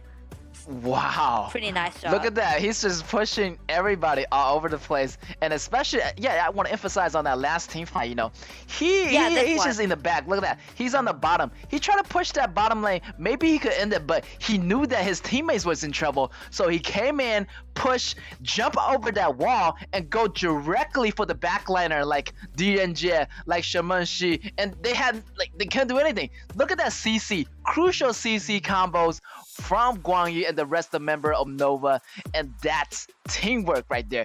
That's the essential of esports. Teamwork, working with your teammates to secure the win. Just like that, big ups Nova Esports. That's definitely teamwork because everyone just taking their role. They know that what kind of role they're playing in this composition. Mengya always been in quite a secure positioning and doing those constant output damage to be the backup. Zhao Huaizhen being so good to use his first ability to initiate, and Guan Yu also matched and Nui, being together playing the assassin role and trying to be such a great threat towards impunity. And also Zhang Fei, though like some mistakes made by this Zhang Fei, but he's just playing so defensively and using his ultimate to create such a really nice position for his marksman to survive. So really nice job done by Nova Esports, and now they got 1 point in their hand. So will there be another one? Will it be the first time we witness Nova Esports 2-0 to end up Impunity's wins in a row? I'm so excited to see that happening. Yes. I feel like Impunity still have a lot of trick up. They have a deeper hero pool, but Nova on the other hand just throws off Impunity in the first game. Impunity right now, they need to communicate better. So wow. So gonna get the first pick. They're gonna ban out, Ming, Musashi, and Impunity is gonna ban out Shenmenshi and Shunbing. Let's see what Nova's gonna pick here. I'm really curious what they're gonna do in the second round of the game. KAW and also Gonzalo is still out there, so it's just up to Nova. And they chose for that Taijin. It made me wonder if they bet that Impunity would go for that Gonzalo Lee, because Ops Gonzalo Lee has so many highlights, made so many miracles. So Nova would just let Taijin to be the first pick and wait and see. If your marksman is gonna go for that Gonzalo Lee, I'm gonna go for that KAW to be the counterattack. Whoa, another tease pick here? Maybe not. Najan is gonna be up in the open, still hovering up in the air. Interesting. Interesting pick. Maybe not. Good. KAW is gonna be the safer choice, obviously. Yeah. So even though that Gonzalo is still open for Impunity, but they will just worry about this KAW because Gonzalo is gonna be so weak during the laning phase. But instead, Nova, they still want to let their marksman to do the counterattack. You see, the strategy for Nova today is quite clear. They just want to lock him up. They just try to suppress Impunity's marksman. Exactly, Up's been fantastic player of ADC. If he gets out of control, it's gonna be bad for Nova. So Nova strategy right now is to lock him away, kind of suppress him down. But let's see what kind of ADC Nova is gonna add to this composition of shutting them down. So both team trying to let their marksman to be picked up in the second round of the pick phase, which is quite unusual, right, in this event and so far, because usually a lot of teams would prioritize their marksman, try to let them to have KAW or Gonzalo Lee or Lady Sun or something like that. But Impunity, they know that they definitely need to let up to be comfortable during the laning phase, so they don't want to show their cards so early. And as the same thing that Nova did, they try to let their let their marksman to do the counter pick, so they're not in a hurry to pick up that marksman. Yes, Jin's gonna take out, and KAW coming out for the Impunity. But Gonzalo is still up in the air. Maybe they're gonna go for a different choice. But Garo is up for still hovering up. What they're gonna choose? Garo is such a nice choice because there's only few heroes right now can contest KAW in the early game. Garo is one of it, and also Zhang Fei's second ability will grant his allies a shield, and also Lu Bu's second ability will grant himself a shield. But Garo's passive will do a great damage to those heroes with a shield. So Garo's gonna be a really nice choice. Yeah, super nice choice for those shielded heroes. That's gonna provide extra damage for Garo on Libu, on Janfei, and for the rest of the members, whoever got a show. And what that said, they're gonna have, Magnus for the top lane. Wow, this combo, I'm seeing this combo. Wow, we got a strong tanky hero for the jungle Xiaohou. Then we got a super pick for the top lane. It's gonna be Magnus. Wow, Nova knows how to pick their characters right now. Yeah, Nova, the thing is, the strategy for today is just, lock that marksman down. Put up to the sky. Just want that up to be so comfortable during the laning phase. So that's the clear strategy that they prepared for Impunity today. They want to make that up into a down. Put him down. Anyway, yes, exactly. That Garo is gonna be essential, to the team fight. He's probably, he needs to be really comfortable. He has a lot, he needs to make sure that he has a lot of protection from Tai, and they don't really get the burst damage from Nakaruru. And the combos on Impunity side is pretty dangerous too. We got the classic Libu and Janfei ultimate combo. With Yixin's ultimate combo, it could be really devastating. So let's see how Nova handle this tactic. Yeah, like these two compositions quite different, and for Impunity, it is time for them to step out of their comfort zone, because like this composition, they couldn't rely on KAW, I would say, because KAW won't be able to, dominating the laning phase. Instead, they should prioritize their Lubu, because Lubu is gonna be the weapon for Impunity in this round. Lubu, using his ultimate, he can directly, dive into the back rows, and he's gonna be the threat to both Xiao Qiao and also Garo. Once he ultimate in, Nakaruru came up with him, and that burst damage did on those back rows won't let Garo and also Xiao Qiao to survive. Exactly, and the game is gonna be underway. Nova already with 1 point on their side. It's gonna be on the blue side, and we got Impunity on the red side on the right. Wow, maybe Libu is gonna have that early lane phase. It's kind of difficult for him because he's facing Magnus, and who's really strong in this rush. Yeah, the laning phase also is going to be really painful for Lubu, but still, Impunity, they should, back off a little bit during the laning phase and try to make sure no more kills can be done by Nova in the early game. And also, the rotation can be made by Impunity, because Xiao Qiao's quite weak in the early game. She's not capable to take care of herself. She can do some harass, do some poking damage, but if Nakaruru or Lubu just rotate to the mid and try to catch Xiao Qiao, there's no way for Xiao Qiao to escape from that gank. Yes, and Xiao Qiao have to be careful, in those rivers. Be careful of those bushes as they rotate bottom, at any time. Xiao Qiao gotta take a look out for those bursty damage, and it's gonna be devastating if Xiao Qiao get caught in those attacks. Xiao Qiao really needs to be careful, do not try to be overconfident, because Xiao Qiao is gonna do great damage on Yixin, because Yixin is quite weak to clean up all those minion waves. But still, Xiao Qiao needs to be careful. Do not try to step out of the outer tower, and make sure that no kills can be done on her. Wow! Whoa, first blood on Xiao Qiao. What the help of Xiaohou done? Wow, Nova is gonna capitalize on that. Look at that, setting up for the kill, but Libu, it's kind of a little bit dangerous for Libu. How Nova is gonna do this? Libu is kind of surrounded right now. He don't know where to go, but he's gonna back off for now. He has those sensations, like smell of those danger.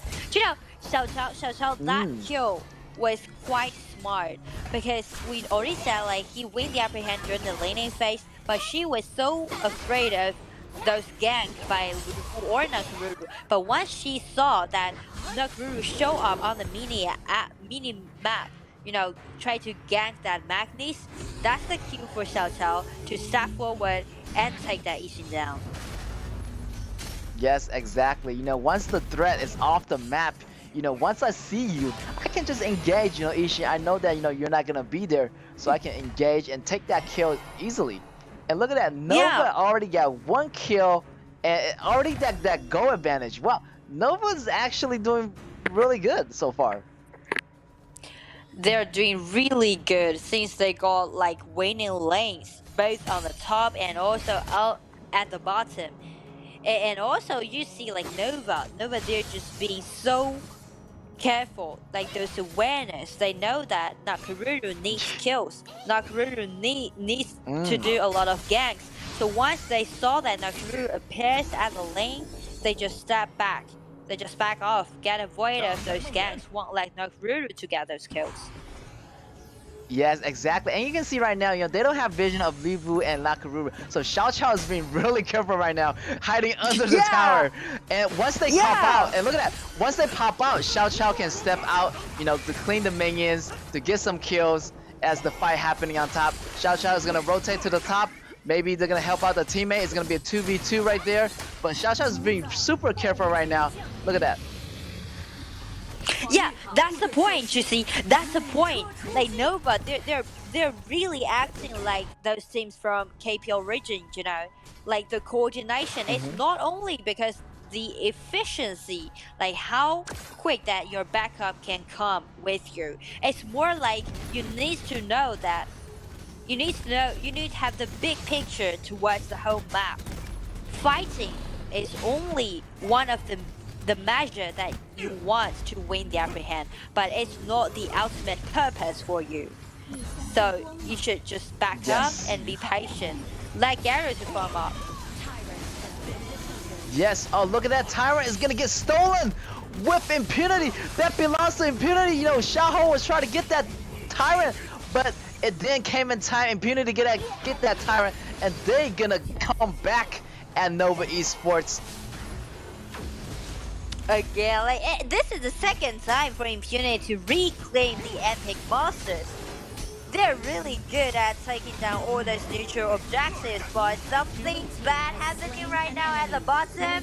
Nova Esports rotate together, 4 people be set in the group, and just want to take that Ishin down.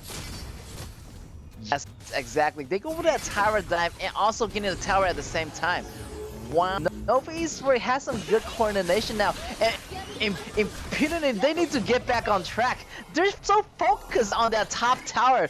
They're not Magnus, Magnus is pretty sustainable. People don't really have that main advantage in the early. Yeah, I totally agree with you, because we mentioned about how important Rubu is in this composition. So that's why Impunity try to stress a lot on the top, try to release Rubu, try to help him to win the upper hand. But the problem is, Magnus is just playing so good. So there's no way for them to force out that outer tower. So they do need to change their mindset, There's so many thousand ways to solve the situation that they should change for another, trying for another way. Yes, right now, Nova just playing so conservatively. I like this. Look, Xiao Xiao. Xiao Xiao only goes out when the enemy shows up on the map. Right now, he's kind of behind. One enemy falls, so it's really hard for Impunity to drop. So they need to put more pressure on the top and more pressure on the mid if they want to make something happen. Yeah, like we mentioned about the composition for Impunity, there's 2 ways to help them to build advantage in the early game. One is do some gank on Xiao Xiao. One is help to let Lubu to win the upper hand, to fight Magnus. But the problem is, both Magnus and Xiao Xiao is just playing so carefully today. There's no way for them to open the window by taking both heroes down. So yeah, know that they're gonna be aggressive in the early game, so they play very, very carefully, not even stepping out of their building right now. Wow, like that perseverance, that patience from Nova Esports is gonna pay off in the end.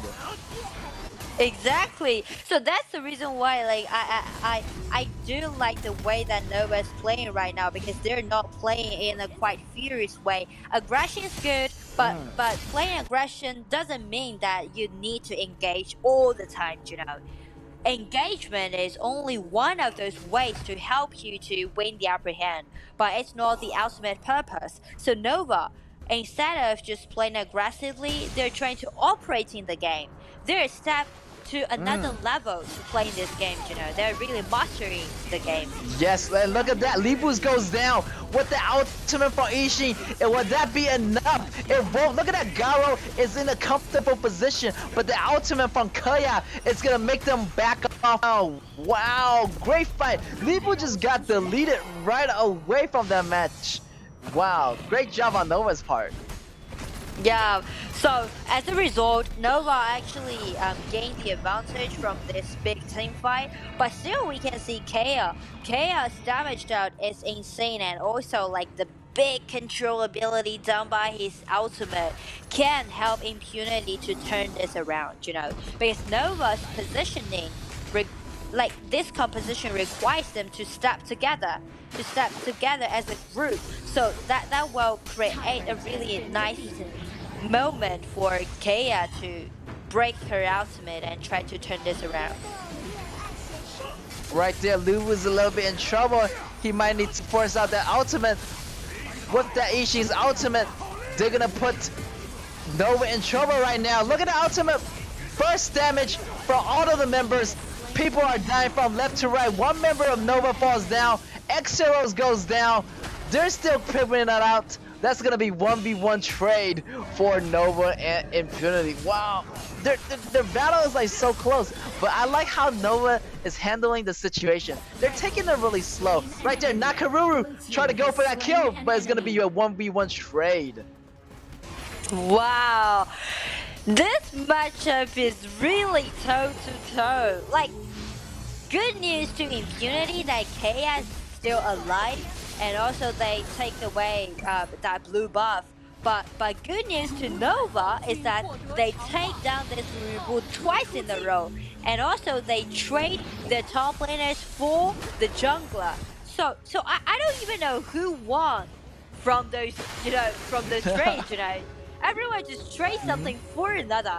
So it's quite even, it's quite toe to toe. Everyone just confront each other. And I would say like the result, the end isn't that promising. I would give it 50-50 because Impunity, they still got their chance to turn it around. It all depends on this KAW.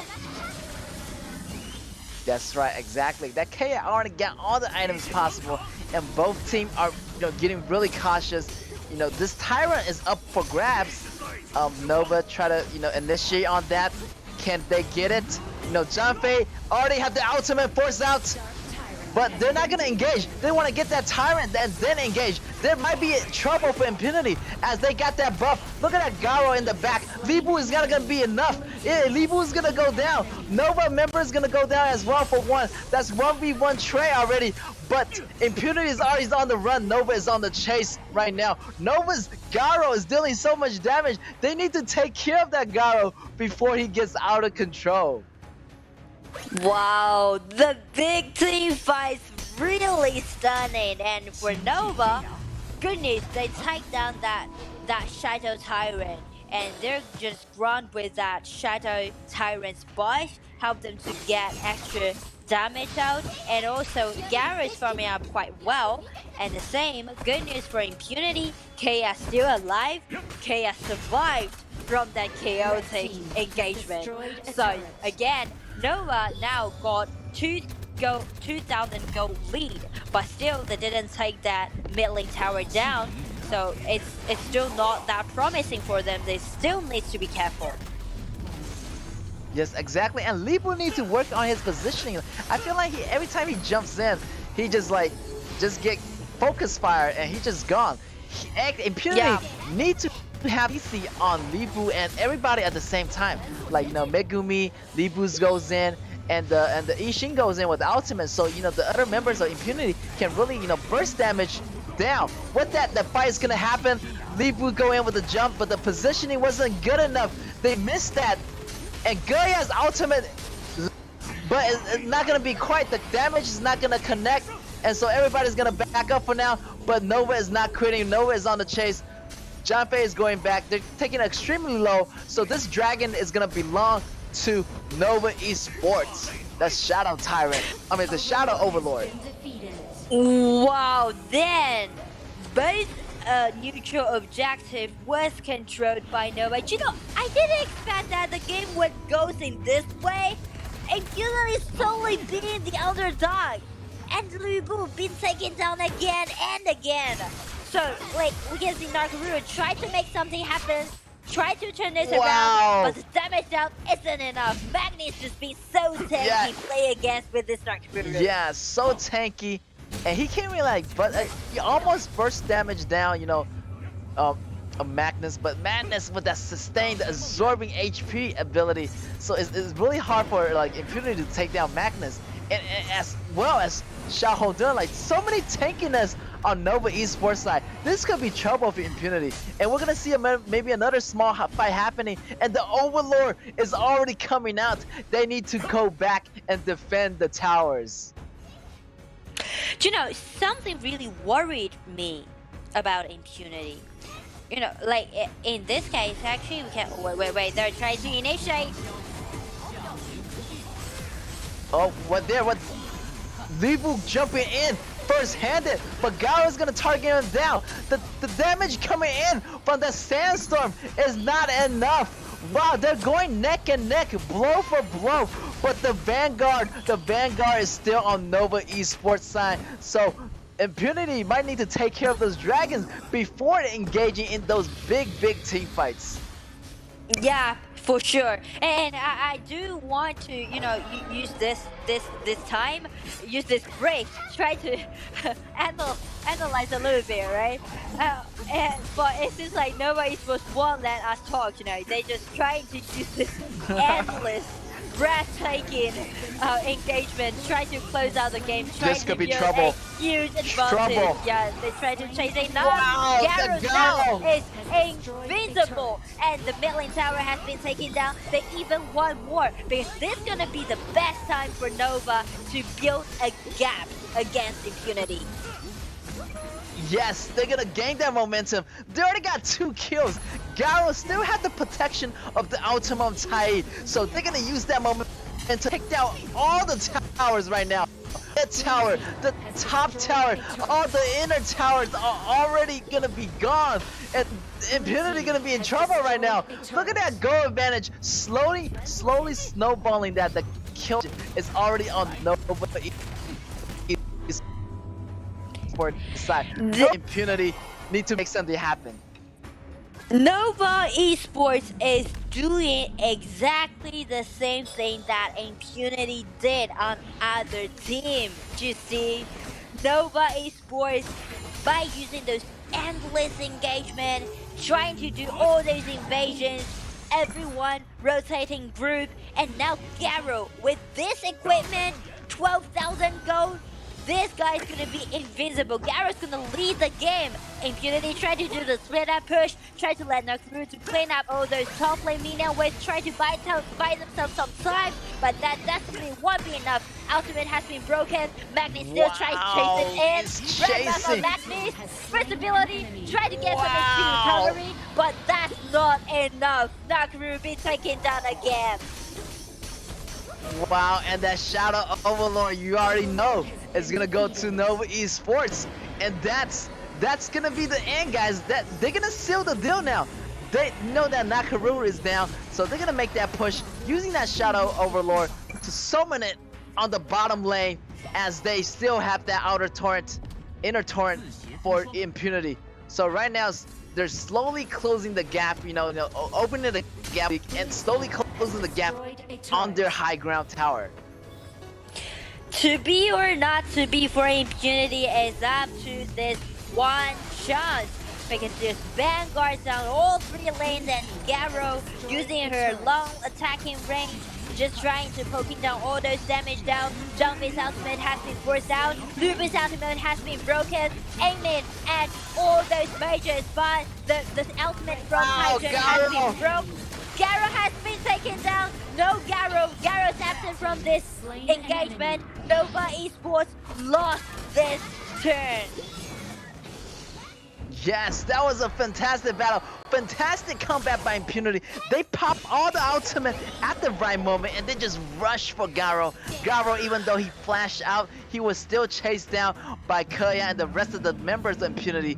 But still, 2 members of Nova Esports still survived, so they still able to come back to this. They still have the lead on the towers and as well as the minions in the lane.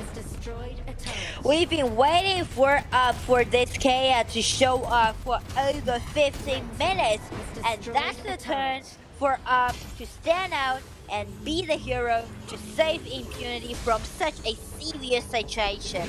And good news to Impunity, they won't be afraid of Nova to do those invasions anymore since they already pushed back. But they still need to be careful because they lost one of their high ground towers. They need to make sure that KAW needs to be in the front. They should get a void. They shouldn't take this. They should wait for KAW. Yes, they should wait for KAW, but this dragon is up for takes. And I don't think Impunity, you know, they want to grab this dragon. Look at that combo. Great combo from Libra. Would it be enough? Garo taking down Nakaruru. Garo still in the back. They need to rush that Garo as soon as possible. Munchi goes down. Up is still in the open. This could be it. Impunity can make a comeback here. 2 members fall for Nova. 3 members fall. 3 for 3. But KAW is still alive and they can still make a comeback any moment now. Wow, I just, I can't breathe right now. It just feels so tight. The matchup just feels so tight. But like the super minion waves crushes a lot at the bottom. They definitely need to go back. What about those super minion waves? Nakaru is gonna survive after like 3 minutes and the revive again. Change for another destiny. KAW trying to get another towers down. And they did it, but KAW sacrificed one of her crucial items. Wow, both matches, you know, goes out after 20 minutes. The 20 minutes mark is already here, ladies and gentlemen. Boys and girls, the Tempest Dragon is out. Whoever gets this Tempest Dragon can have the upper edge of ending the game right now. So everybody got their eyes on the Tempest Dragon. Ladies and gentlemen, this could be the final battle here, and who's gonna take it? And for this final battle, I would say Nova already win the upper hand since they got 1 lane in advantage. They can just, be patient, but they try to rush it. They try to rush the Tempest Dragon. Oh, they got the dragon! Wow!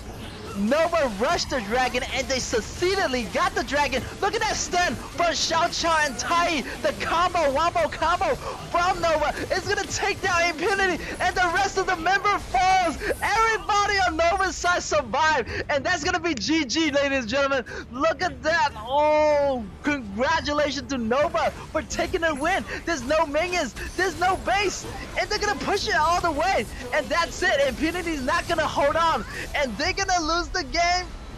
Wow, Nova takes again. Once again, congratulations to Nova Esports.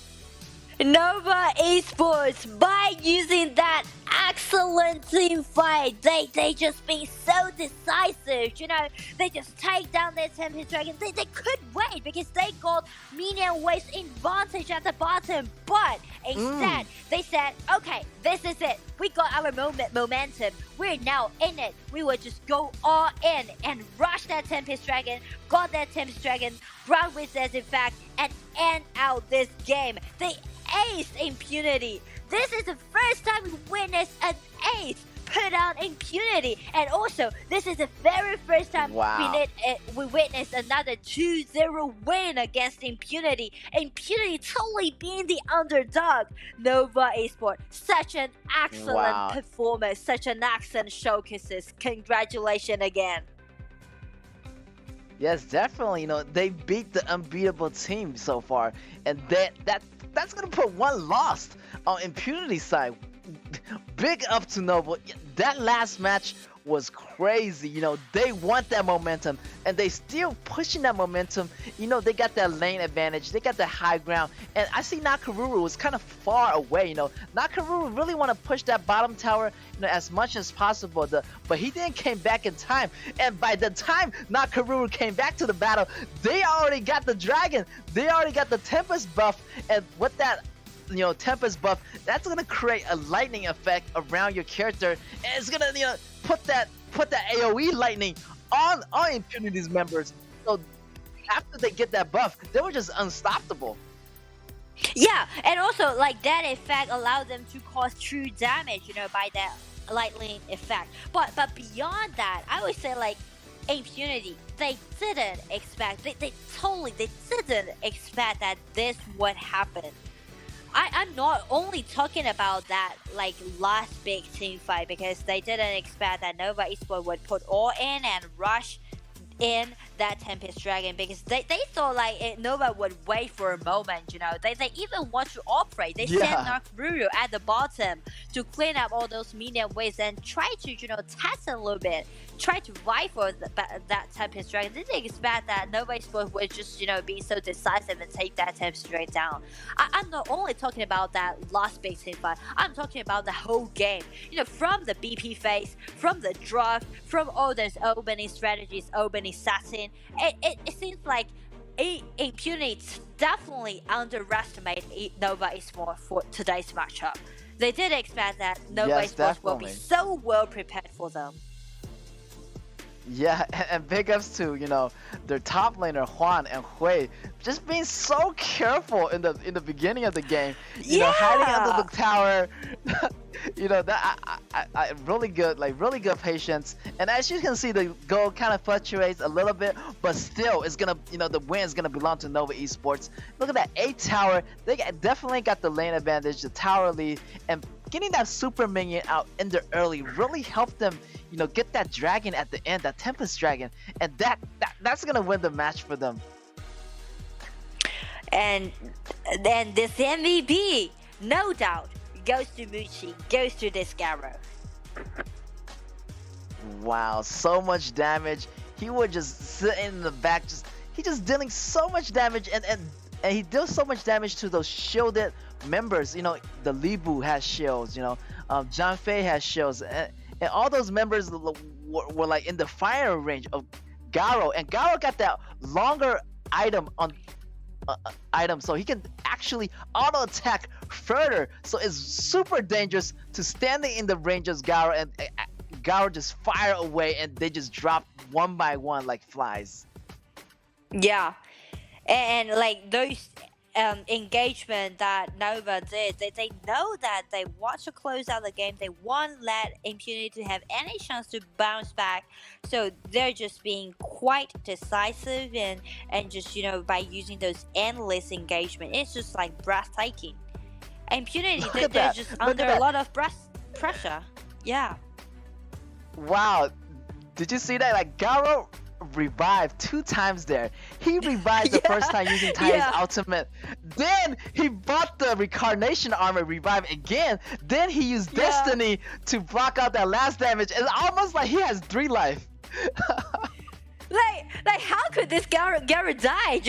Like the Impunity, they try so hard to take down this Garo, but again and again, revive again and again, and even like she got her like blood weeper, like constant life stealing ability. Wow. Yes, and he's sustained himself. He got Flash, he got Tai's ultimate, he got that Reincarnation revival armor, and then he got the Destiny, and just in case, and he just only went down one time, and that was the only chance for Impunity to strike back, but it wasn't enough. Garo just too much for them. The man has too much life. But yeah, that was an exciting game, and I didn't expect that to happen. But this is esports; anything can happen. But we still got one more matchup for you guys, so don't you guys go away. We're gonna take a small break, and we're gonna come right back.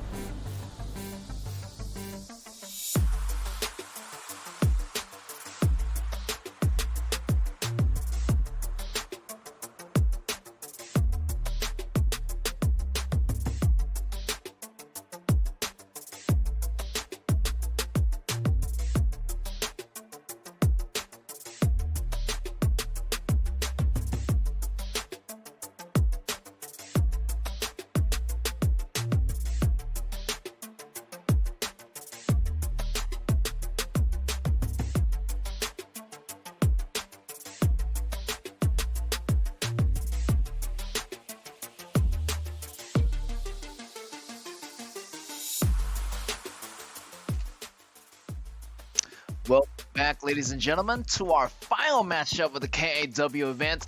We're gonna have RCG versus Scars.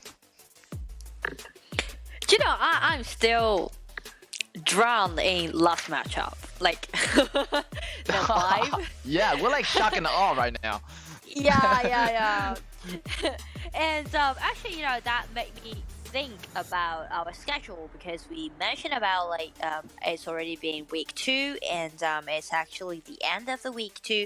We are halfway through the first round of our double round robin, so you can see a lot of teams, they already get familiar with their opponents, like they did a lot of homework, and also like they focus on their own problem, solve it, making a lot of progress, so that make our event just be more intensive, and we can see a lot of things happening, I guess, in the future play. Yes, exactly. Yeah, they got comfortable in the game already. It's already week 2. Everybody, did their homework on every team they're going up against. So I'm not surprised to see, some team might be losing in the beginning, but now they'll be winning. So both team, whoever side they're on, they need to be careful, going up and not to underestimate your opponent. Exactly, underestimate. This word really matters a lot, because we can see when we just start our event, there's some top teams like RTZ and Unity. Also, we have such a high expectation of Scars, but for Scars, this team actually they somehow let us down, I would say, because they are quite dominating in KIC. But now they only got 1 wins and they lost 3 of their games. And now it's time for them to bulk up. They shouldn't underestimate any of their opponents. They really need to show their real power and to, just let us to see the real Scars. Exactly. We want to see the real Scars. There's to be some ups and downs, in these previous matches, but we want to see the real Scars. And yeah, RCG again, on the other hand, they're known for their tight coordination and teamwork. And yeah, I really want to see them against Scars. And Scars need to, bring that real Scars back into the game. Exactly. So today for Scars, as we, according to the ranking, it will be an uphill challenge for Scars. But recently for RCG, they already taste about the failure, because they used to have 3 wins in a row, but now 1 draw, another loss. So RCG, they definitely need to to learn something, and they definitely need to make some progress. Yes, yeah, progress it is, and we're gonna see that power pick coming out 10x with Jing, and we're gonna have Maestro Nui. Wow, it's gonna be the meta pick so far. All the heroes is chosen right now. You can see it in all today's game. Yeah, and also like from RCG's first 3 picks, I would say they're quite confident. They're all like confident picks. Maestro Nui and also Jin requires high mechanics, and it's really rare to see teams pick up all their core players in the previous like 3 picks. Both KAW, Jin, and also Maestro Nui, they only left their top laners and also their support to the counter pick, and definitely would be like 2 tanks, I would say. So it's gonna be a great opportunity for Scars to do counter attack, to choose some nice marksman. Yes, exactly, and marksman that is. And I'm really looking for Scars out of to have his showcase of his marksman. I know his marksman is a really good marksman, and I heard a lot of good news about Autumn. So I can't wait to see what he's gonna choose. Maybe Gun Shenli against KAW. Gun Shenli is still up for grabs, but it's up to Scars. It's up to Autumn to select that marksman. Yeah, I would say Gun Shenli would be really weak in this composition. Well, if he's confident enough, then never mind. But due to the laning phase, facing against KAW would be really painful for Gun Shenli. So it's just up to Autumn. If he's still confident enough, he can just rely on his own mechanics and try to outplay RCG. Then Gun Shenli again. But if it's not, yes, maybe Jiren Jie or Console Yu would be safer. Yes, and Scar is gonna let them choose first, and they're gonna Montian the general is coming out, so they want to see what's RCG's composition is gonna be first before choosing that ADC for Autumn. So what's Autumn's gonna be? If Z confident enough to choose the Gunshan Li or go with the safer choice, let's see what's he gonna choose right here against and Deer and Jib. Maybe a good guess, great guess. And that's gonna be their ADC. Yeah, because like Jiren would take himself well, but still this turn Autumn's gonna play defensively at the bottom, and also Scars. They should prioritize their top and try to release Ata as early as possible and let Ata to rotate to the front, let Lime to have all these medium waves on the top, try to accelerate his farming pace. And actually the positioning of Shimon-Shi matters a lot in the early game. Shimon-Shi really need to lead the speed of the whole team. Yeah, he can lead the tempo. He want to do those early rotations. Since he's going against my Shinui, though, he got the priority on those lanes in the mid. So he need to lead this lane and open, like you say, open the road for Ata. Do those early ganks on Montian in the beginning. Kind of open the weakness, open up the door for Scars. Exactly. So Shimoshi really needs to play an important role and help to break those balance on those laning phase. Even better if he can rotate to the bottom and try to poking down those HP bars from KAW, because KAW, though this hero is going to be quite dominating during those laning phase, but the weakness of this hero is that she don't have any HP recovery ability, so that also means she would be really afraid of those poking damage done by Shimoshi. Yes, great defense on RCG side, but they got Sulir, so that gonna leave KAW pretty vulnerable in some situation.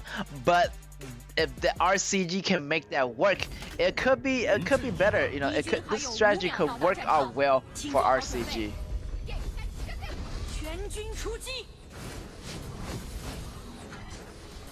All right, the match gonna be underway. RCG on the left, on the blue, and we got Scars on the right, on the red. We're gonna go into a pause and maybe some connection issues, but we're gonna get back right away as that gonna get fixed. Yeah, we can see the opening section is quite regular. Everyone just, on their own position, no weird movement. So that's going to be a normal opening. And we've talked a lot about Scar's composition, so actually we can talk a bit about RCGs, because it seems to me RCG wants to play aggressively for the whole game. They got Jin, they got Mai Nui, and they got KAW, and also like Sulia. This support really show up so many times in this event. I barely see it in other event. I would see it for like some players who's really confident with this hero, because they know that what's gonna be the time for them to initiate, what's gonna be the time for them to harass. But basic talk, most of those support would go for Zhang Fei or go for Tai Yinzhen, just be safer. And Sulia again by RCG. RCG is quite favored about this hero. I think they're gonna go with the aggressor route, and I just want to highlight on Sulia's ultimate. It's almost like a ticking time bomb, like once he activated, he got this circle of AoEs, and he's gonna use that flash, to engage in, and boom, everybody's gonna collapse on Scars. If he get that drop, Scar is gonna be in deep trouble. The knockups is gonna be so much, and they got Munting in the back gonna flash in as well. That combo is gonna be devastating. So Scars need to find a way to cut the back row or avoid some damage from the front, and really avoid those CC combos. Yeah, like don't forget, like Sulia's come up with that Montian. So actually there's gonna be like how many people? Six people standing in front of KAW. Yeah, that's a lot of army right there. That's a lot of protection, you know. It's like a protection, you know, troop. KAW. It's like Yeah. the yeah, troops. You know, the troop for the Princess KAW. So, you know, it's gonna turn out well, hopefully, for RCG. But we'll never Yeah. know. On the other side, we're gonna go to the top lane. Let's see how Ata's gonna leverage Oh! this. Look at that Ata Oh! flash. Both forcing it out. It's gonna be a neck and neck battle. Who's gonna get the first blood? It's gonna be Ata. Wow, look at that clutch kill. Both, you know, you're forcing out their flash, and with that drag, Ata is gonna get the first blood. It's gonna go to Scars. Oh, Wow, another Scars kill. again. Another kill. What? Scars top laner doing some great damage. Wow, the execution on Ata, like they're just RCG is a little bit rushing it right now. I'm not sure it's a connectivity issue, but they need to slow down right now. Well, so many details can be seen from that Ata's performance because we can see actually Mengtian win the upper hand at the first round, right? He tried to do some HP trade, and he know that when he's like at like second level, he's gonna be stronger than Ata. But the problem is Mengtian's just being so hurried into that. He tried to use his flash, tried to got that fatal kill on Ata, and that's exactly the moment for Ata to seize the chance and use his second ability to drag Mengtian back into his own tower. Well, that was such an excellent performance done by River. So good, like the sustain, and Ata was able to leverage that and got 2 kills out of that. That was like so worth it right there. We definitely will see this thing be added into that highlight in the future play. And again, some skirmishes happening on the top. And he survives, and he's gonna take Lam down. Exactly. Wow. RCG, right? Like the junglers can run. I would say Jin played better than this Lam. Lam just, he's just being so weak in the early game, and Lam need time to farm up. But Jin, after she upgrades to like level 4, break her ultimate, she's gonna have like higher ceiling than Lam. Yeah, Lam trying to push, Jin back to that tower, but Jin's, evasive ability just blocked it off and get the ultimate on Lam, and with those damage is gonna take Lam down. But if Lam was able to get Jin under the tower, he might have a chance on 10x, but great response on 10x. He came in an instant. He knows that Lam's gonna make a jump on him with ultimate, so he just avoid all those things and got the kill on Lam. Yeah, exactly. So I would say like Jin, that gank helped them to somehow even the early game. But again, if we saw how great the Ata is, we can say Ata is gonna cause a huge problem to RCG because once Mengtian broke his ultimate, it's gonna be a bomb for Ata, to do those live recovery. Yeah, it's gonna be like a power bank for Ata, I guess, to charge his HP. Yeah. You see all those ultimates, and I'm just gonna bounce on all your troops, and I get my HP back. So definitely, as you mentioned, River, Ata is gonna be trouble for RCG as you're gonna release the ultimate from Ata, but RCG is gonna get away in the moment. But the Tyrant is up for grabs, and I feel like RCG has more River control, but Scar is not gonna let go. Scars wanna fight back right now. It's like, yo, I wanna take this Tyrant too. Exactly. They also want to take that Tyrant down. So I would say like this game is quite toe-to-toe. Everyone's just trying to trade something, and Jin with himself a winning lane. It's just by Autumn's own mechanics. And now KAW's HP bar has been taken very short. So that's gonna be a really good news to Scars. Alright, we're gonna see Scars coming down here. you know, providing some vision for the river control. I feel like they're gonna apply a lot of pressure on KAW, because you know Autumn already got the upper lead, so they're gonna suppress KAW, you know, forcing KAW under the tower, releasing the sandstorm. Look at that, Muntian going in after the back line. You know, they're super low right now. Ata gets taken down. This might be a smart move for Scars. Still, Muntian is going so deep.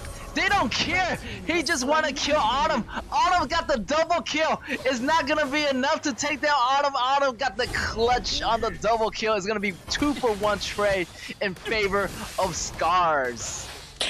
And what's crazy is that Autumn even survived from this engagement. And here's another chance that Lund sees. Got a solo kill on Jin. Things are going so great as so far for Scars. Yeah, definitely. All right, almost 6 man. They already got that bottom tower, you know, chip away half HP. Mid tower already falls, so Shamanshi is doing really well. They're gonna see some, you know, the jungle is gonna be open, so Scars, we're gonna see some early invasion into those jungles, and RCG better guard those resources. Yeah, RCG, they should back up because we already mentioned like there's 3 core players in their composition. Jin need gold, Maestrini need gold, and the same as KAW. So like 3 of those players need time to farm up. So they really should back up and try to be patient. Alright, my Shinui in the grass patch right here, trying to make a play, but everybody's there at the bottom lane, you know. They want that bottom lane to fall for RCG. Look at that constant pressure. 4-man push, and that tower is gonna go down. That tower is gonna belong to the red team, but they want more. They want that tyrant. They want that river control, and RCG is not gonna let that happen. RCG, they really need to guard their like resources currently, and it seems like RCG, they really want to make something happen by initiation, but the problem is the item isn't enough and the gold isn't enough, but now they have numbers advantage. This would be a really nice chance. Yes, great fight back. They got the tyrant. You know, they just want to back off for now. Lion was pretty low, and he had to go back to base. You know, that was a smart move. You know, taking Lion out of the picture. You know, wear him down, making him go home. So you have the opening. You know, have the opening window to execute that tyrant there. Exactly. That was a chance that RCG seized, and they used that team fight to even up the situation. So we can see Scars. They rotate quite well, but they still need to let Autumn, let their marksman to have the red buff. Once Duringer got the red buff, they should stress more on the top and let Duringer to take the outer tower on the top, and then rotate to the mid again, try to push forward. Yes, I feel like Scars have the upper hand here. As you know, like they already got the bottom tower. They're working on their way on the top. And as you say, they're gonna rotate as a group to the mid, and they're gonna go for the mid tower. The mid tower is on their necks, on their menu. And at the meantime, they're gonna take that tyrant. I mean, they're gonna take that overlord as well. Yeah, like the point of this composition is like, alright, they forced out Jin's ultimate, and ultimate has been triggered by Ata, has just going to be dragged in by this Chaos ultimate. So that's gonna be quite torturing for Ata. Yes, Ata is suffering a bit, but the push is still going on. They're still not quitting. Hungry for more towers. Can 10x hold on to the match? 10x is taking so low. They got hit by the golden card of DNJ. That's gonna lower your magical defense, your physical defense, and you have no choice but back off for now. Yeah, like once you guys pick DNJ as your marksman, the main strategy of your composition would be pushing forward. You know, that pushing strategy. It's never about doing those team fights, because after all, during Jie, though this hero can deal like massive amount of damage, but he's immobile. His lack of mobility, so he's gonna be quite weak during the team fight. He's gonna be easy target for both Jin and also Mai Shiranui. So the main purpose of picking out this Yunji is trying to push him forward. It's never about Yes, doing and those pushing team forward. fight. Yeah, Pushing forward, forward taking as they all will those go. outer towers. Yeah. Like once guys Wow. taking out all those outer towers, they can go for those neutral objectives and try to snowball the gold, and that's the key point. Yes, right now they're fighting for the Tyrant, the Shadow Tyrant as we speak. Maybe he's gonna get it, and you know, the dragon venture out of his pit. And why are you guys hitting me, as he say? But oh, now the combo, and that's what I look for in RCG. He found that moment of opportunity and just go in with that combo wombo. Is gonna take down Autumn instantly. Yeah, that's what we said. Like, Autumn's gonna be quite weak during the team fight because he's immobile. This marksman is really scared for Jin and also Mai Shiranui. So Autumn just being, you know, overstabbed, just being so hazardous into that push. He should stick up with his allies to take that Shadow Tyrant. Yes, exactly. But you know, Deer on the map, they need to pick those fights more carefully right now. Like they're always fighting in a bad position. Like that position was bad for DNJ. You know, he didn't have John Fei with him at the time, and Jin just catch it at that moment. And Jin again is gonna be flanking around the back row, taking the middle creeps, and then go for the fight. Mai Shiranui again, one member get taken down. Yuhan is not gonna be enough. Scar still pushing it. Another member of RCG goes down. Jin came in from the back, and just like that, Jin goes down as well. You get that DNJ, the damage is so crazy. As long as Syringe is still standing there doing the outfit, it's really hard for RCG to like take the win of the team fight. Because like they pay so many attention on this DNJ, but they should do those burst damage on them. They can't contest DNJ with those constant constant damaged out. So RCG, they really need to do those insta-kills, just like this one, just like what we saw from the replay. Yeah, exactly. And they need to take out DNJ, you know, as swift as possible, cause his damage and his scaling just be incredible. Look at that, Shulin trying to make a play happen, but they don't want to overcommit for now, as they have the Shadow Tyrant on Scar's side. So it's dangerous. It's dangerous for both sides, cause you gotta protect DNJ on the Scar side, and on the other hand, you gotta protect KAW. KAW is still getting the items, and Shulin is not gonna be there to protect KAW. Exactly. You just, you know, you got the point. Like, those settings for both marksmen are totally different. For DNJ, he's gonna be quite safe. There's two body guardians, and there's another engagement just being engaged. Ultimate has been triggered, finding this Monte. Monte has been taken down. Killing spree goes over to this DNJ. Come on, Jin is late to the battle. I don't think he's gonna survive this. Wow, he took down barely with 1 HP. Jin survived the battle. That's gonna be hope for RCG. He's the last man standing, and he only took out Autumn. What is going on? But they still have the Vanguards marching on the top lane, marching in the mid lane. One tower has to go down one way or the other. Only 10x protecting the base. You know, slowly their member is coming back alive, but that won't be enough. Scars still pushing it. Oh, they're gonna take out the minions for now, and their high ground tower already taken into the 50% HP mark. That was such a great counter-attack done by RCG. Like how smooth, just like how smooth that Jin was, you know, just dive right into the backliners and finding out this DNJ and did that insta-kill on DNJ. He's merely like got 1 HP. We zoom in, but this drone with such a glory shining up and help RCG to have more time to find a way out. That's right, but it's gonna be trouble for RCG if they don't find a way quickly right now, as minions slowly marching toward RCG's base as we speak.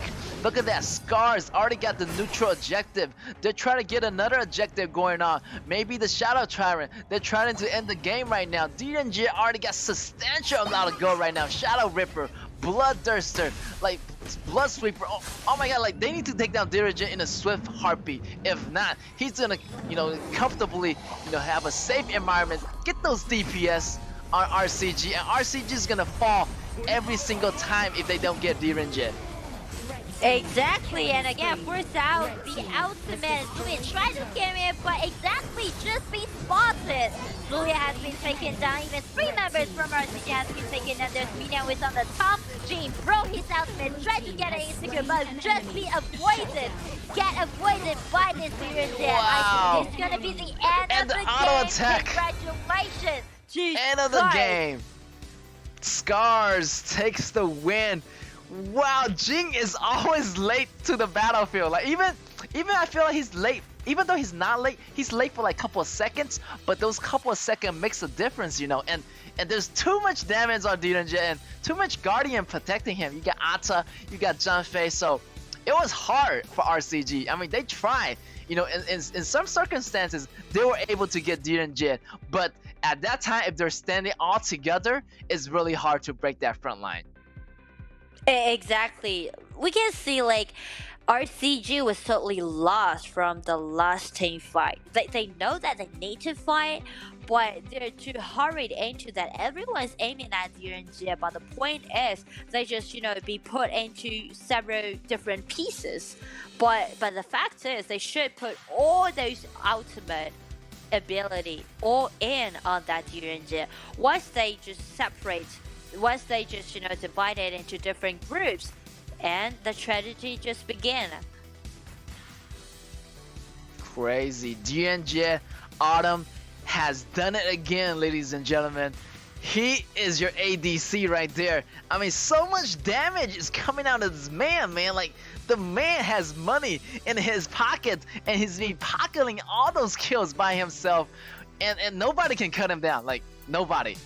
Yeah.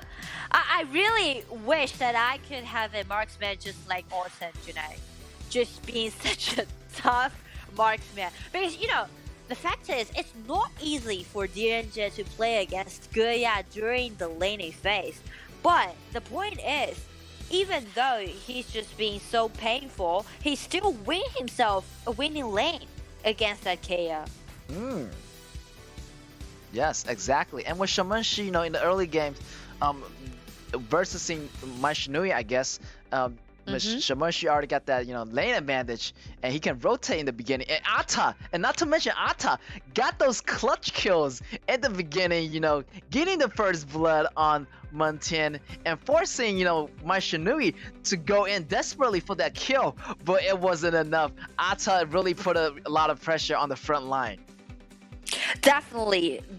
Like, it is because of Ata's, like, I would say that was a double kill, right? Even it's not kills in a row, but the fact is he got like 2 kills in the early game. So that 2 kills totally break the pace, just disrupt RCG's pace. They thought that they can take that Ata down, like get Maishlenui another kill and let Maishlenui to rotate. But once Maishlenui being taken down by this Ata, RCG totally lost their own pace.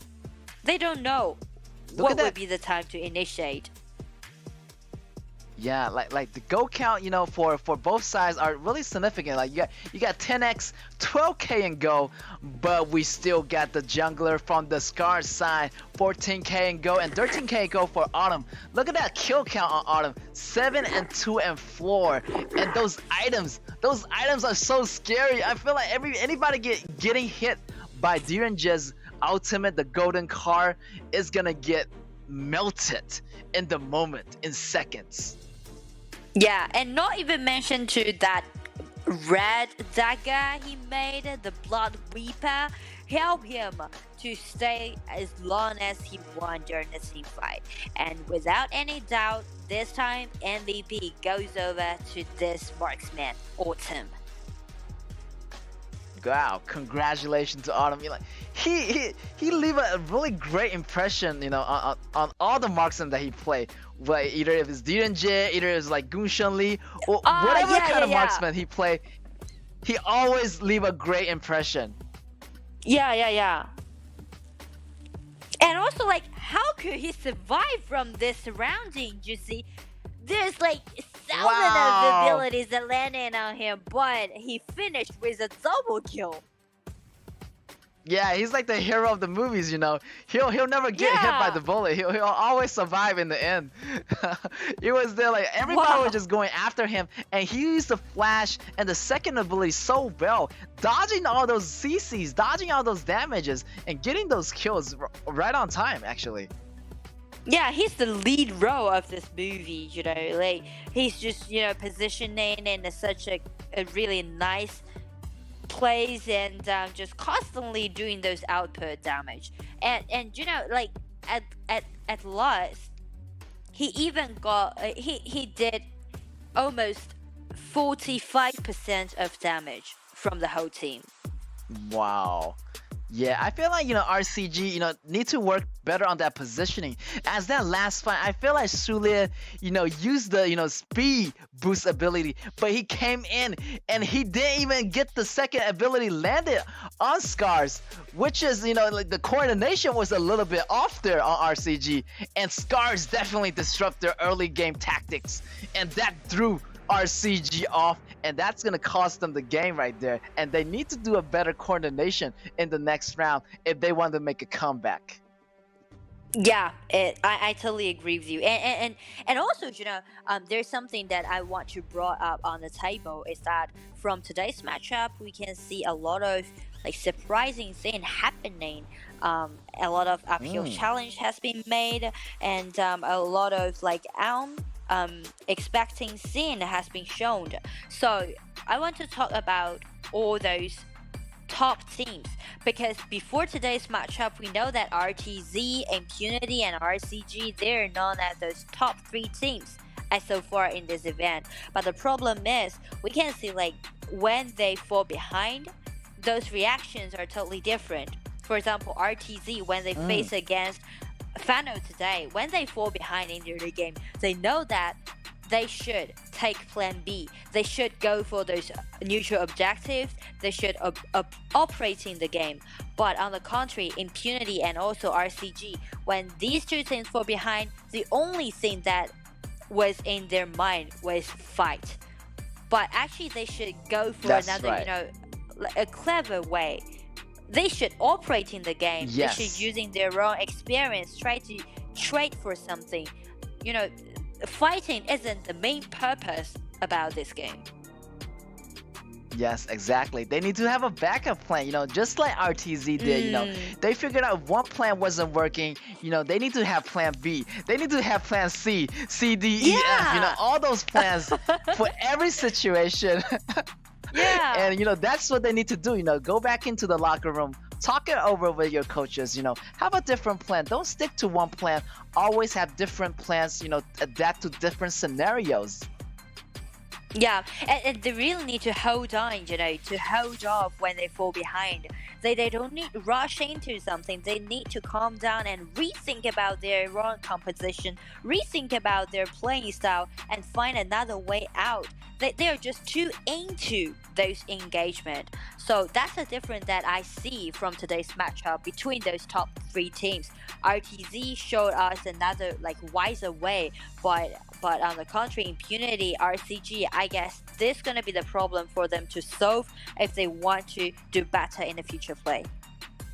Oh, Janji is putting it out there. I feel like this hero is the first time appearance on the KAW stage, but we still have Gunshan Lee. I feel like Autumn is feeling really confident in this match. Scars is, you know, getting ready to end this match, you know, take away, you know, they want that 3-point really bad. Yeah, like we know that KAW already being used by RCG, and since we're doing this global ban pick, they're not allowed to use KAW again in this round. So that make Scars make Autumn to be so confident to take out this Gongsun Li for the first pick, because like there's rarely got another hero to contest Gongsun Li in their game. Exactly. And that Zhangjia combo, and with Luban, maybe we're gonna see, you know, a combo pulling it back. But the ultimate wouldn't work in this patch anymore because they revamped Zhangjia. But then again, there's a lot of combos, different creative combos coming out of RCG. Yeah, I know what you mean. Like, I highly recommend you guys to rewatch those games from the last patch, because that combo, Zhangjia paired with Luban, was really fun. But in this patch, it won't work because like the distance for Zhangjia's ultimate has been shortened. But Zhangjia still got his own distinctive ability. The first ability slow his opponents down and also lower their guardians, and that's the main point for them to pick out that Zhangjia. Exactly. We see a solid composition on Scar's side. Nakaruru coming out, and as for the jungler for the RCG, we got Yao and Ata. Okay, interesting. Let's see how this goes. Yeah, I really like this Nakaruru pick, you know, like Nakaruru is one of those jungler which can do insta-kill on a lot of heroes, not only marksmen, not only mages, but also tanks.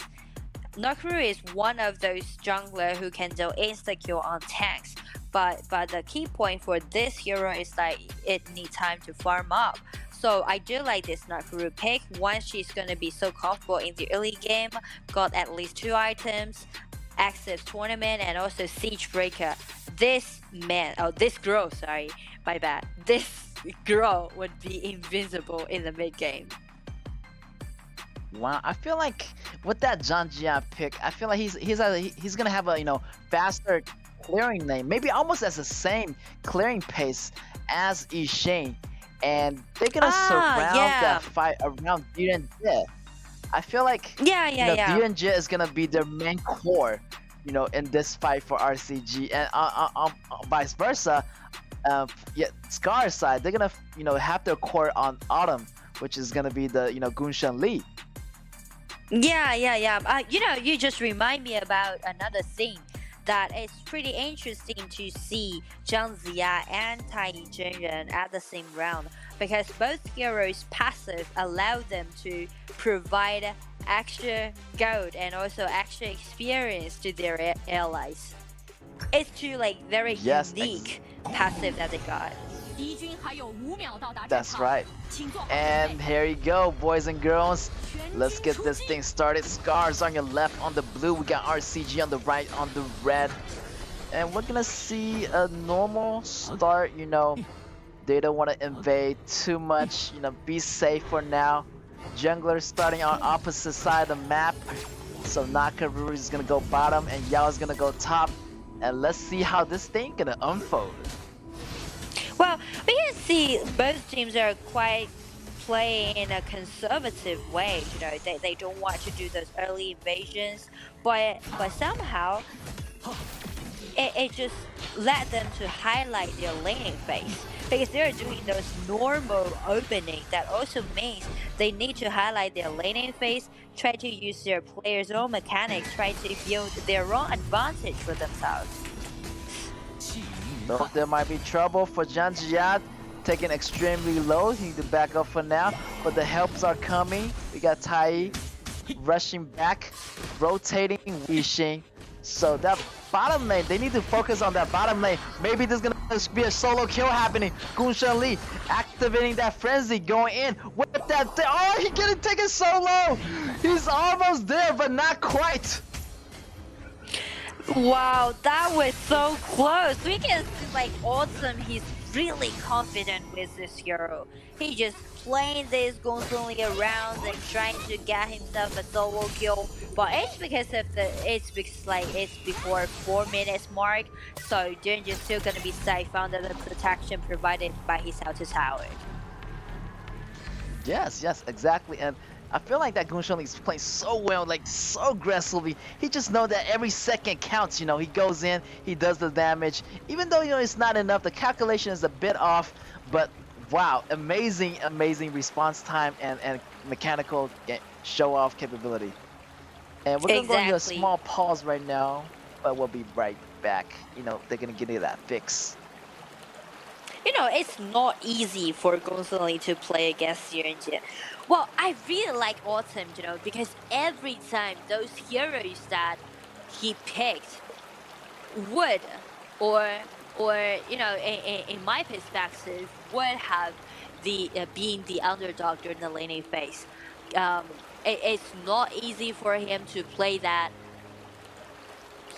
Last turn. What did he play against KAW? That marksman. Play, do you mean last game? So many things. Yeah, like so many things happened today. All this matchup. So I just forgot. But I think it was DNJ last game. Yes. Oh yeah. Like DNJ was the underdog play against KAW, and the same happened this time. Golden Lee would be the underdog play against DNJ, but every time Autumn would use his own mechanics to win himself a winning lane. So that's the point for this marksman. Outstanding marksman. That's what you do, man. Even though you're the underdog, you can still able to win the laning phase, and that's what a great marksman is all about. You gotta cross those hurdles. Yeah.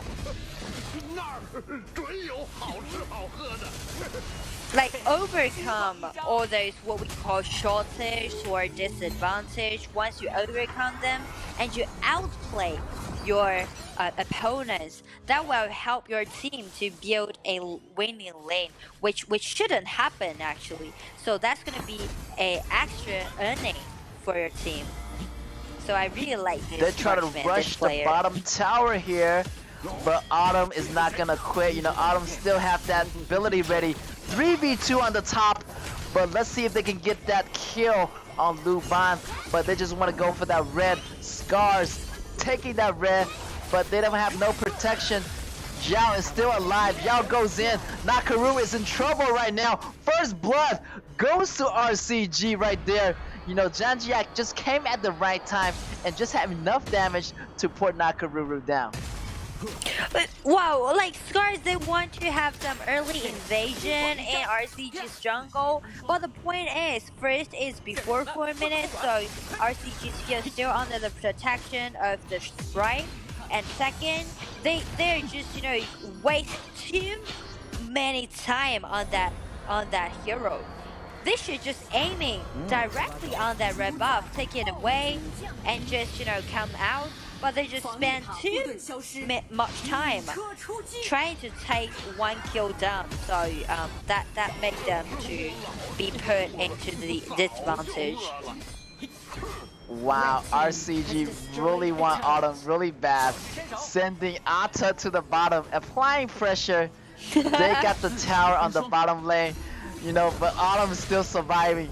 Autumn is still holding on. So, they need to focus the fight around Gunshan Lee. Look at that! Tai forced out the ultimate, but would that be enough? They need to back off with the Ishin's ultimate.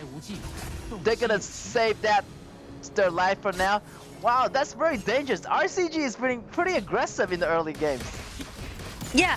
RCG, they're moving in order, like they have their own purpose, they set up their own plan, and they know that they should pressure more on Autumn. They should pressure more on this Gonzalo Lee. So actually, it's really early for them to do the split up push.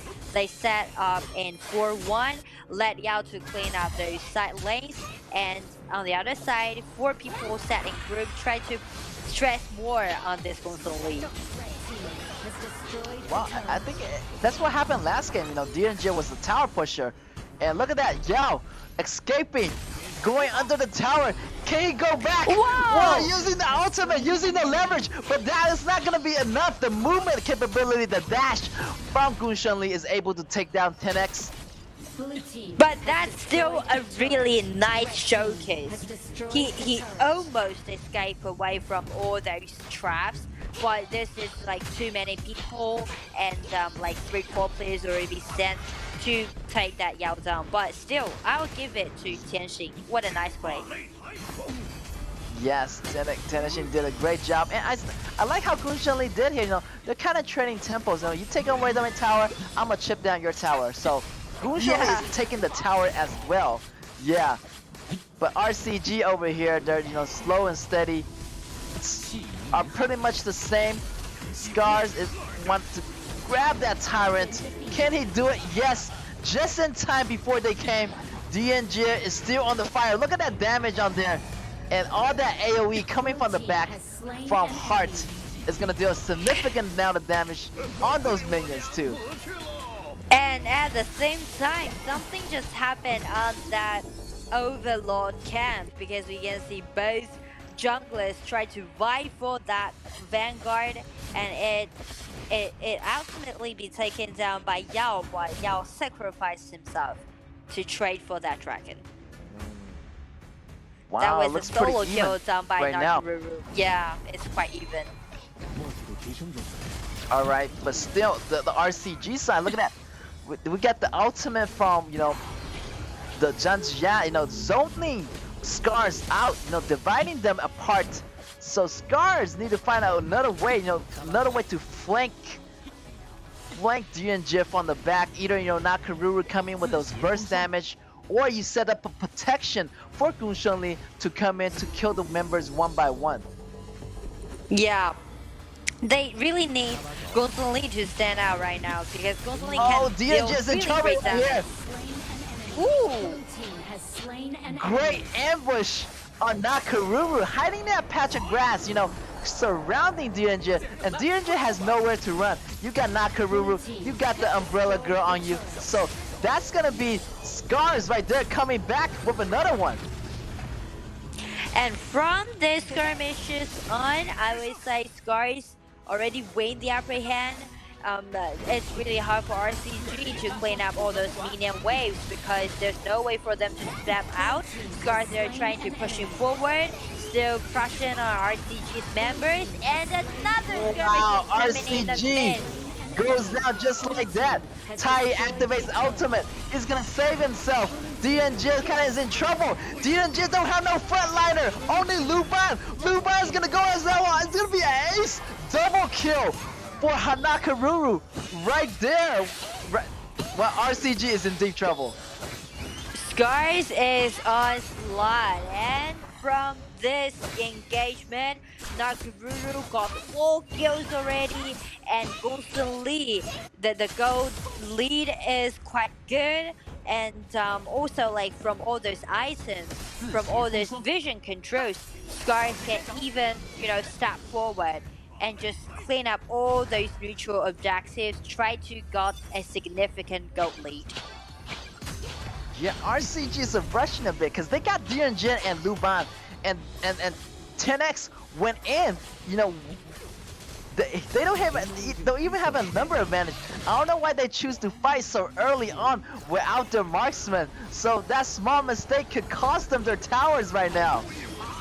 Exactly, and it's really hard for them to guard their towers, because Zhang Jia, he can't get access of all those minion waves, but Scars, they're just going too deep. Try to get down the DNJ, they really need to calm down and back off, because they're just wasting time for that DNJ. Look at that damage absorbed on the Ata. Great tankiness, and also he kind of pulled back some of the enemies, but it wasn't enough. They only got Tai out of that match. Well, great holding on but the ball is still on Scar's side. Look at that, 9-2, 10 minutes mark. Whoever get this Shadow Overlord is gonna have a an upper hand. But Scars, look at that Autumn executing that perfect ADC combo, and the button's gonna go down. I feel like Autumn is still on the loose. Autumn is still alpha, but double kill from Autumn. Autumn is gonna go down. 1-for-3 trade. That's gonna be worth it. Nakaruru still chasing, but they're gonna back off for now. He forced out during just flash and sending in all those minion waves and take down this mid lane tower. Well, though Autumn being taken down has been executed by RCG from this round, but this Nakaruru survived. Once this Nakaruru survives, Siegebreaker has already made. That's gonna cause a huge threat towards RCG's members.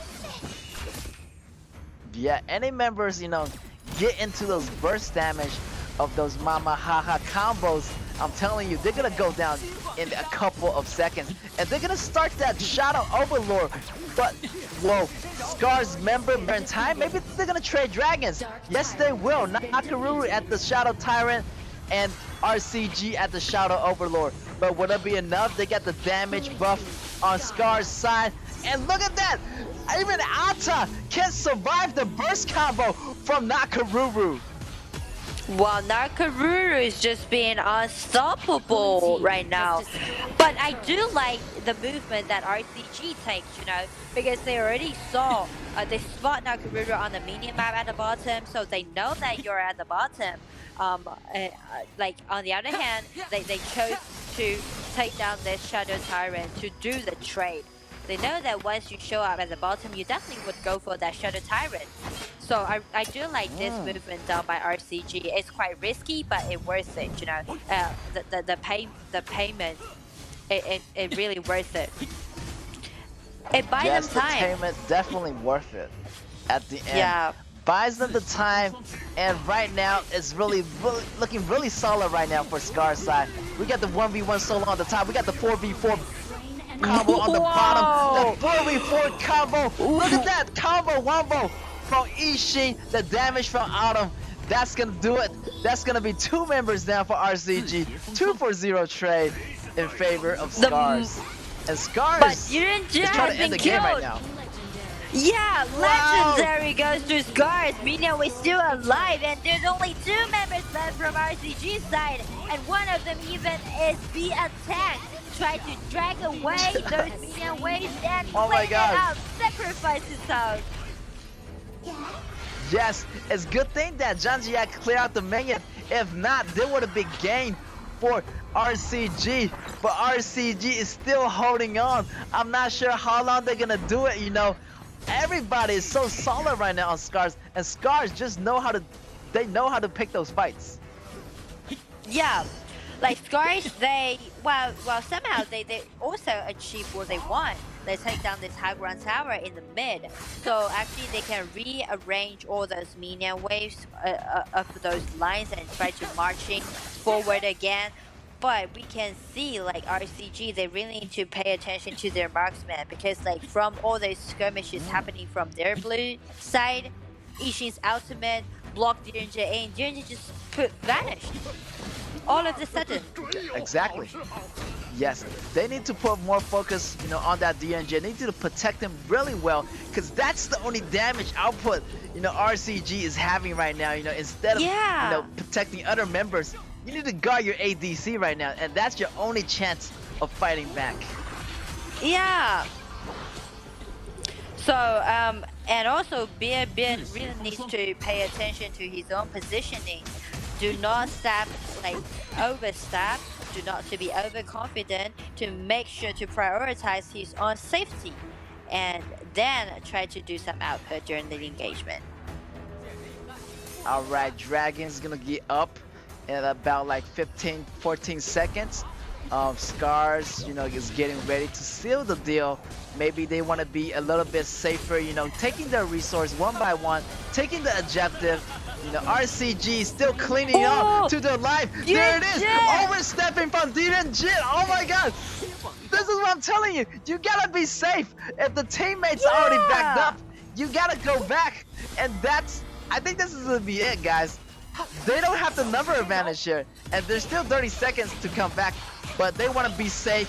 They want to get the Tyrant, you know, the Shadow Tyrant, extra damage. Maybe they want to get both dragons before engaging into the base.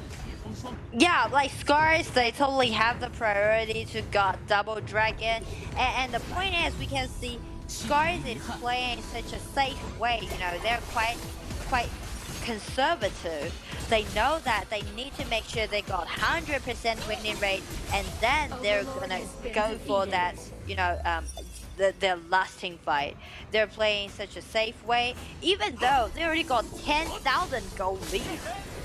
Like 10,000 gold lead even allows them to have one item at least in lead, but they still trying to take that Shadow Vanguard and let them to marching forward. That's right. They want to win this game slow and steady, you know. They want a 100% win. So with the double dragon buff, here we go. This might be the final fight. You know, everybody's rushing in. Not Karuru. Got the revived Carnation armor already. Look at that attack from Autumn. Autumn is going crazy right now. The double kill is coming in. Will it be a triple kill? Not Karuru takes them down. It's going to be another triple kill. Wow, look at that. Everybody just falls. Two double kills on Scar's side as all the member of RCG goes down. Your victor goes to Scars. Congratulations to them. Really beautiful play for Scars, and today their performance, I always say, they didn't let me down. I mean, like, I know that Scars is quite strong. This seems quite powerful because I saw their performance back in KIC, that journey. But the point is, in this event in KAW, they didn't show me that they're real power. But this turn, today, they bring it to me, and they let us see the real, strong, powerful, dominating Scars again. And I do believe that the future play is going to be even better. Yes, exactly. Scars has outdone itself. You know, in the previous matches, all been ties, but now Scars is the real Scars. You know, the lion has come out of the cat. He's no longer a cat. It's a lion. It's a beast right now. Congratulations to Scars for coming out. You know, but doing it so far. You know, like coming out into the match. Yeah, we can see, like, actually there's two same strategy that we witnessed today. Like, when Nova Esports play against Impunity, they also try to suppress Impunity's marksman, right? Stress a lot on their marksman and help them to win the game. And the same thing happened when Scars play against RCG. RCG tried to focus a lot on Autumn, on their marksman, try to suppress Autumn, but the point is, every time when Autumn got some heroes being the underdog during the laning phase, he always gonna use his own high excellence mechanics, try to, you know, break it through, overcome it, and win himself in winning lane. So though RCG pays such a huge effort on this marksman on Autumn, they didn't succeed to suppress him. Yeah, like Autumn, like defensively, he does a great job. Offensively, he does a great job too. You know, out of the marksman, I feel like Autumn has won this match, you know, fair and square. And for, you know, RCG side, you know, Direnjit gotta watch out for his positioning. He's always, you know, caught in the open, and every time Scars sees it as an opportunity, and he always gets taken down so early. Yeah, like he know that Autumn know that how to be in a safe positioning, and at the same time, meanwhile, to do a massive output. But on the contrary, we can see RCG's marksman Yuhan just being a little bit uncareful during the team fight. He's just overstepped several times, but he need to realize that he's the main character from RCG side. We can see they just, you know, just be destroyed by Scars after their marksman died. Yeah, their marksman, I think, is Bear from RCG. I'm not sure what is wrong with him. You know, he may have too much drinks. You know, maybe Bear, that's his name. I don't know. But he just, you know, overstepping it in the front. Like the Nakaruru just come in, Gun Shunli just come in, taking the kills from Durenjie. So he needs to do a little bit better on the positioning. And as we said, meanwhile, Tay is gonna be your MVP from Scars. Look at that. He's always in the open, and he got that siege breaker so early in the game, and that puts so much constant pressure on RCG. Yeah. Like after this hero, Nakaruru, got 2 kills and also like 2 crucial items, active tournament and also siege breaker, Nakaruru is just gonna be invincible in the mid game. Just like, And look at that. yeah.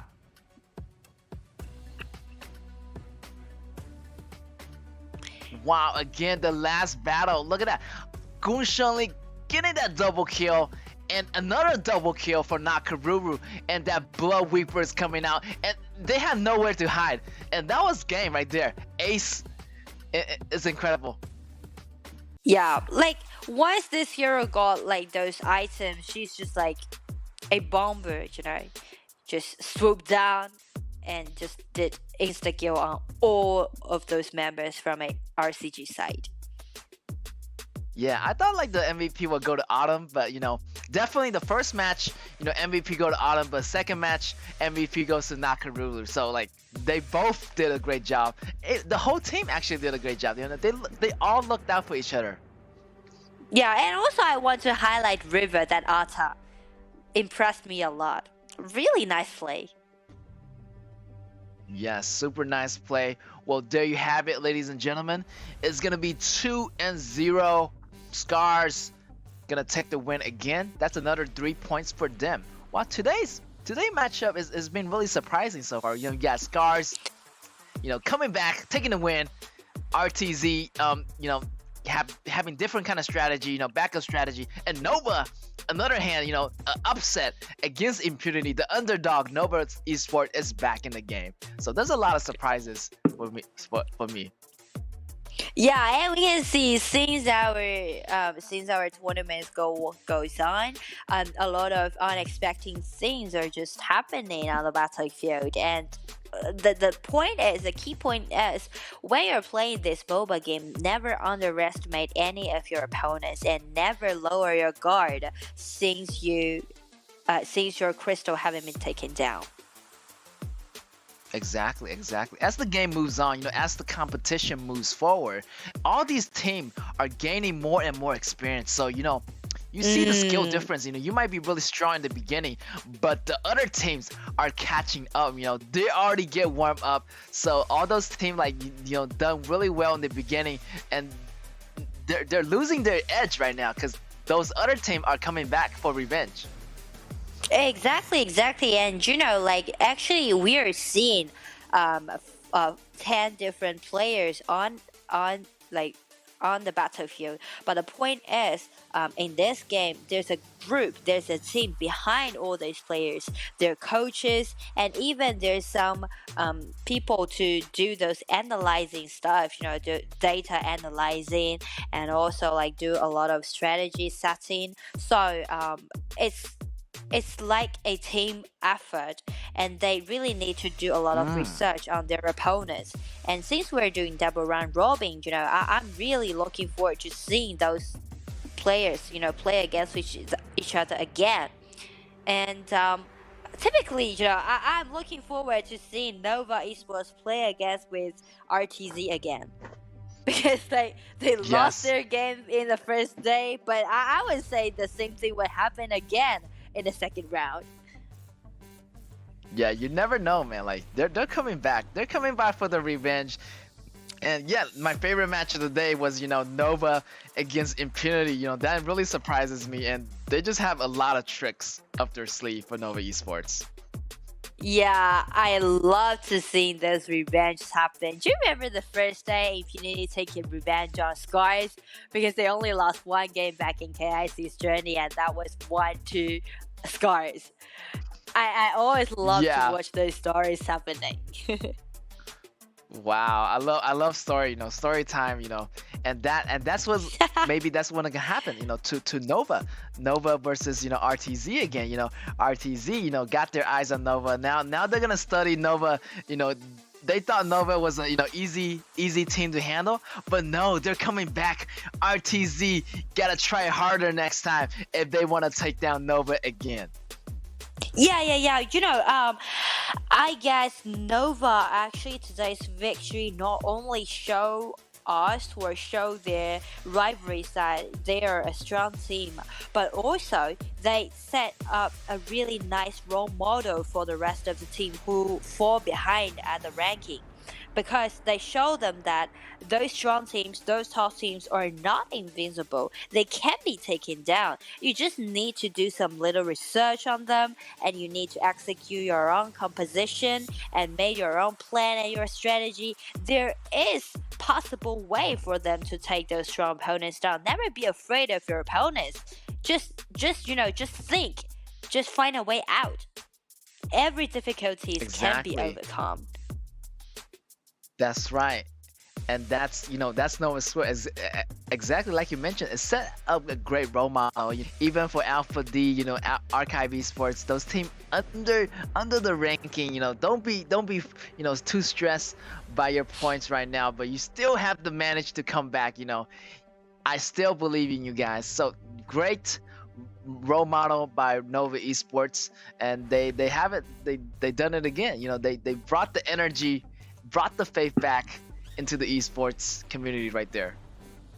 Exactly, and we are really happy to see Nova Esports made such a huge progress and such a huge achievement because we can see today's result. Even though it's all end up within 2-0, but Nova Esports they finished Impunity's wins in a row. Because Impunity before this matchup they got 5 wins in a row, but it ends up with Nova.